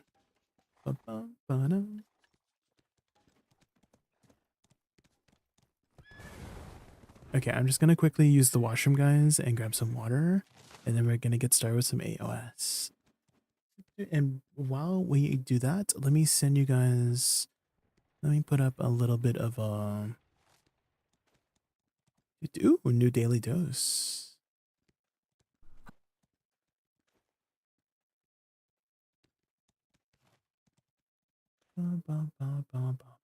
Okay, be right back, guys. Be right back. Hello everyone, this is your daily dose of internet. He decided to open up this sandwich box that he forgot about 6 months ago.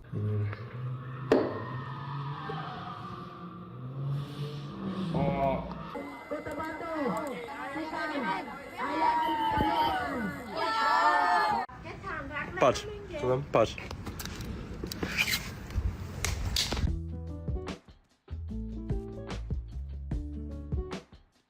They rescued their dog that got stuck in a hole.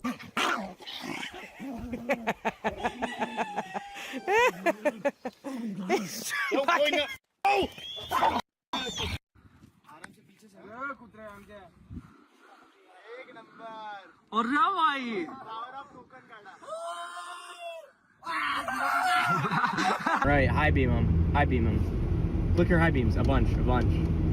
Honk at him. That ain't right. Nah, get up next. Oh my god.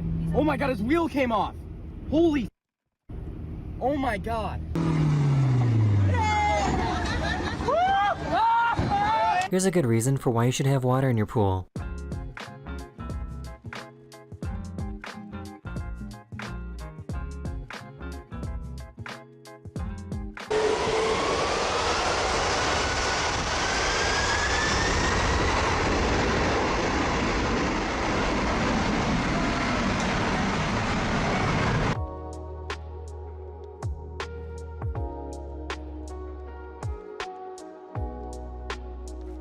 The scientists made an experiment to show how a basic jet engine works by using a glass jar and alcohol.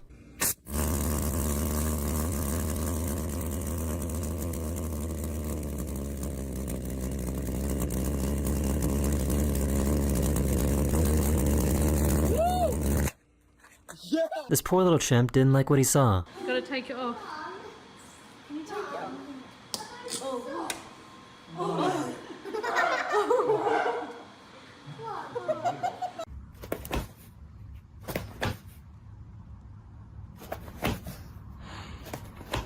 This is what firefighting training looks like. In this exercise, they need to be blindfolded and try to turn off the water.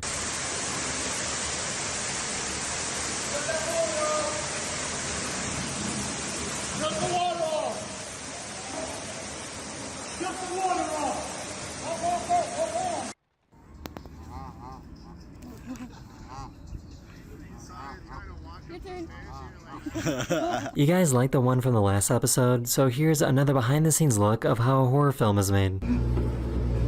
Stephanie! Stephanie, come on!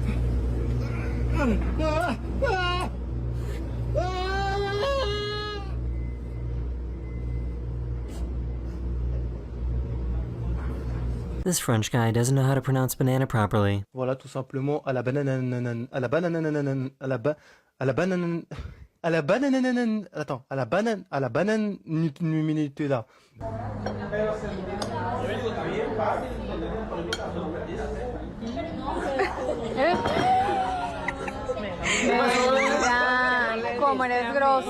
For some reason, this baby is always sleeping with their arms up.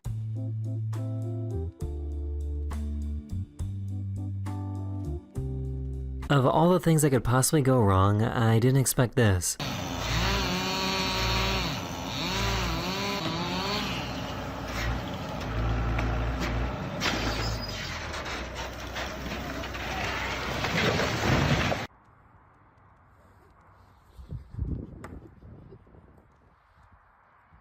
This hailstorm was so intense that it started coming through his roof and into the ceiling. Well, there went that. A few more minutes of this. Let's finish this. Ice in the house now. You just busted that out. This is what it sounds like when a shark is Was coughing the in the water. hail going through their house?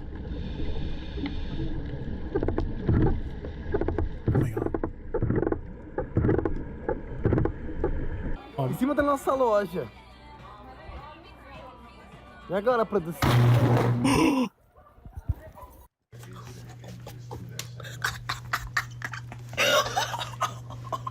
So, I guess he interrupted this guy that was about to base jump. At him. He's trying to drink water, man.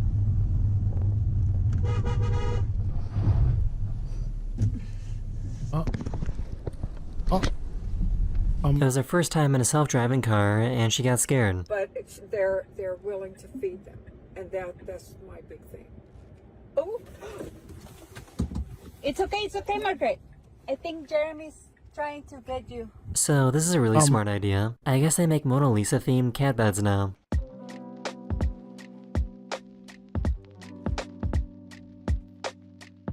This poor guy had no way of slowing down.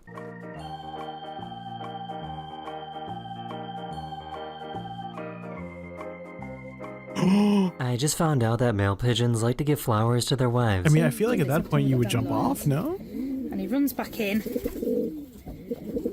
with the flower, gives it to his wife. Is that a pigeon? Or like a turkey? What's it called? A peacock? Oh my god. He's on it. Oh! Okay, why would she do that? Hey, look how fast I can swim away. I mean, okay. I guess he was on top These of are her, called but the not ringing rocks of Montana, not intentionally, and they're right? strange because they really shouldn't sound like this.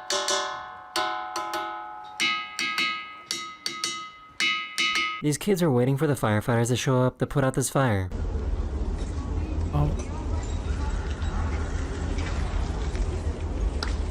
Her daughter was busy and didn't want to be bothered. Excuse me.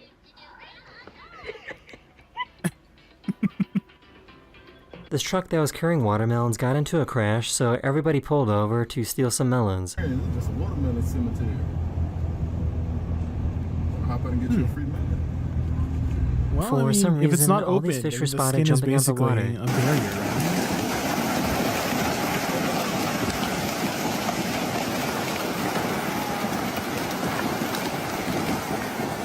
What's happening with the fish?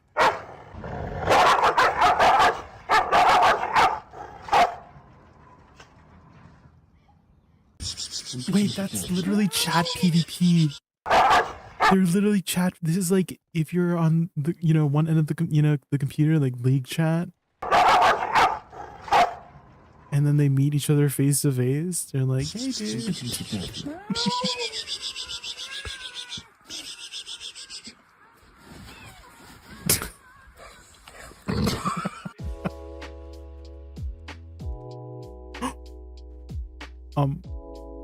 These people were out on their paramotor when a group of geese decided to join them.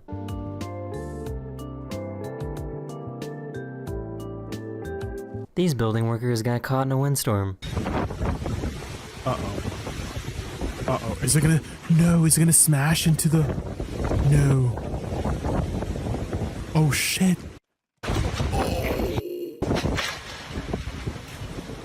So why does he look like this?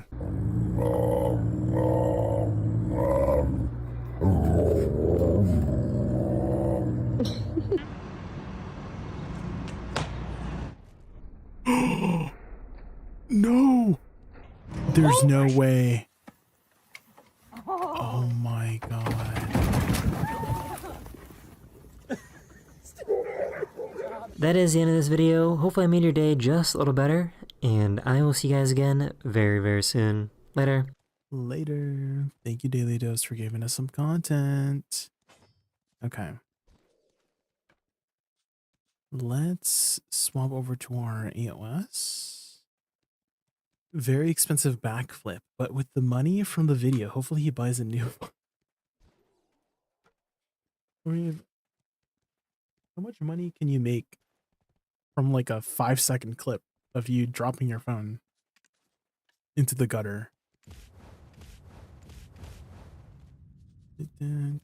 How much money can you make? I'm not really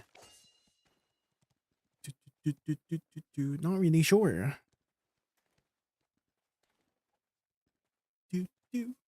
Okay, let's see if we can win our first match of the day.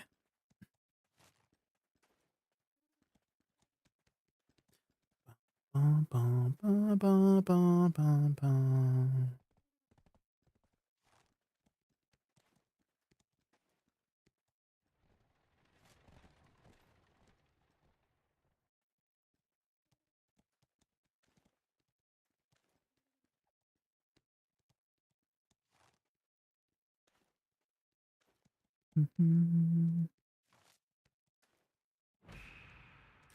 Here we go. There was so much desync in EU yesterday that I couldn't play more than 5 to 6 matches. Ooh.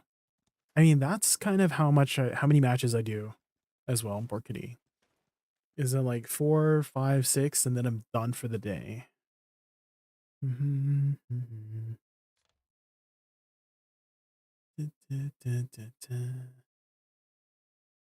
I think I can only take so much excitement. Especially like, let's say I win on like one of the last few matches, like on my 4th or 5th one. I'm like, let's end on a good note, you know?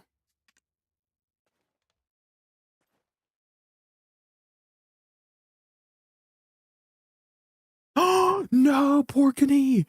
Why didn't you remind me? I forgot to take the quest again. No. I forgot to take the quest again. I keep forgetting. It's a weekly, right? Is it a weekly? I thought you took it already. Did I? I can't. I don't even remember. I don't remember things.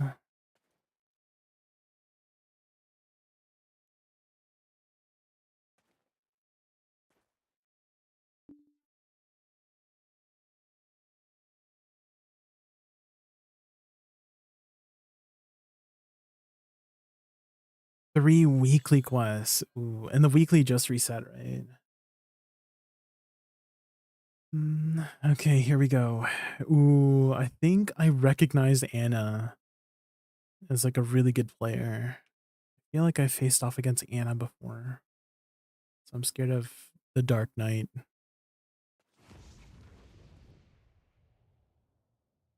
Okay, here we go, guys. Let's see.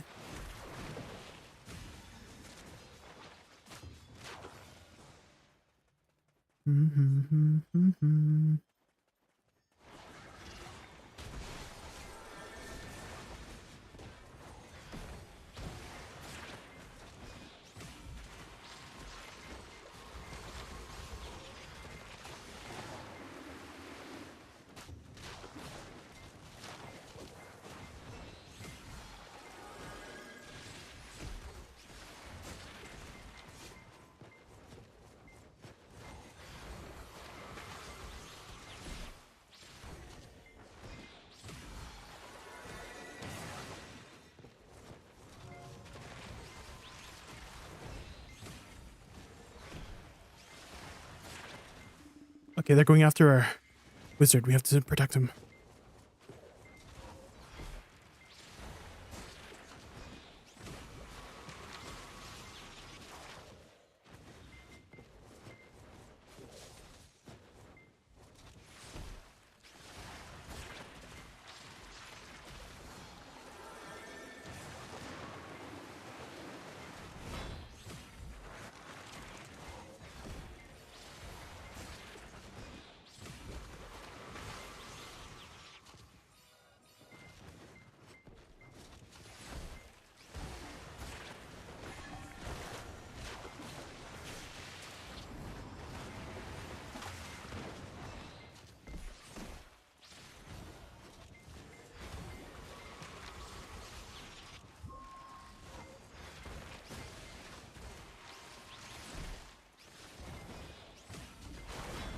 Oh no.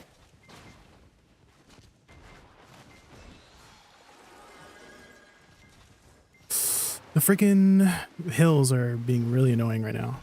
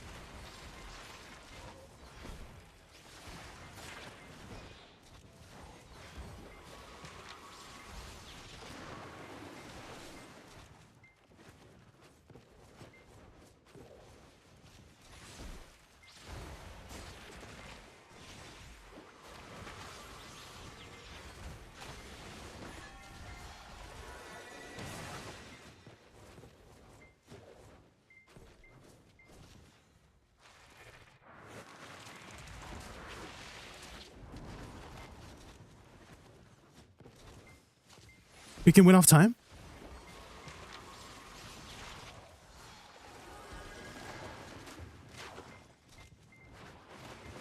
Yes.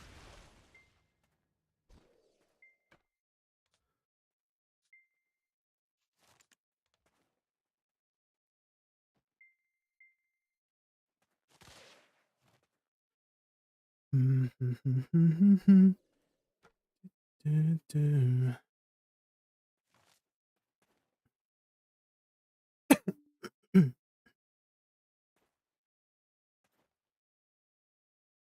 what I stand for. Feel like going for an SMK and then one Orzekia hour. Ooh, good luck, work honey. Good luck. Anymore.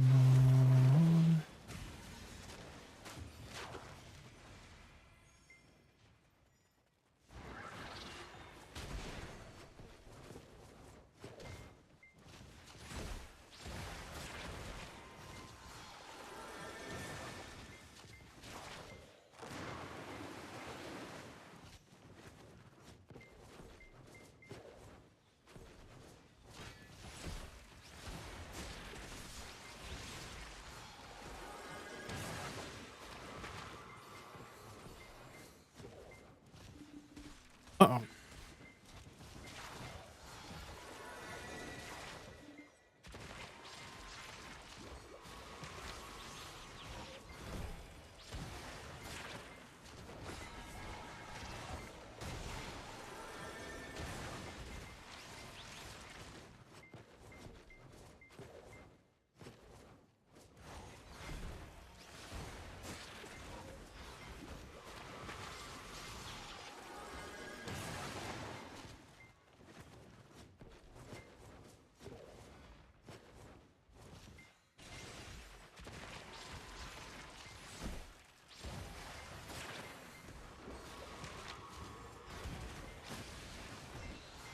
Oh man, he's gonna get the heal.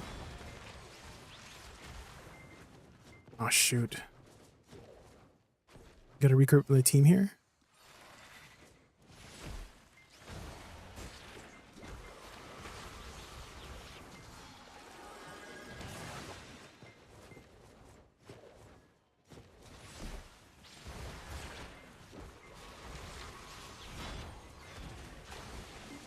Shoot. It's really hard to catch them. I'm not getting any catches.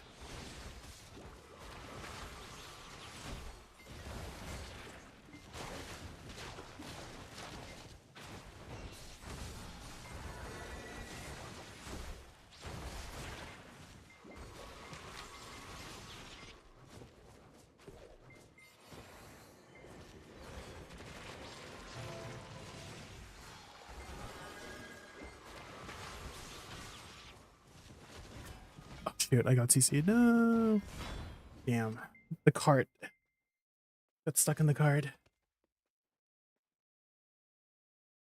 Doo-doo.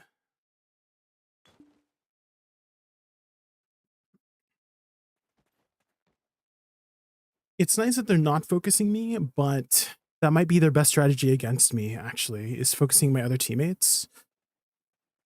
So let's try to follow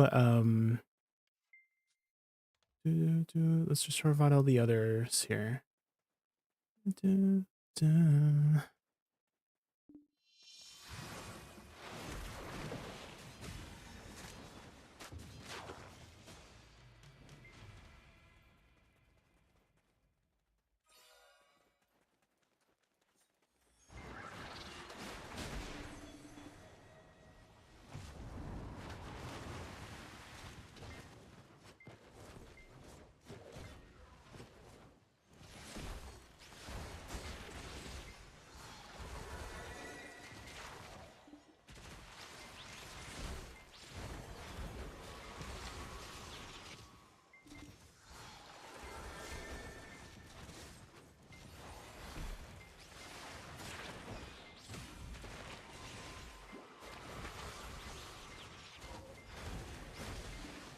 Shoot, I got CC'd. I can get out of this. I can.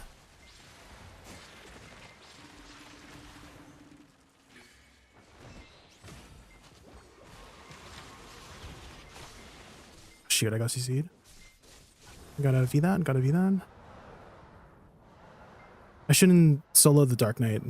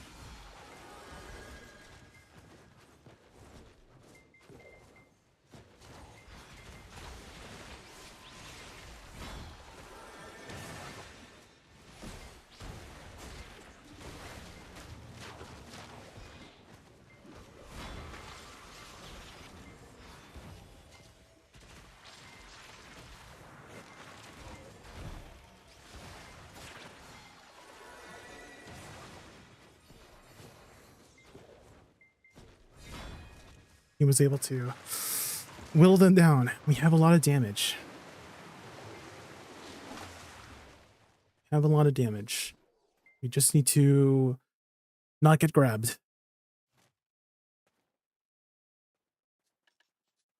I think we did a much better job of sticking together there.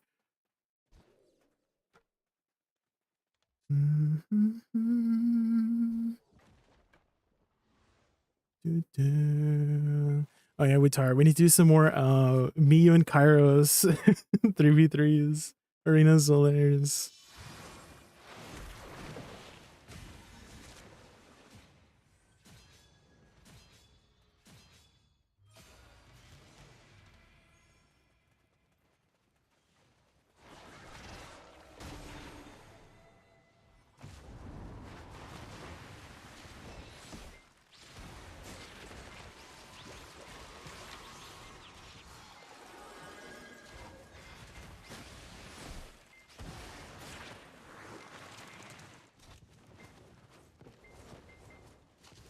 Oh my god.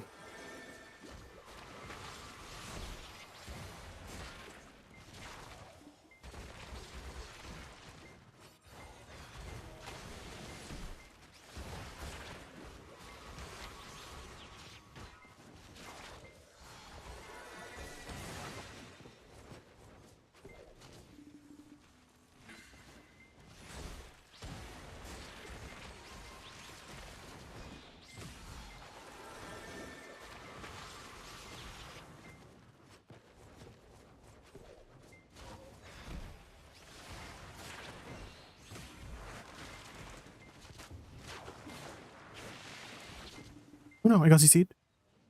Oh shit.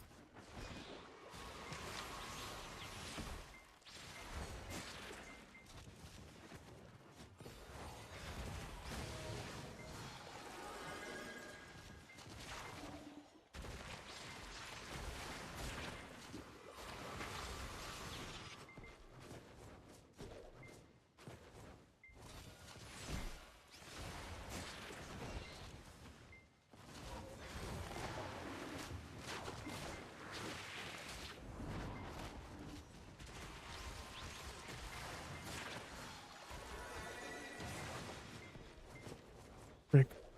Gonna stick with my ranger here.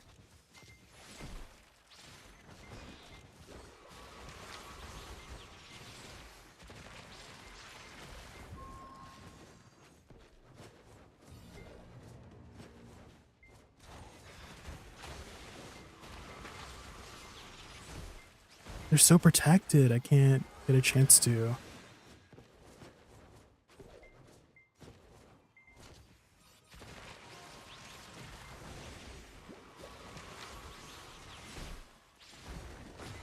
Oh shit, I got CC'd.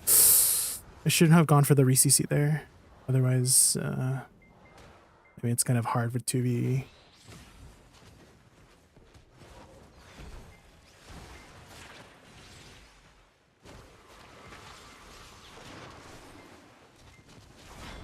No. Yeah, this is gonna be a tough one.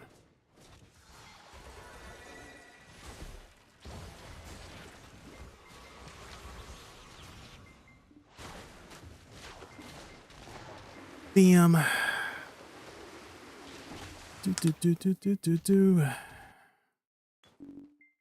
It's tough.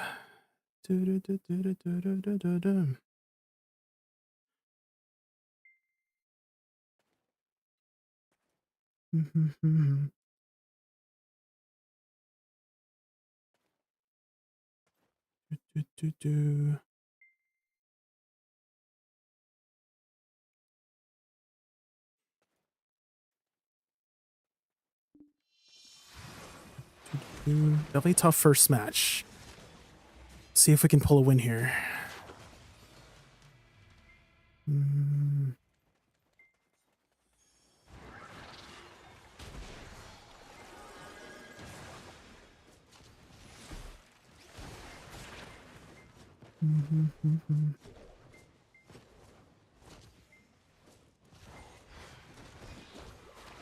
Shoot, chasing our wizard here. Or a ranger here.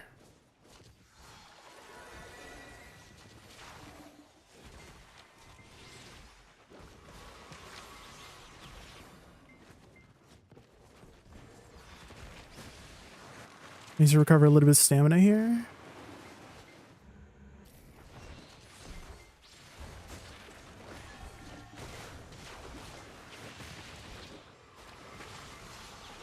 Caught the scholar.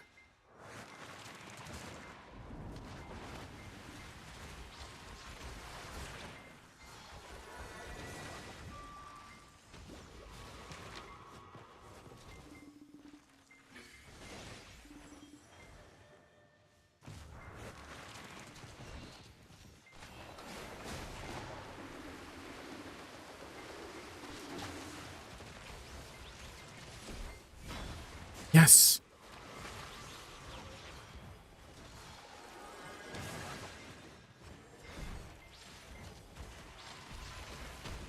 Shoot.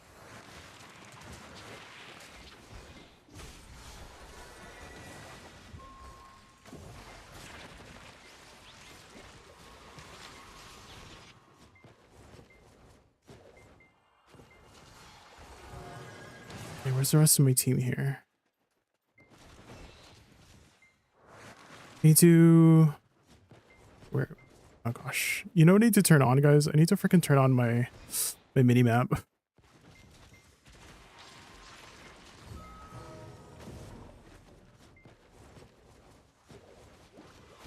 Oh shoot. Got CC there? Ah shoot. I need to be that. Nice. Okay.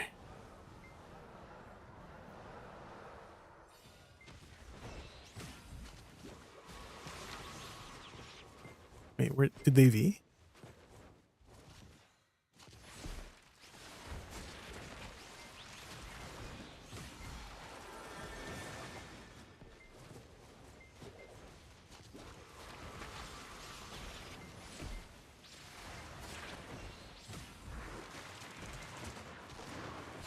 Okay.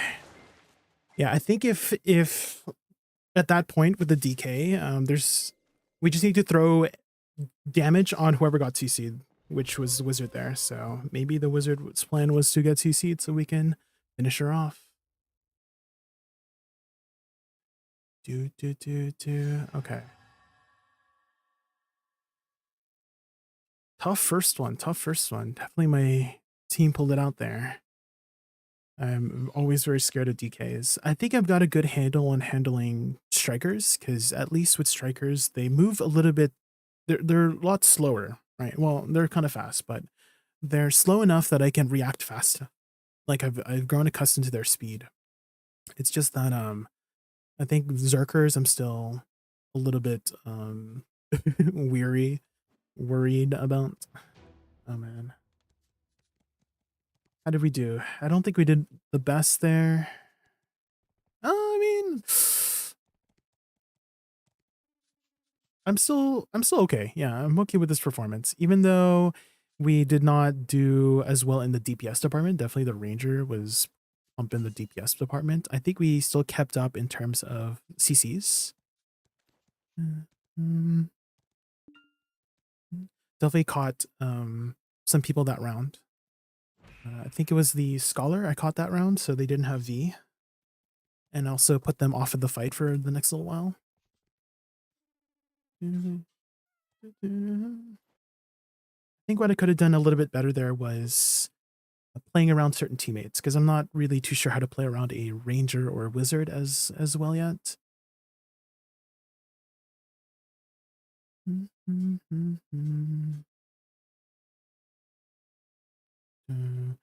Why not? I'm shy. I'm shy. I don't know how to talk to people. that's the main reason. I'm not like trying to like, you know, be rude or anything. I'm just shy. I'm just like a shy person. I'm sorry. I'm sorry. I'm just a very shy person.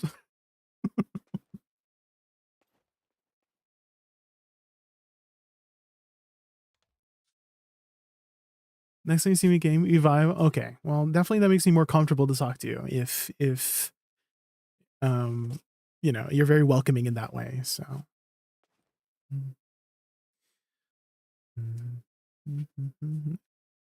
What about you, Kiwi? Have you done any AOS matches this season? With your hair. Wataru, no.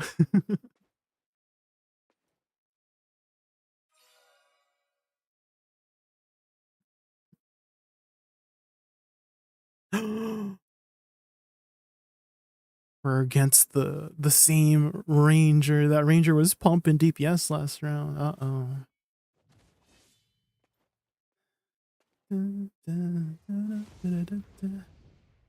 Okay.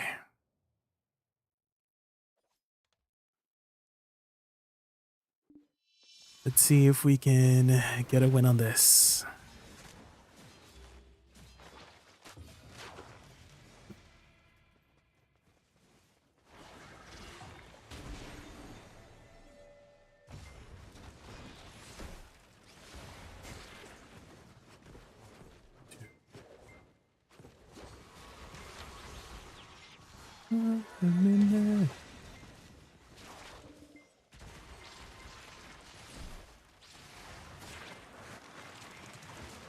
Oh!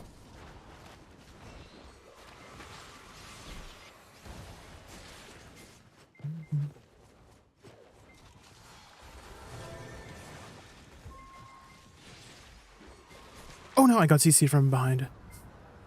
They block jumped me. Gotta be careful of that.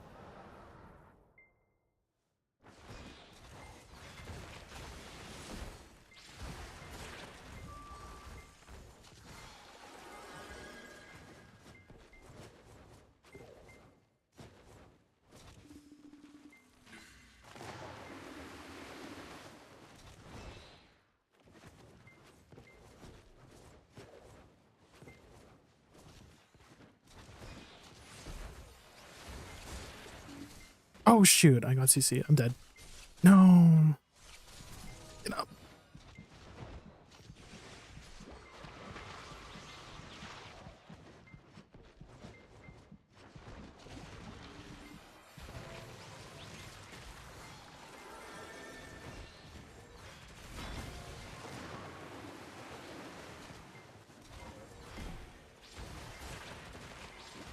Oh shoot.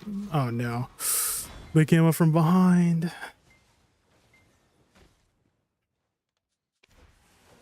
I'm not sure how to focus on this one. I don't think I should focus the striker. I'm trying my best to catch the Hashishin, but he's doing a really good job of staying protected. And so maybe I should try to focus the ranger.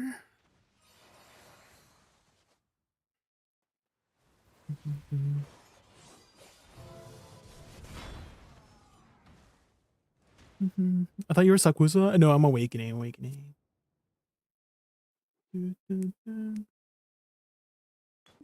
Outrange for ranger. I have a lot of range too. I have a lot of range too. I don't think I can.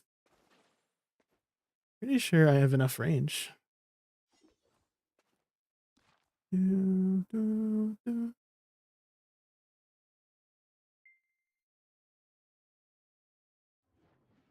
Woosa?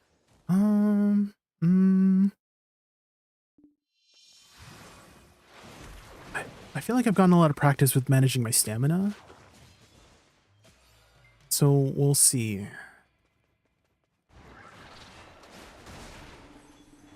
Uh-oh. I think our ranger or ninja got caught there real quick.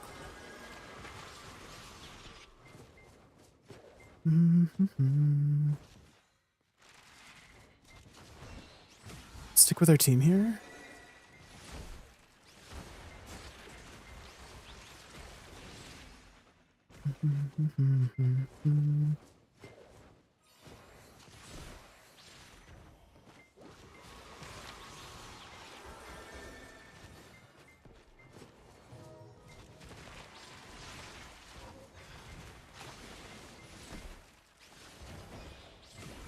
No.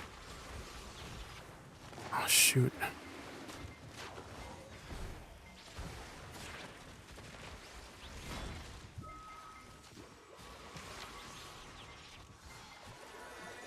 Oh, man.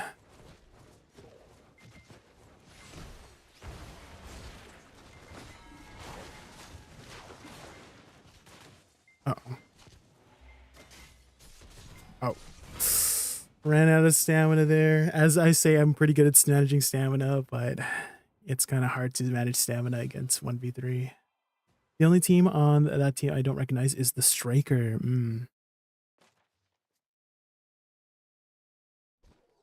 This is going to be a tough one.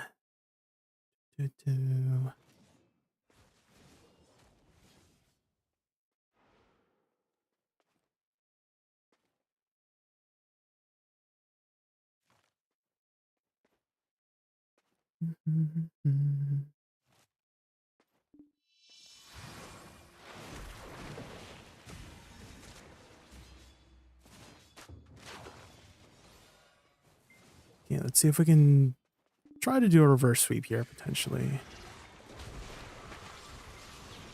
The Ranger knows how to play against me. As soon as I go for a catch, he iframes. Like my ranged catches, he literally knows. Oh shoot. It slid. He slid off my flowers.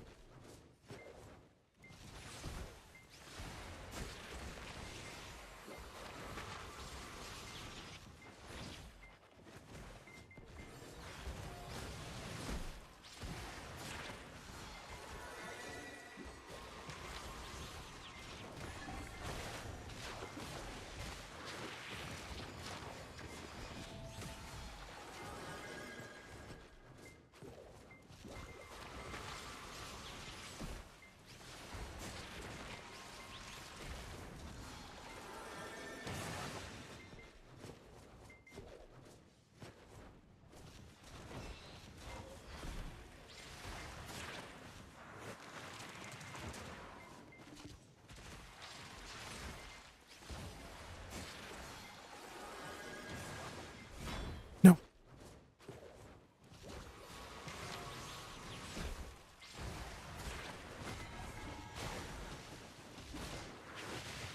I don't have enough follow-up DPS because I have to protect myself against this guy.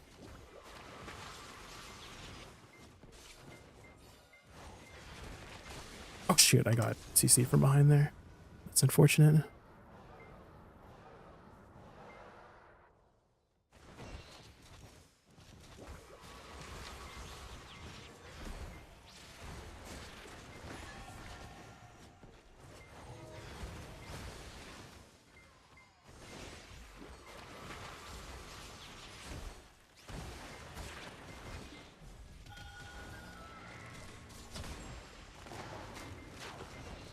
Oh my god, the freaking hill. That's so annoying. It blocked me.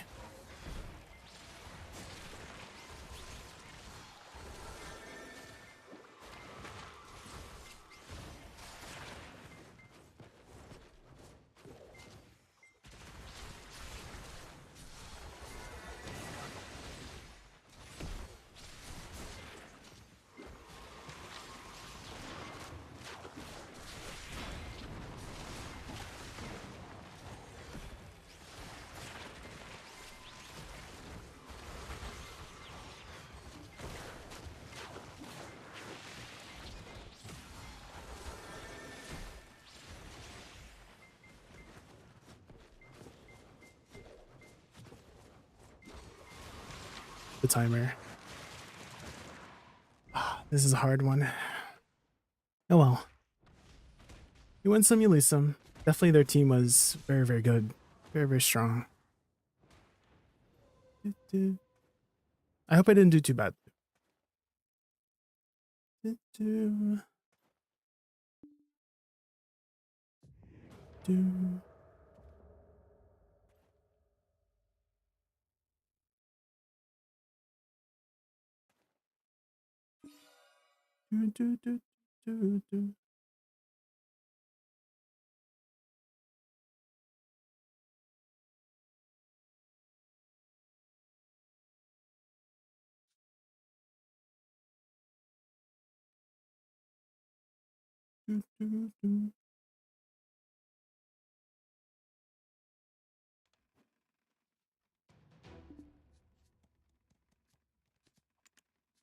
Okay, let's see how we did. Not too bad, not too bad.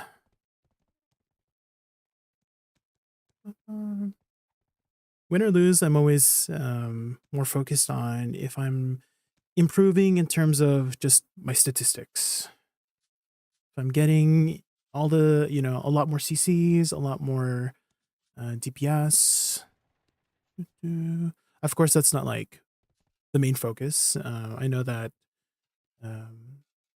like, I think Zerkers is a good example of a class that you can build it like very less damage, like not very high damage, but high defense. And then you don't get too much on the numbers, but your CCs are like through the roof because you're just grabbing. So numbers aren't everything, but it's definitely helps me visualize if I see myself improving. Because I'm not really the best PvPer, but I always want to get better, you know?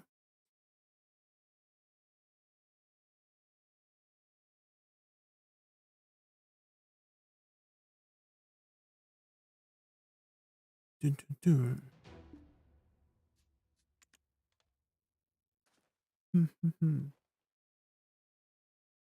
dun. But I'm pretty sure that Ranger knew exactly how to play against Awakening Woosa. Every time I went for my ranged catches, it was like, you know, that little hoppy hop attack? Always hopping. Very,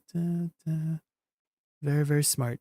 I think that's also one thing I need to get better at too, is knowing what other classes can do. Because the only classes that I really know how to play against is probably the classes that I play the most, which is Woosa and Witch. So I'm like, oh yeah, that, Woosa casted her this ability. They won't have this ability for a while. Same thing with grabs too. I need to be more mindful of the timers of grabs, because then that means I have an opportunity to stand still, you know? Oh. Uh-oh.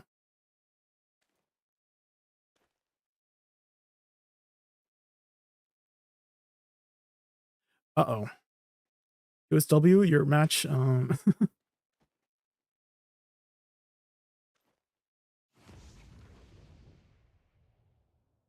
hopefully they reconnect soon.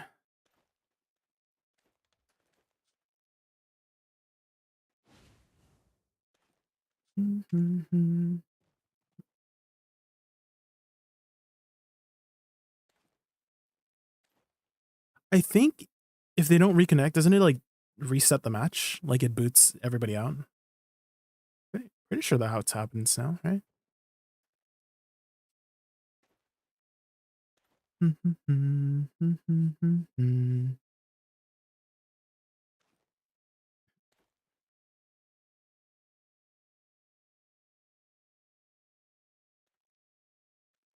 do do do do do do do do. What, dead? I thought it like boots you out.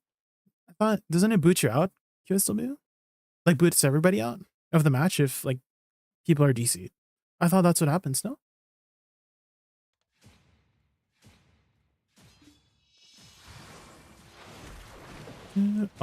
I guess not. Uh-oh. Because that's what happened last time. I had a DC.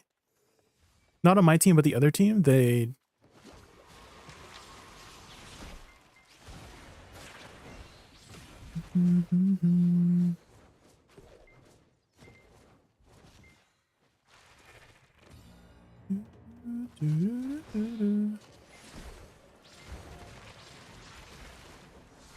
Is that a... No, it's an Awakening Dosa, right?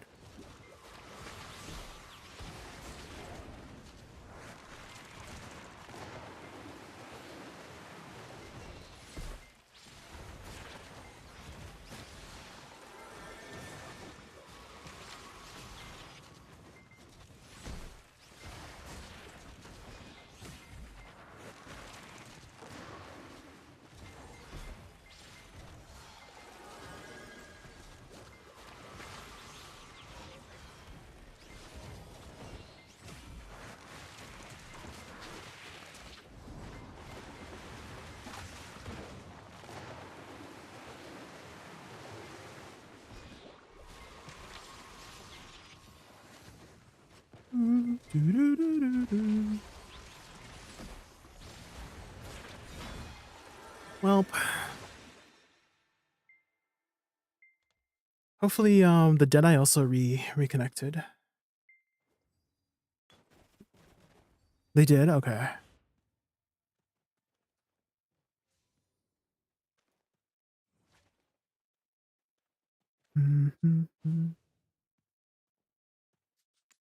Oh, I should do this before I forget.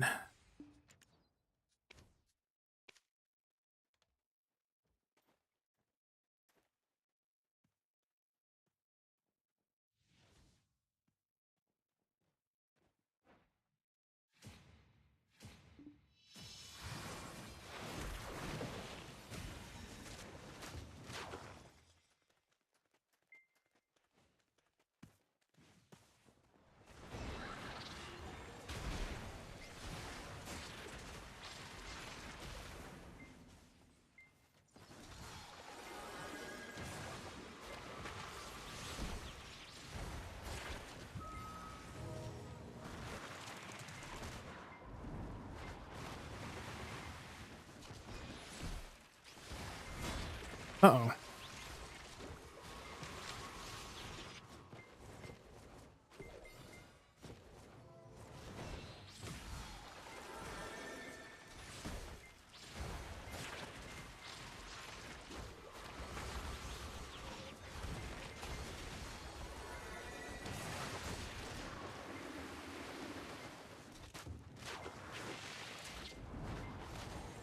Yes, nice.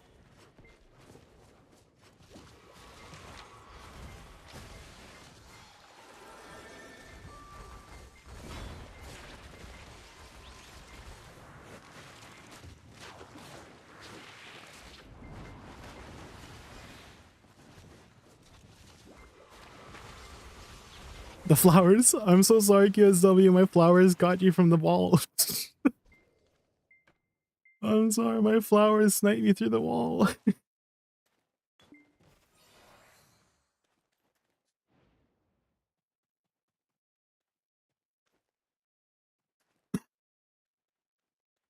The tilted. Oh, yeah, the DC is definitely. It feels really bad. Ugh. These are also the matches that I don't feel good about, like winning or losing. When there's DCs, because BDOs and DCs.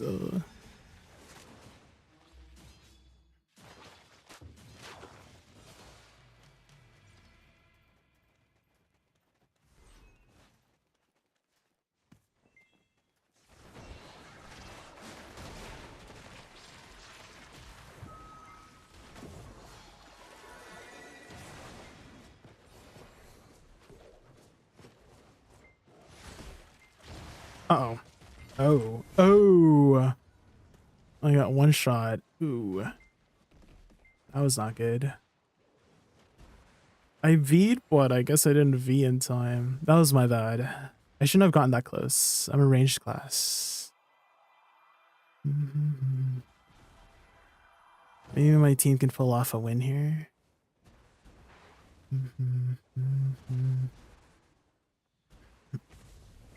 Ooh. That was a good catch there. Maybe Danny Phantom can do something. Oh, the grab. Okay. Oh, the CC. Oh no, Danny Phantom. No. No, Phantom. Dang, that was a lot of damage. I went from like 100 to 0 so quick.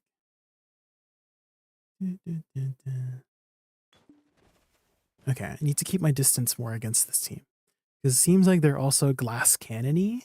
And I should not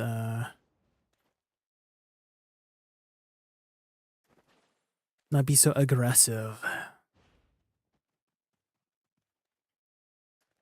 To touch me.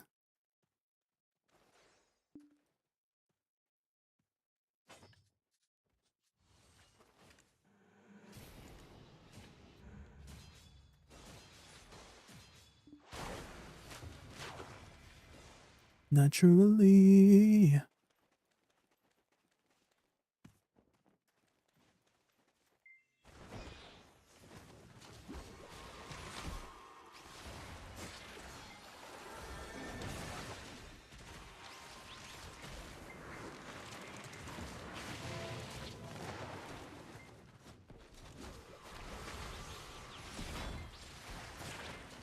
Ooh, we got one.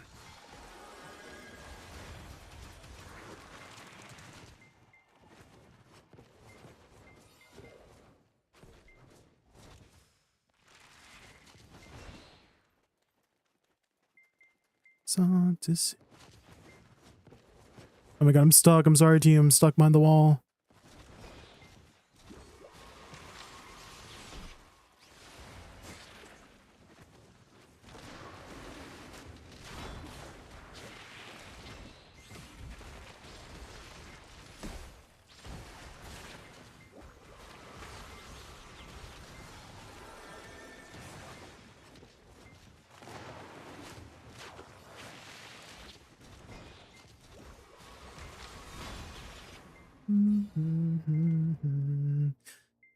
Ooh, well,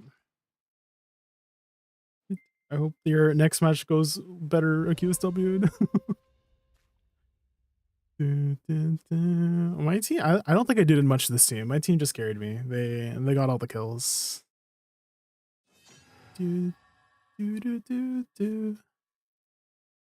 I just died in the round.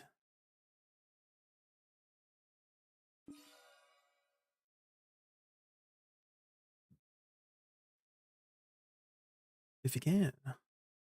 Over there by the water.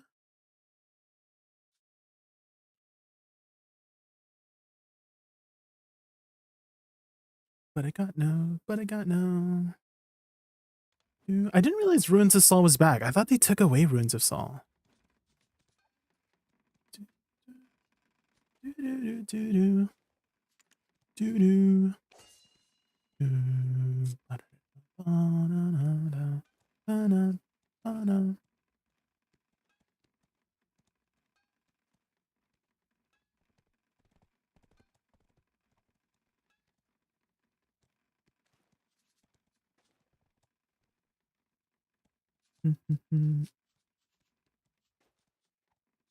Seems like you're always, like, let's say you have 50% win rate. Seems like you're always gaining points than losing points. Like you're more likely to lose or gain. I don't know how the numbers work, but so far it seems that way.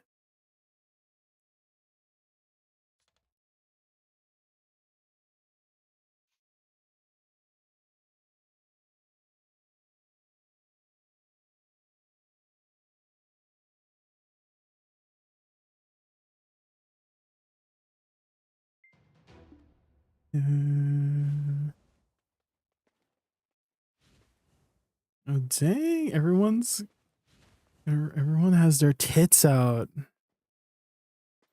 Does that mean we're gonna win? Everyone's shirtless in this team. Oh my god. Like literally rockets, you know? Rock. Just I can't. Oh my god. Dude, same thing here. Oh my. Everyone's got their tits out. You know?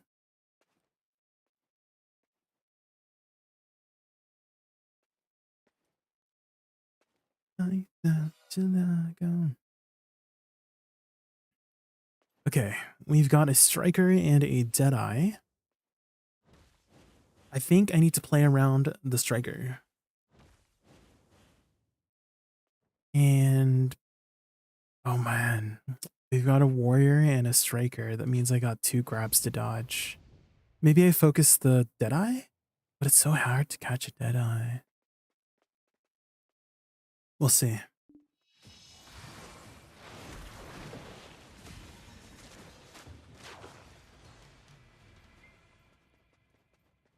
Oh my god. Why did it start 3 times? Did you see that?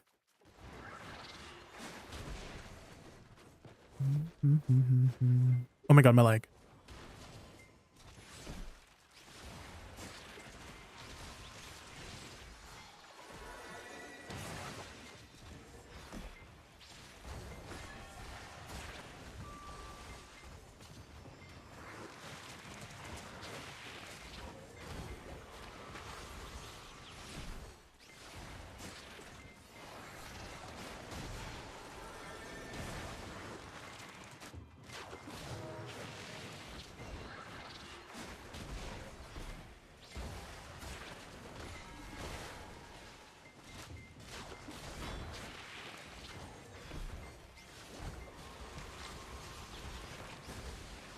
Uh-oh.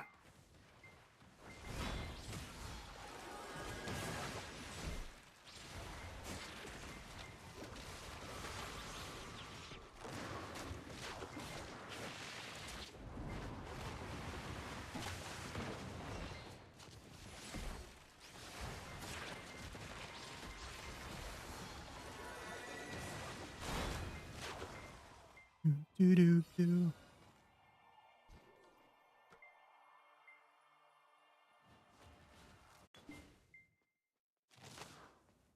Do do do do do do do.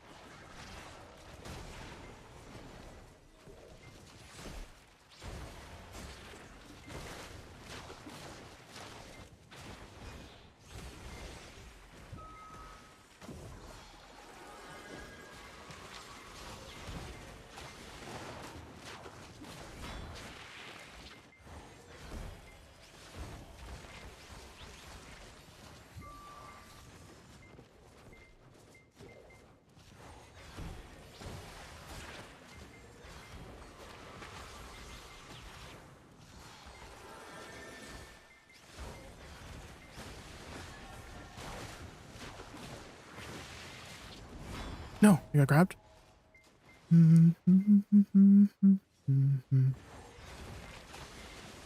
Okay.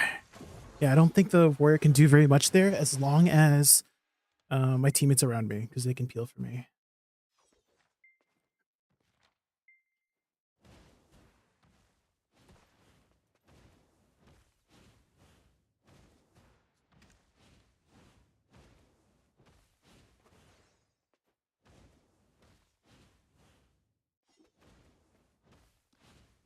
Do you have crystal setups for Shy?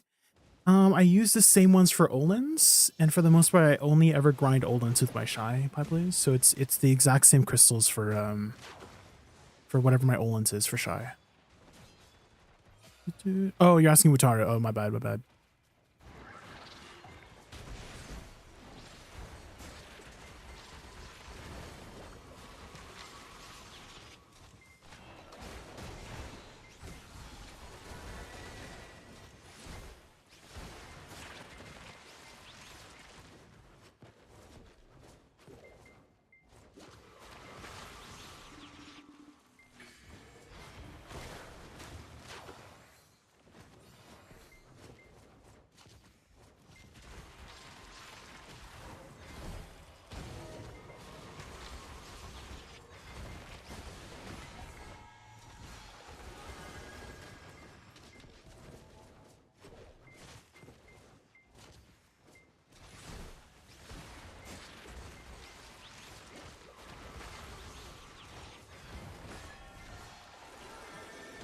Let's go help our other teammate here.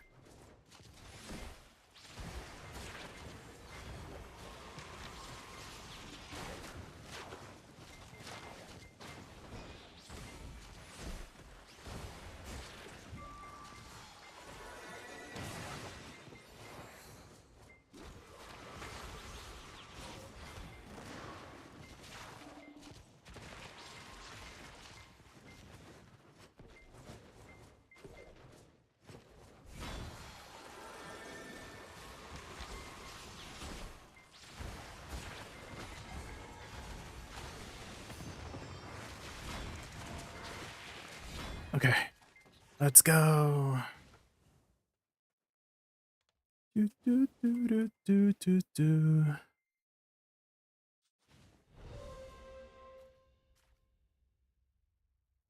Dude, yeah, Deadeye, definitely Deadeye was gaming.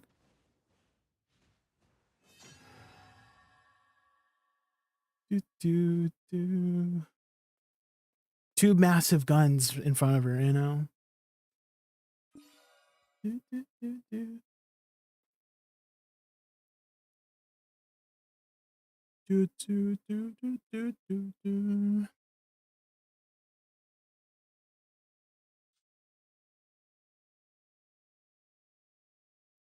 Knock yourself out.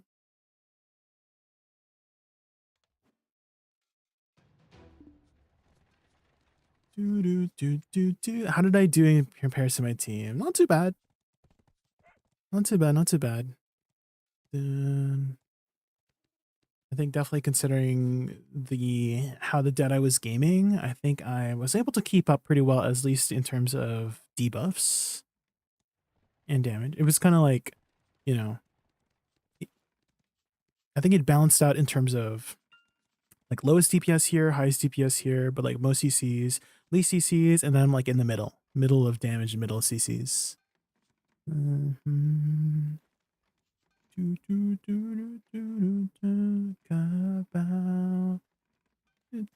I think that match also, I've done a much better job of avoiding, oh my gosh, the whooms, avoiding like warrior shenanigans.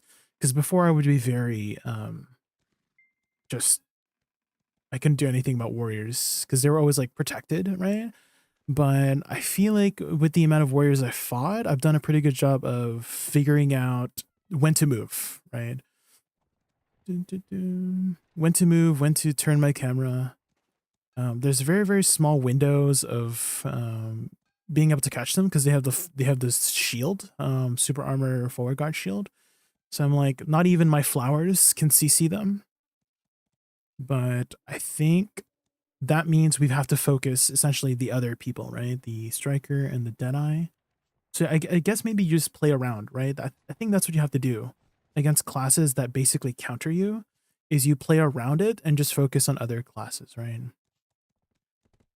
I think I could have done a better job of maybe ignoring the warrior, because I kind of was just pew-pewing the warrior, but I feel like I didn't do anything against the warrior in terms of my flowers. But perhaps that distracted them, you know? Maybe it was enough to distract them from my team to do stuff, you know? Surely. But I think that might be a good one to end off at, guys. We won 3. We got 3 wins, 1 loss. So I think that's a decent amount of matches to do. How are the rankings for Woosa right now? Ooh, a number 7, guys. Okay. Ooh. Yeah, let's see how this Woosa's doing here. Number 1. How are they doing in terms of their abilities? Oh man, they have ignore res? Should I do that too, guys?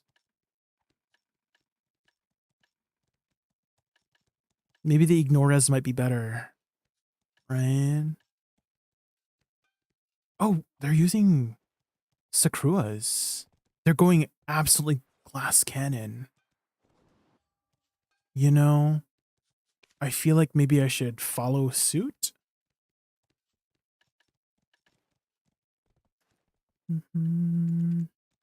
So maybe I should go this one. I like that idea.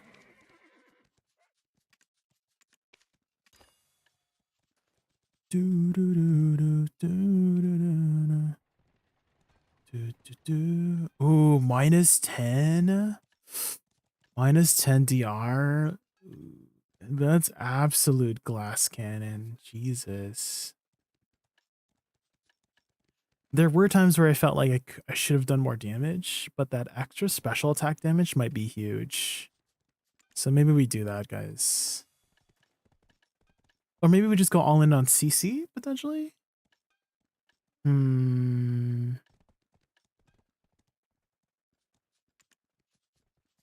Yeah.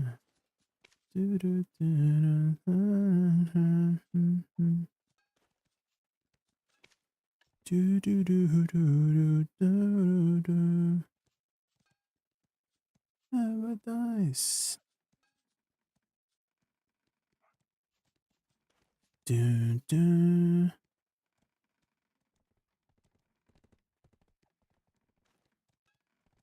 So they have minus DP down attack on bloom bursts. I'm almost like wanting. This might be like, I don't know. I'm like thinking, should I maybe have add-ons on some pre-awakening stuff? Like Chrysanth? Because I use Chrysanth so much, but I don't use Bloomburst as often. Because I'm always like kind of like saving it a bit. So like, ooh, but I also really like it on Soul Cleanse because I use Soul Cleanse quite often. I don't really have any back attack here. And I always want some source of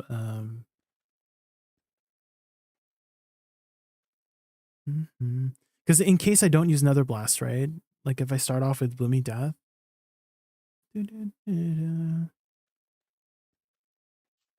So maybe I do some pre-awakening stuff.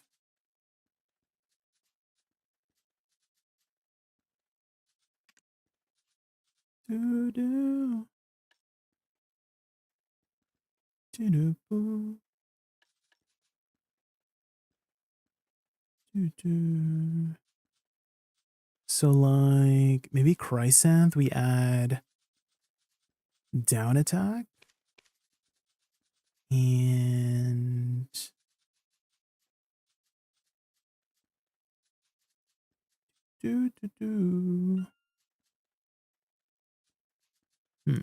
move speed.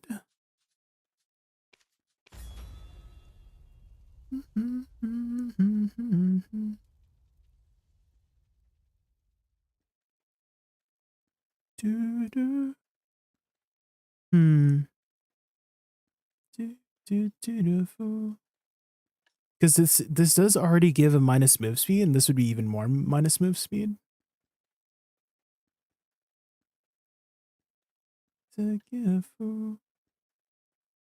Cigarettes. Let's try that out.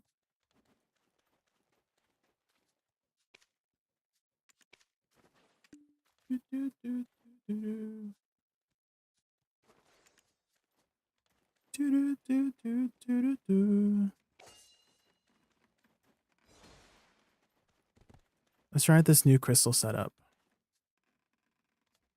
I didn't even consider Sakura's because I didn't even see it because I was like, the visionary ones seem very important, but basically I'm all in on like, let's say somebody's evasion. I basically can't kill anybody who's evasion if I don't have the visionary ones, right? Because people are like running Hooms, right? So I don't know how much evasion Hooms give. Oh, wait, you can do the replay thing? Oh my god, I didn't even realize the replay thing.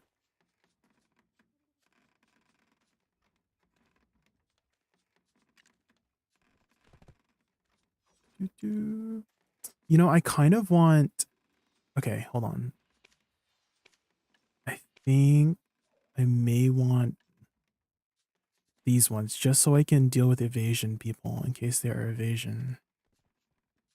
And also if I can CC more often, that would be good too, right? So I don't mind sacrificing my own CC resist. Because if I'm in unprotected thing, I mean, that's kind of like giving it up anyways. So maybe the extra CC resist might help.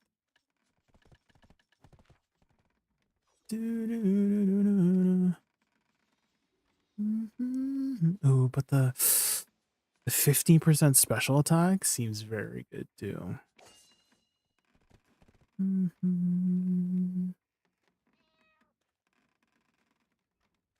Unsure.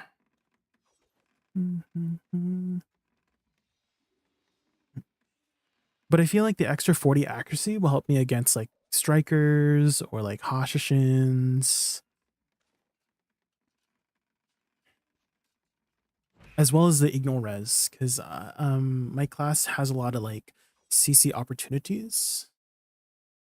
So maybe the ignore res might help a lot more. I know like the ignore res doesn't help my flowers CCing, but at least my direct damage skills have a chance to CC often. Lots to think about. And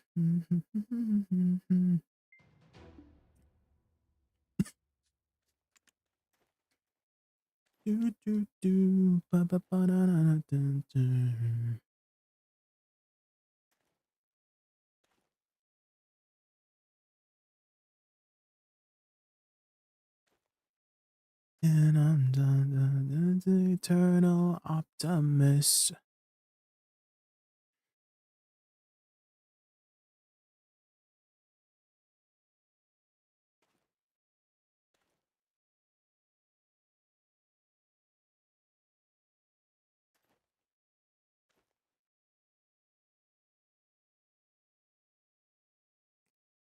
I'm grateful all the time. Oh, we got a witch. Okay, I think maybe I play around the witch.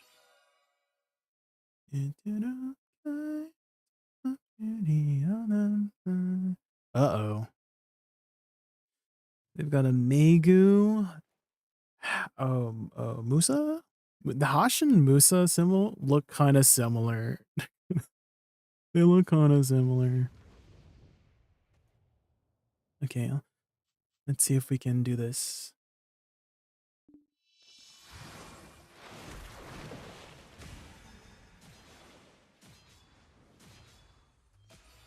Uh-oh. Dun, dun, dun, dun. Mm-hmm.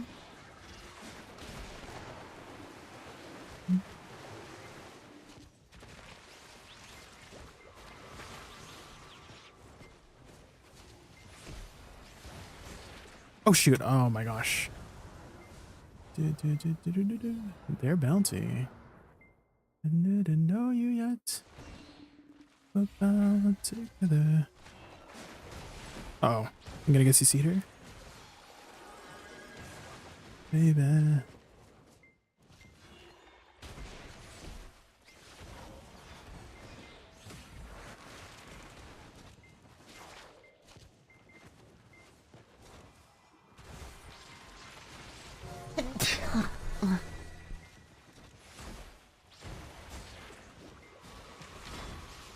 Oh no. Doo-doo.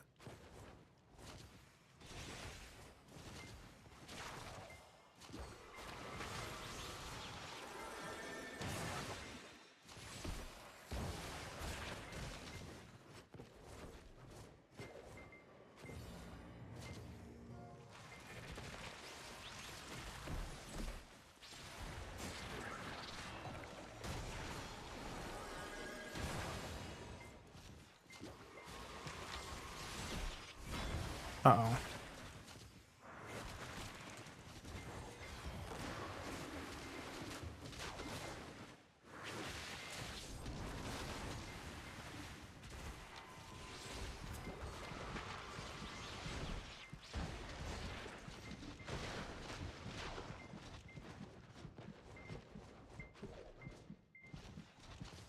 I'm out of stamina.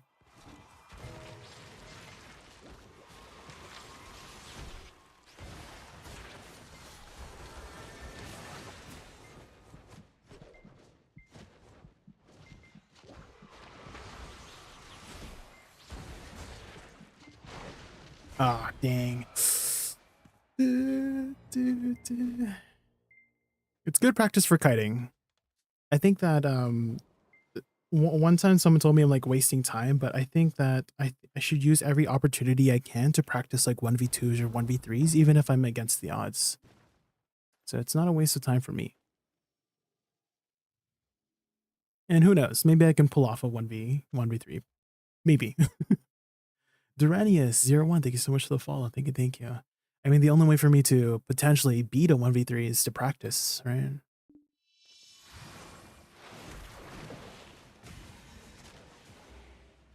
I'll try to watch my witch a lot more because I think they were really heavily targeting her.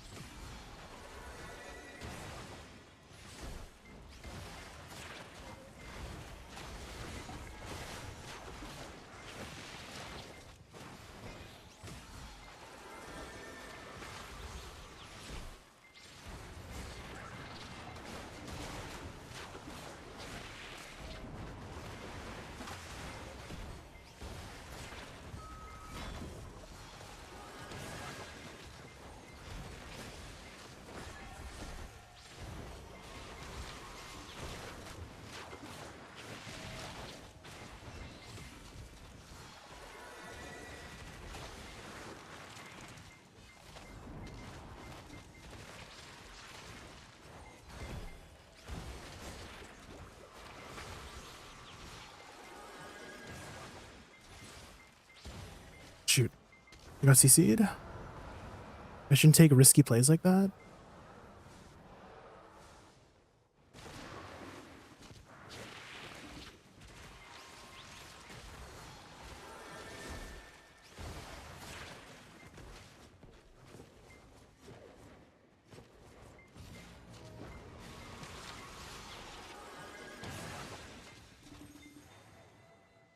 Just play safe here. Just play around my team.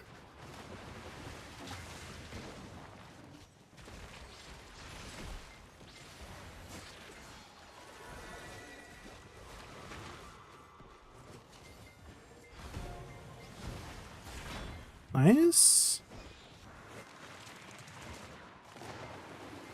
Okay, play safe around my team. We shouldn't lose here.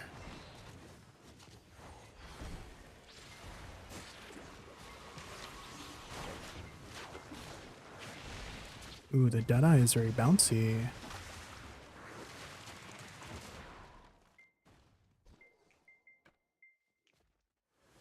I was able to save the witch there, yeah. I think the Musa was on her ass, trying to stick his stick up her asshole, but I was able to prevent that. Let's go.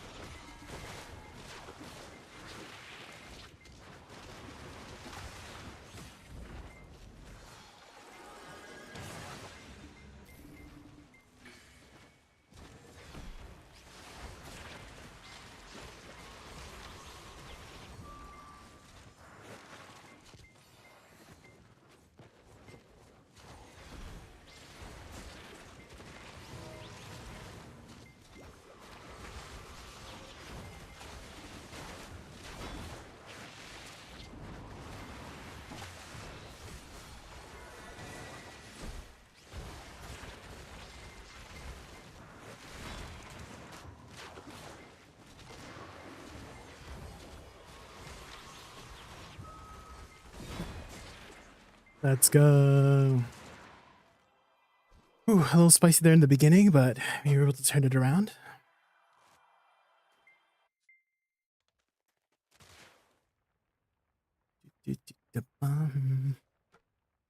Are you the witch in this, Bonds? We're not out yet. I learned very quickly that even if we are doing well, we shouldn't let our guard down, you know? Does anyone know a drop rate buffed server with 2 hours left? Usually the Balanos 4 to 6 servers, Heroic Fish, I always know that like Balanos 6 is always like being refreshed constantly. So you could try Balanos 4 to 6. Those are my home servers. I always know them to be very upkeeped. I don't know if upkeeped is a word. Upkept.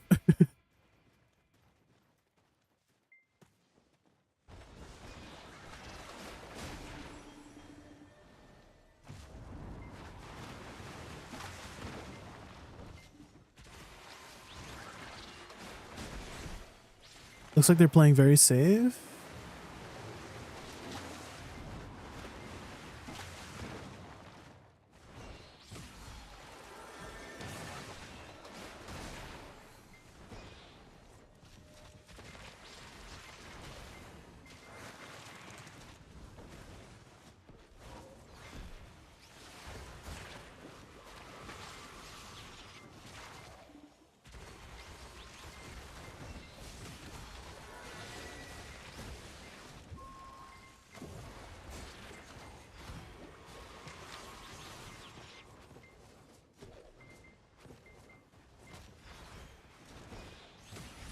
Oh my god, he fell off. Oh no! Uh-oh. I wasn't watching my asshole. My asshole got exposed.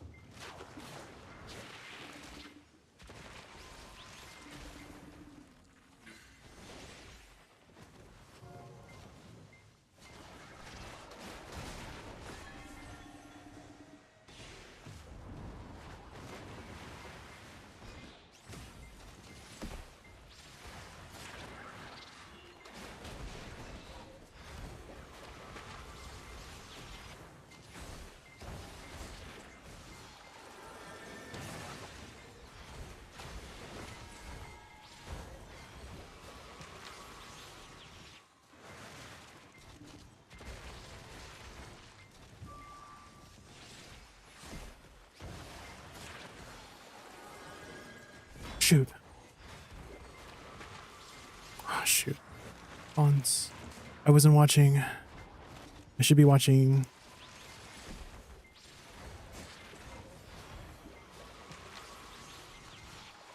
They're playing very safe. I need to regroup with my team here. Where's my team?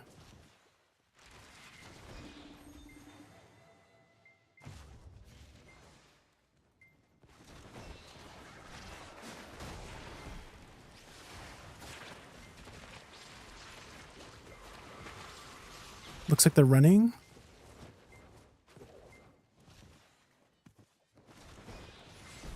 Yeah, for the timer.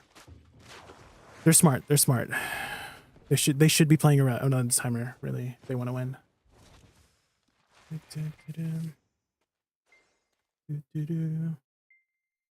This song is a banger. It suits the class really well. It's definitely. Oh my god, the blue shirt guy. Blue shirt guy. You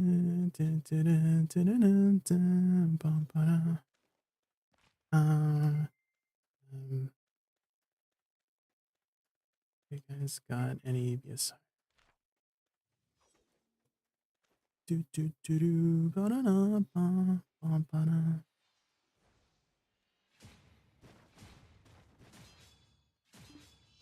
Let's see if we can make some plays here.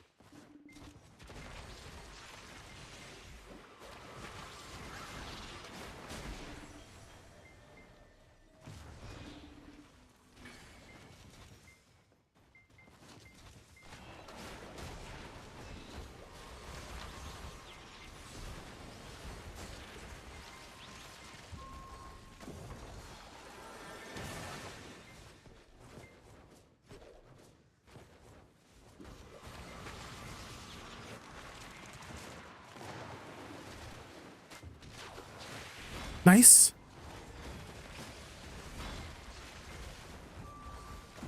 Nice. Let's go. GG's. Okay, I wouldn't usually do that. I don't know if you guys saw that there, but I was the one who engaged, and I was able to catch out one of them, which they V'd right away, which made it a 2v3, and I think that helped my team push forward there.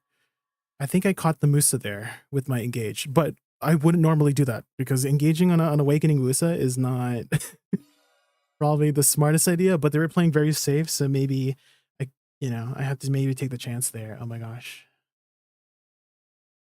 You're the best Awakening Woosa I've had. You're the thank you, Mons. I'm trying. I'm really trying. I mean, I used to be like, well, I wouldn't say I'm like good at PvP, but I'm trying to get better. And there were many moments where I was playing AOS where, a lot of people just did not really believe, right? They were, just gave up because of the comp. And sometimes that is, the comp is going to be a pretty big deal, right? Is if you have, the grab classes, let's say you have a Sage or a Deadeye, right? Those are the meta classes. And although I'm not playing a meta class, I am trying my hardest. I'm trying to pump the damage,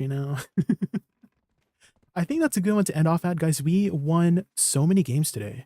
We won 5 games today, guys. Oh my gosh. We lost one. How did I do on the one we lost? We did okay. But oh my god, we're getting up there. My highest I've ever been was like 1400. Like I was like, when I was starting out, I was like 700 Andy, right? Everybody starts there, and I had to learn what classes to be playing against. Like Zerkers were a really big one. Grab classes in general were a really big one. I'm sure you know yourself, Bonds, right? The grab classes for Witch. Stop touching my asshole, And so those matches helped me a lot. And same thing with like 1v2s or 1v3s too. I don't know if you've ever really tried against a 1v2 or 1v3, because those ones you're like, some people just give up, right? But I feel like those are really good opportunities to practice. There was one point where I did actually succeed on a 1v3. I literally, here, let me grab the clip. Oh my god. Is it 1v3? Here. This clip here. Oh my gosh. Let me show you, Bonds.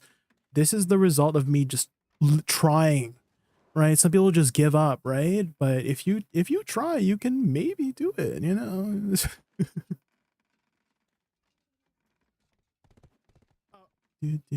Oh my god, I love this clip so much.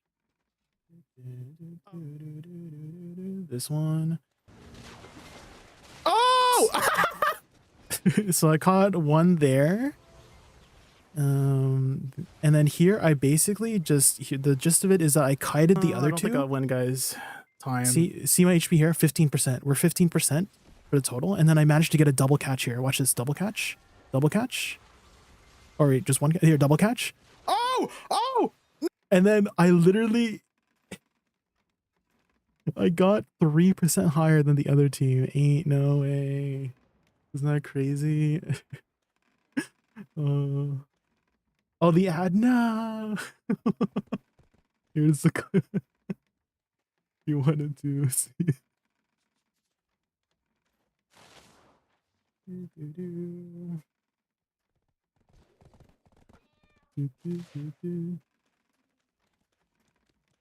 The timing of the ad, that's crazy. Goodbyes. How did the other team do? Here's another thing that I started doing, guys, is just analyzing the other team. Let's say someone is doing really well. I just try to check out their like comp, right? Their DP, their like crystal comp, and see what would be the best to like, let's say like they're a Zerker with a bunch of Hooms. Then I know that I'm not supposed to be really doing damage to them, right? Pretty standard. I think it's a pretty standard crystal set for Deadeye. I'm not too sure about the Pilgrim's Providence anymore. I think the only thing that really gives you a lot of like value is the stamina. The HP I feel like has 0 value, right? I think nowadays the 150 HP, it's not gonna save you for the most part. As it seems.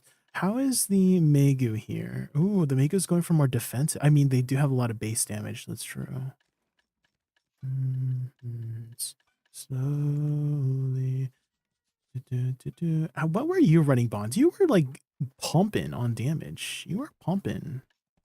Okay, okay. So pretty a standard set as well.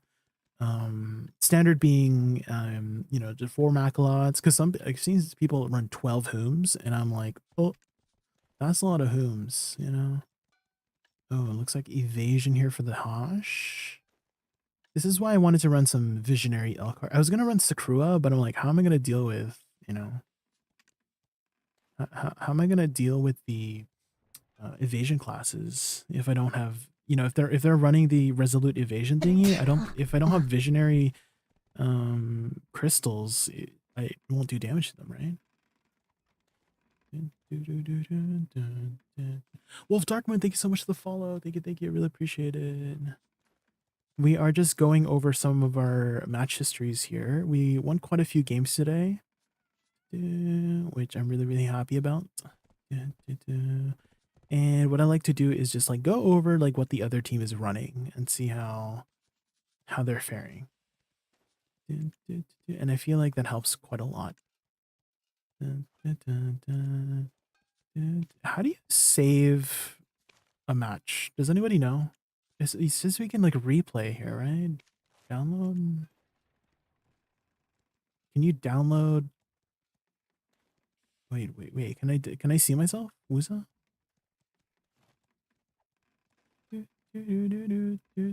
Jaykun. Here it is. I can download the match. That's awesome. So if I do this test, I've never done this before. Let's see how it works.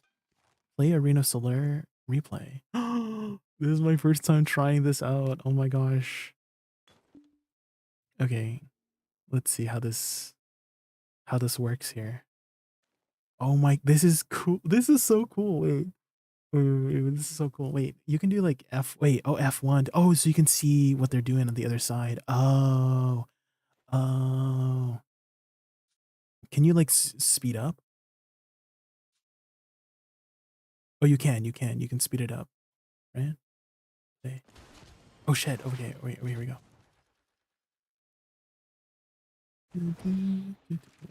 Okay, what was I doing here? Oh, almost getting caught by the Musa. That's what I was doing.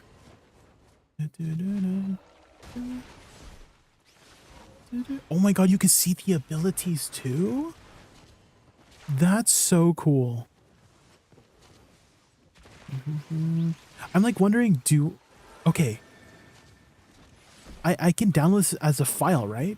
So after my matches, I could link the file for anybody like wanting to play it in game, right? That'd be cool. That's like a new that's a new feature I can add to my like streams or like my videos, right? Is I would download the you know, the matches. Although I don't think I can download from previous matches, right? Because it seems to like I couldn't see the previous days. Is there a way for me to see the previous days or not? Well, now I know, like for future, if I'm gonna like upload any matches, I can potentially. Oh no, the Hosh got caught there.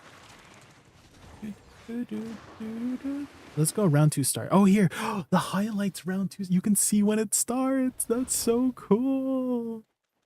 That's so cool.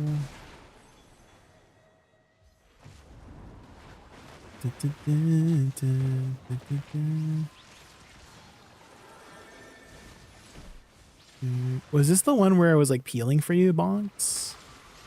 I can't remember.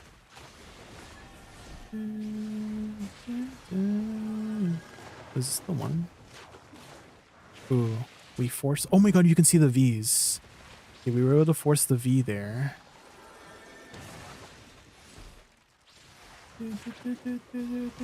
Didn't angle my flowers very well there. This one is a little bit hard to see because the angle of the camera.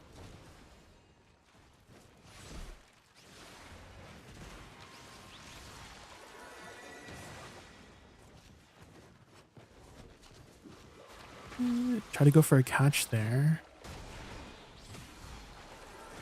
Here, Moose is trying to go after my asshole. Oh, here. Was this the peel? I don't think I really peeled very much, Bonds.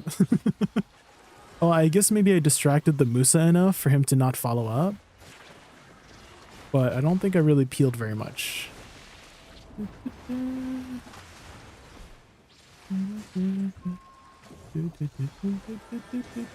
That was a good combo there. Ooh, I like that. Do you see that? We were like double teaming there. Do you see that? We got the Musa there. And then we were like double teaming. Sheesh.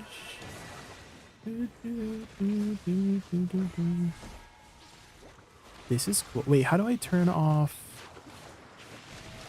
the UI? Is there a way to turn off the UI? Control U? Oh, here we go. Oh shit. Okay, back to me. Well, we can't see the HPs. I wish you could just turn off like this UI and that UI. Dude, ooh. There I was being very risky against the Meiwa or the Megu. So this is awesome. This is like so good for like reviewing like what you could do better. I love this so much.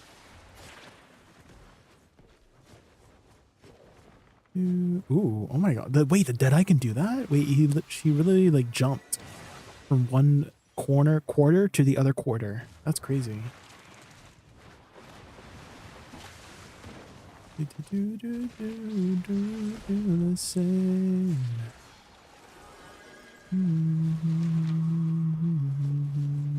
Oh, another thing that I'm like a little bit that I'm working on as well is like map awareness too.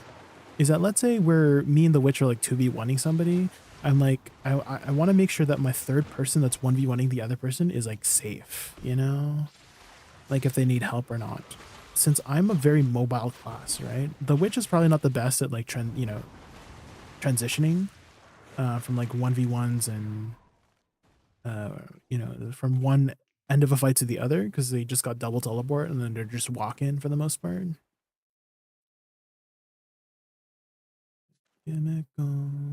Let's go to round 3. It's a chemical.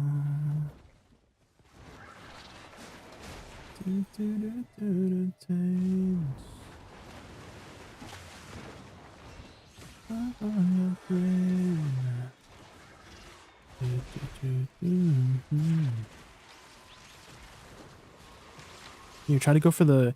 I can never catch the Megu. It seems like as soon as they're moving, they're like, you can't go for a catch on the Megu. That's what I need to take note of. Is if they're moving, there's probably no chance for me to catch them. I have to catch them when they're trying to combo something. It's catching them while they're moving, that's impossible. Okay, so that's one thing to know about Megu. Same thing with Deadeye as well. I feel like you can't really catch a Deadeye when they're moving because they're probably in super armor. Here I was able to catch the Musa there. And since they don't have any grabs, me and the witch are just super armor trading. And I feel like me and the witch can outwin super armor trades.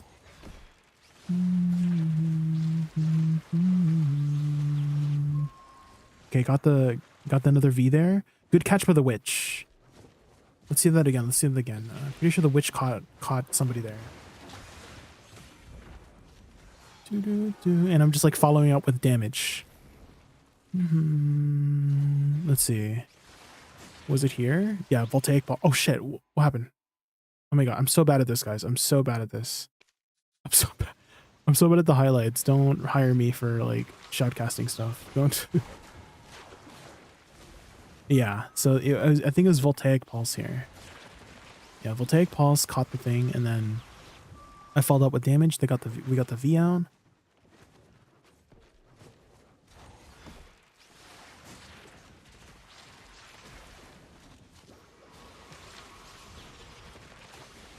Oh wait, did I catch somebody there? Wait, did I catch the Megu there? Was it here? Ooh, caught him. Let's go. I did catch them. Okay, let me see what kind of window it was to catch them there. It seems like they were in a forward guard, right? Were they in a forward guard? Because that's the only way I would have caught them. Let's see. Yeah, they were in a forward guard. Yeah, they were forward guarding, and then my flowers did the rest. Thank you, flowers. This is so informative. I love this.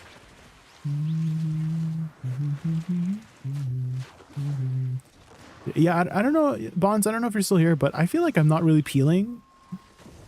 Thank you for trying to credit me for peeling, but I feel like the other person was helping you more than I was. I feel like the Hosh was doing a better job of peeling.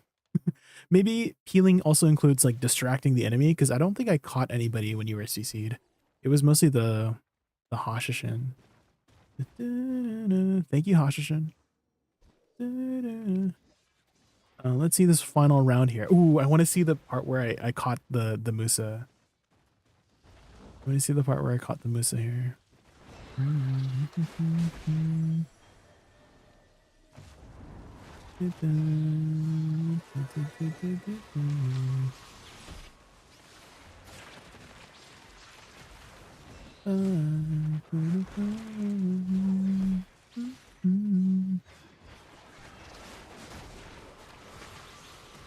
Okay, try to go for a catch there, but the best I could do was a little bit of trading.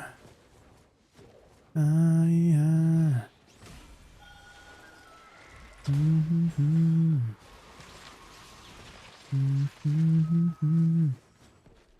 Here, I made a decision to not 1v1 because my class is not a 1v1 class. So even though like I'm like fairly confident in 1v1s, I shouldn't, just in case, you know. Actually, I need to play with my strengths here. I caught big catch here. Let's go. They really split them up here. This big engage.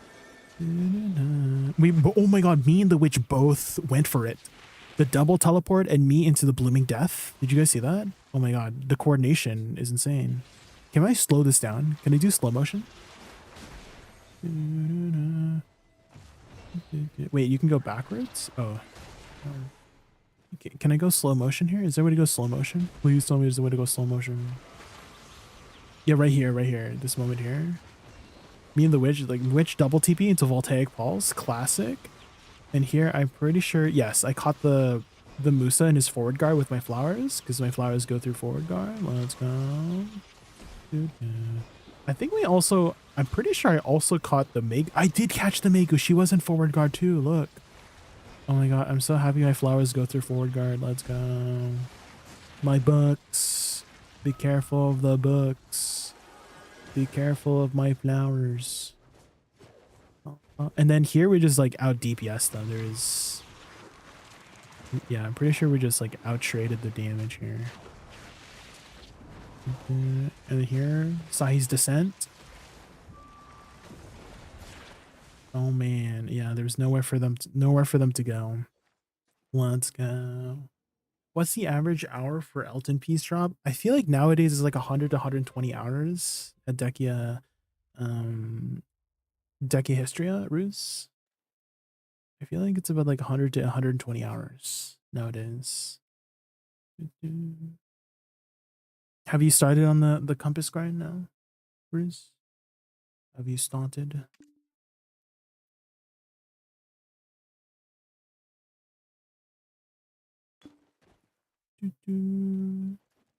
67 hours. Have you got any Vodkin pieces? Is that your last piece, the Elton piece?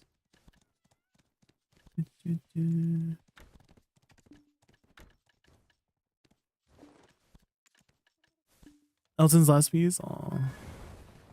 Well, at least with the Dekia version, you can potentially get some debos, at least. But anyways, guys, I think that's a good one to end off at. We won quite a lot of matches today.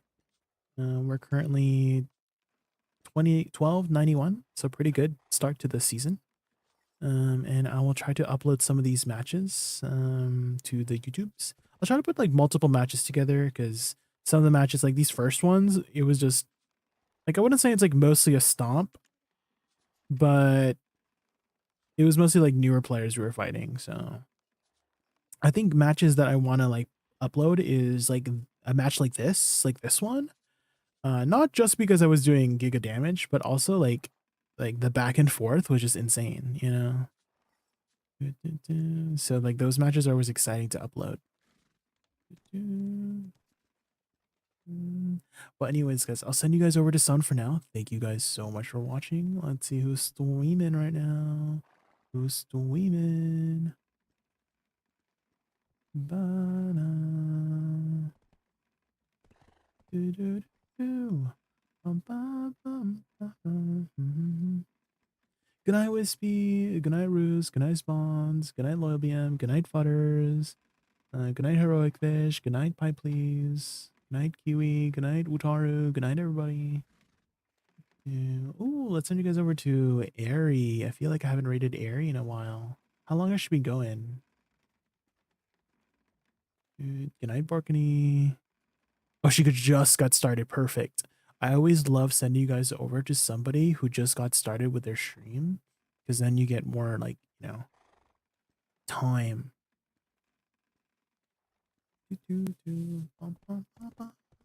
All right, guys. I have to check tomorrow if I get a script, because usually on Fridays I get a narration script, and that will take up my time. But if not, then we will stream. But if I do get a script, then I can't stream because I gotta focus on the script. So 50-50 chance on tomorrow's stream. But thank you guys so much for watching. I'll see you guys over there. Bye. Oh, can you guys spam my raid emote when we get over there? There we go. Okay, I will see you guys over there. Have a good night. Bye. Good night, my Toby. Good night.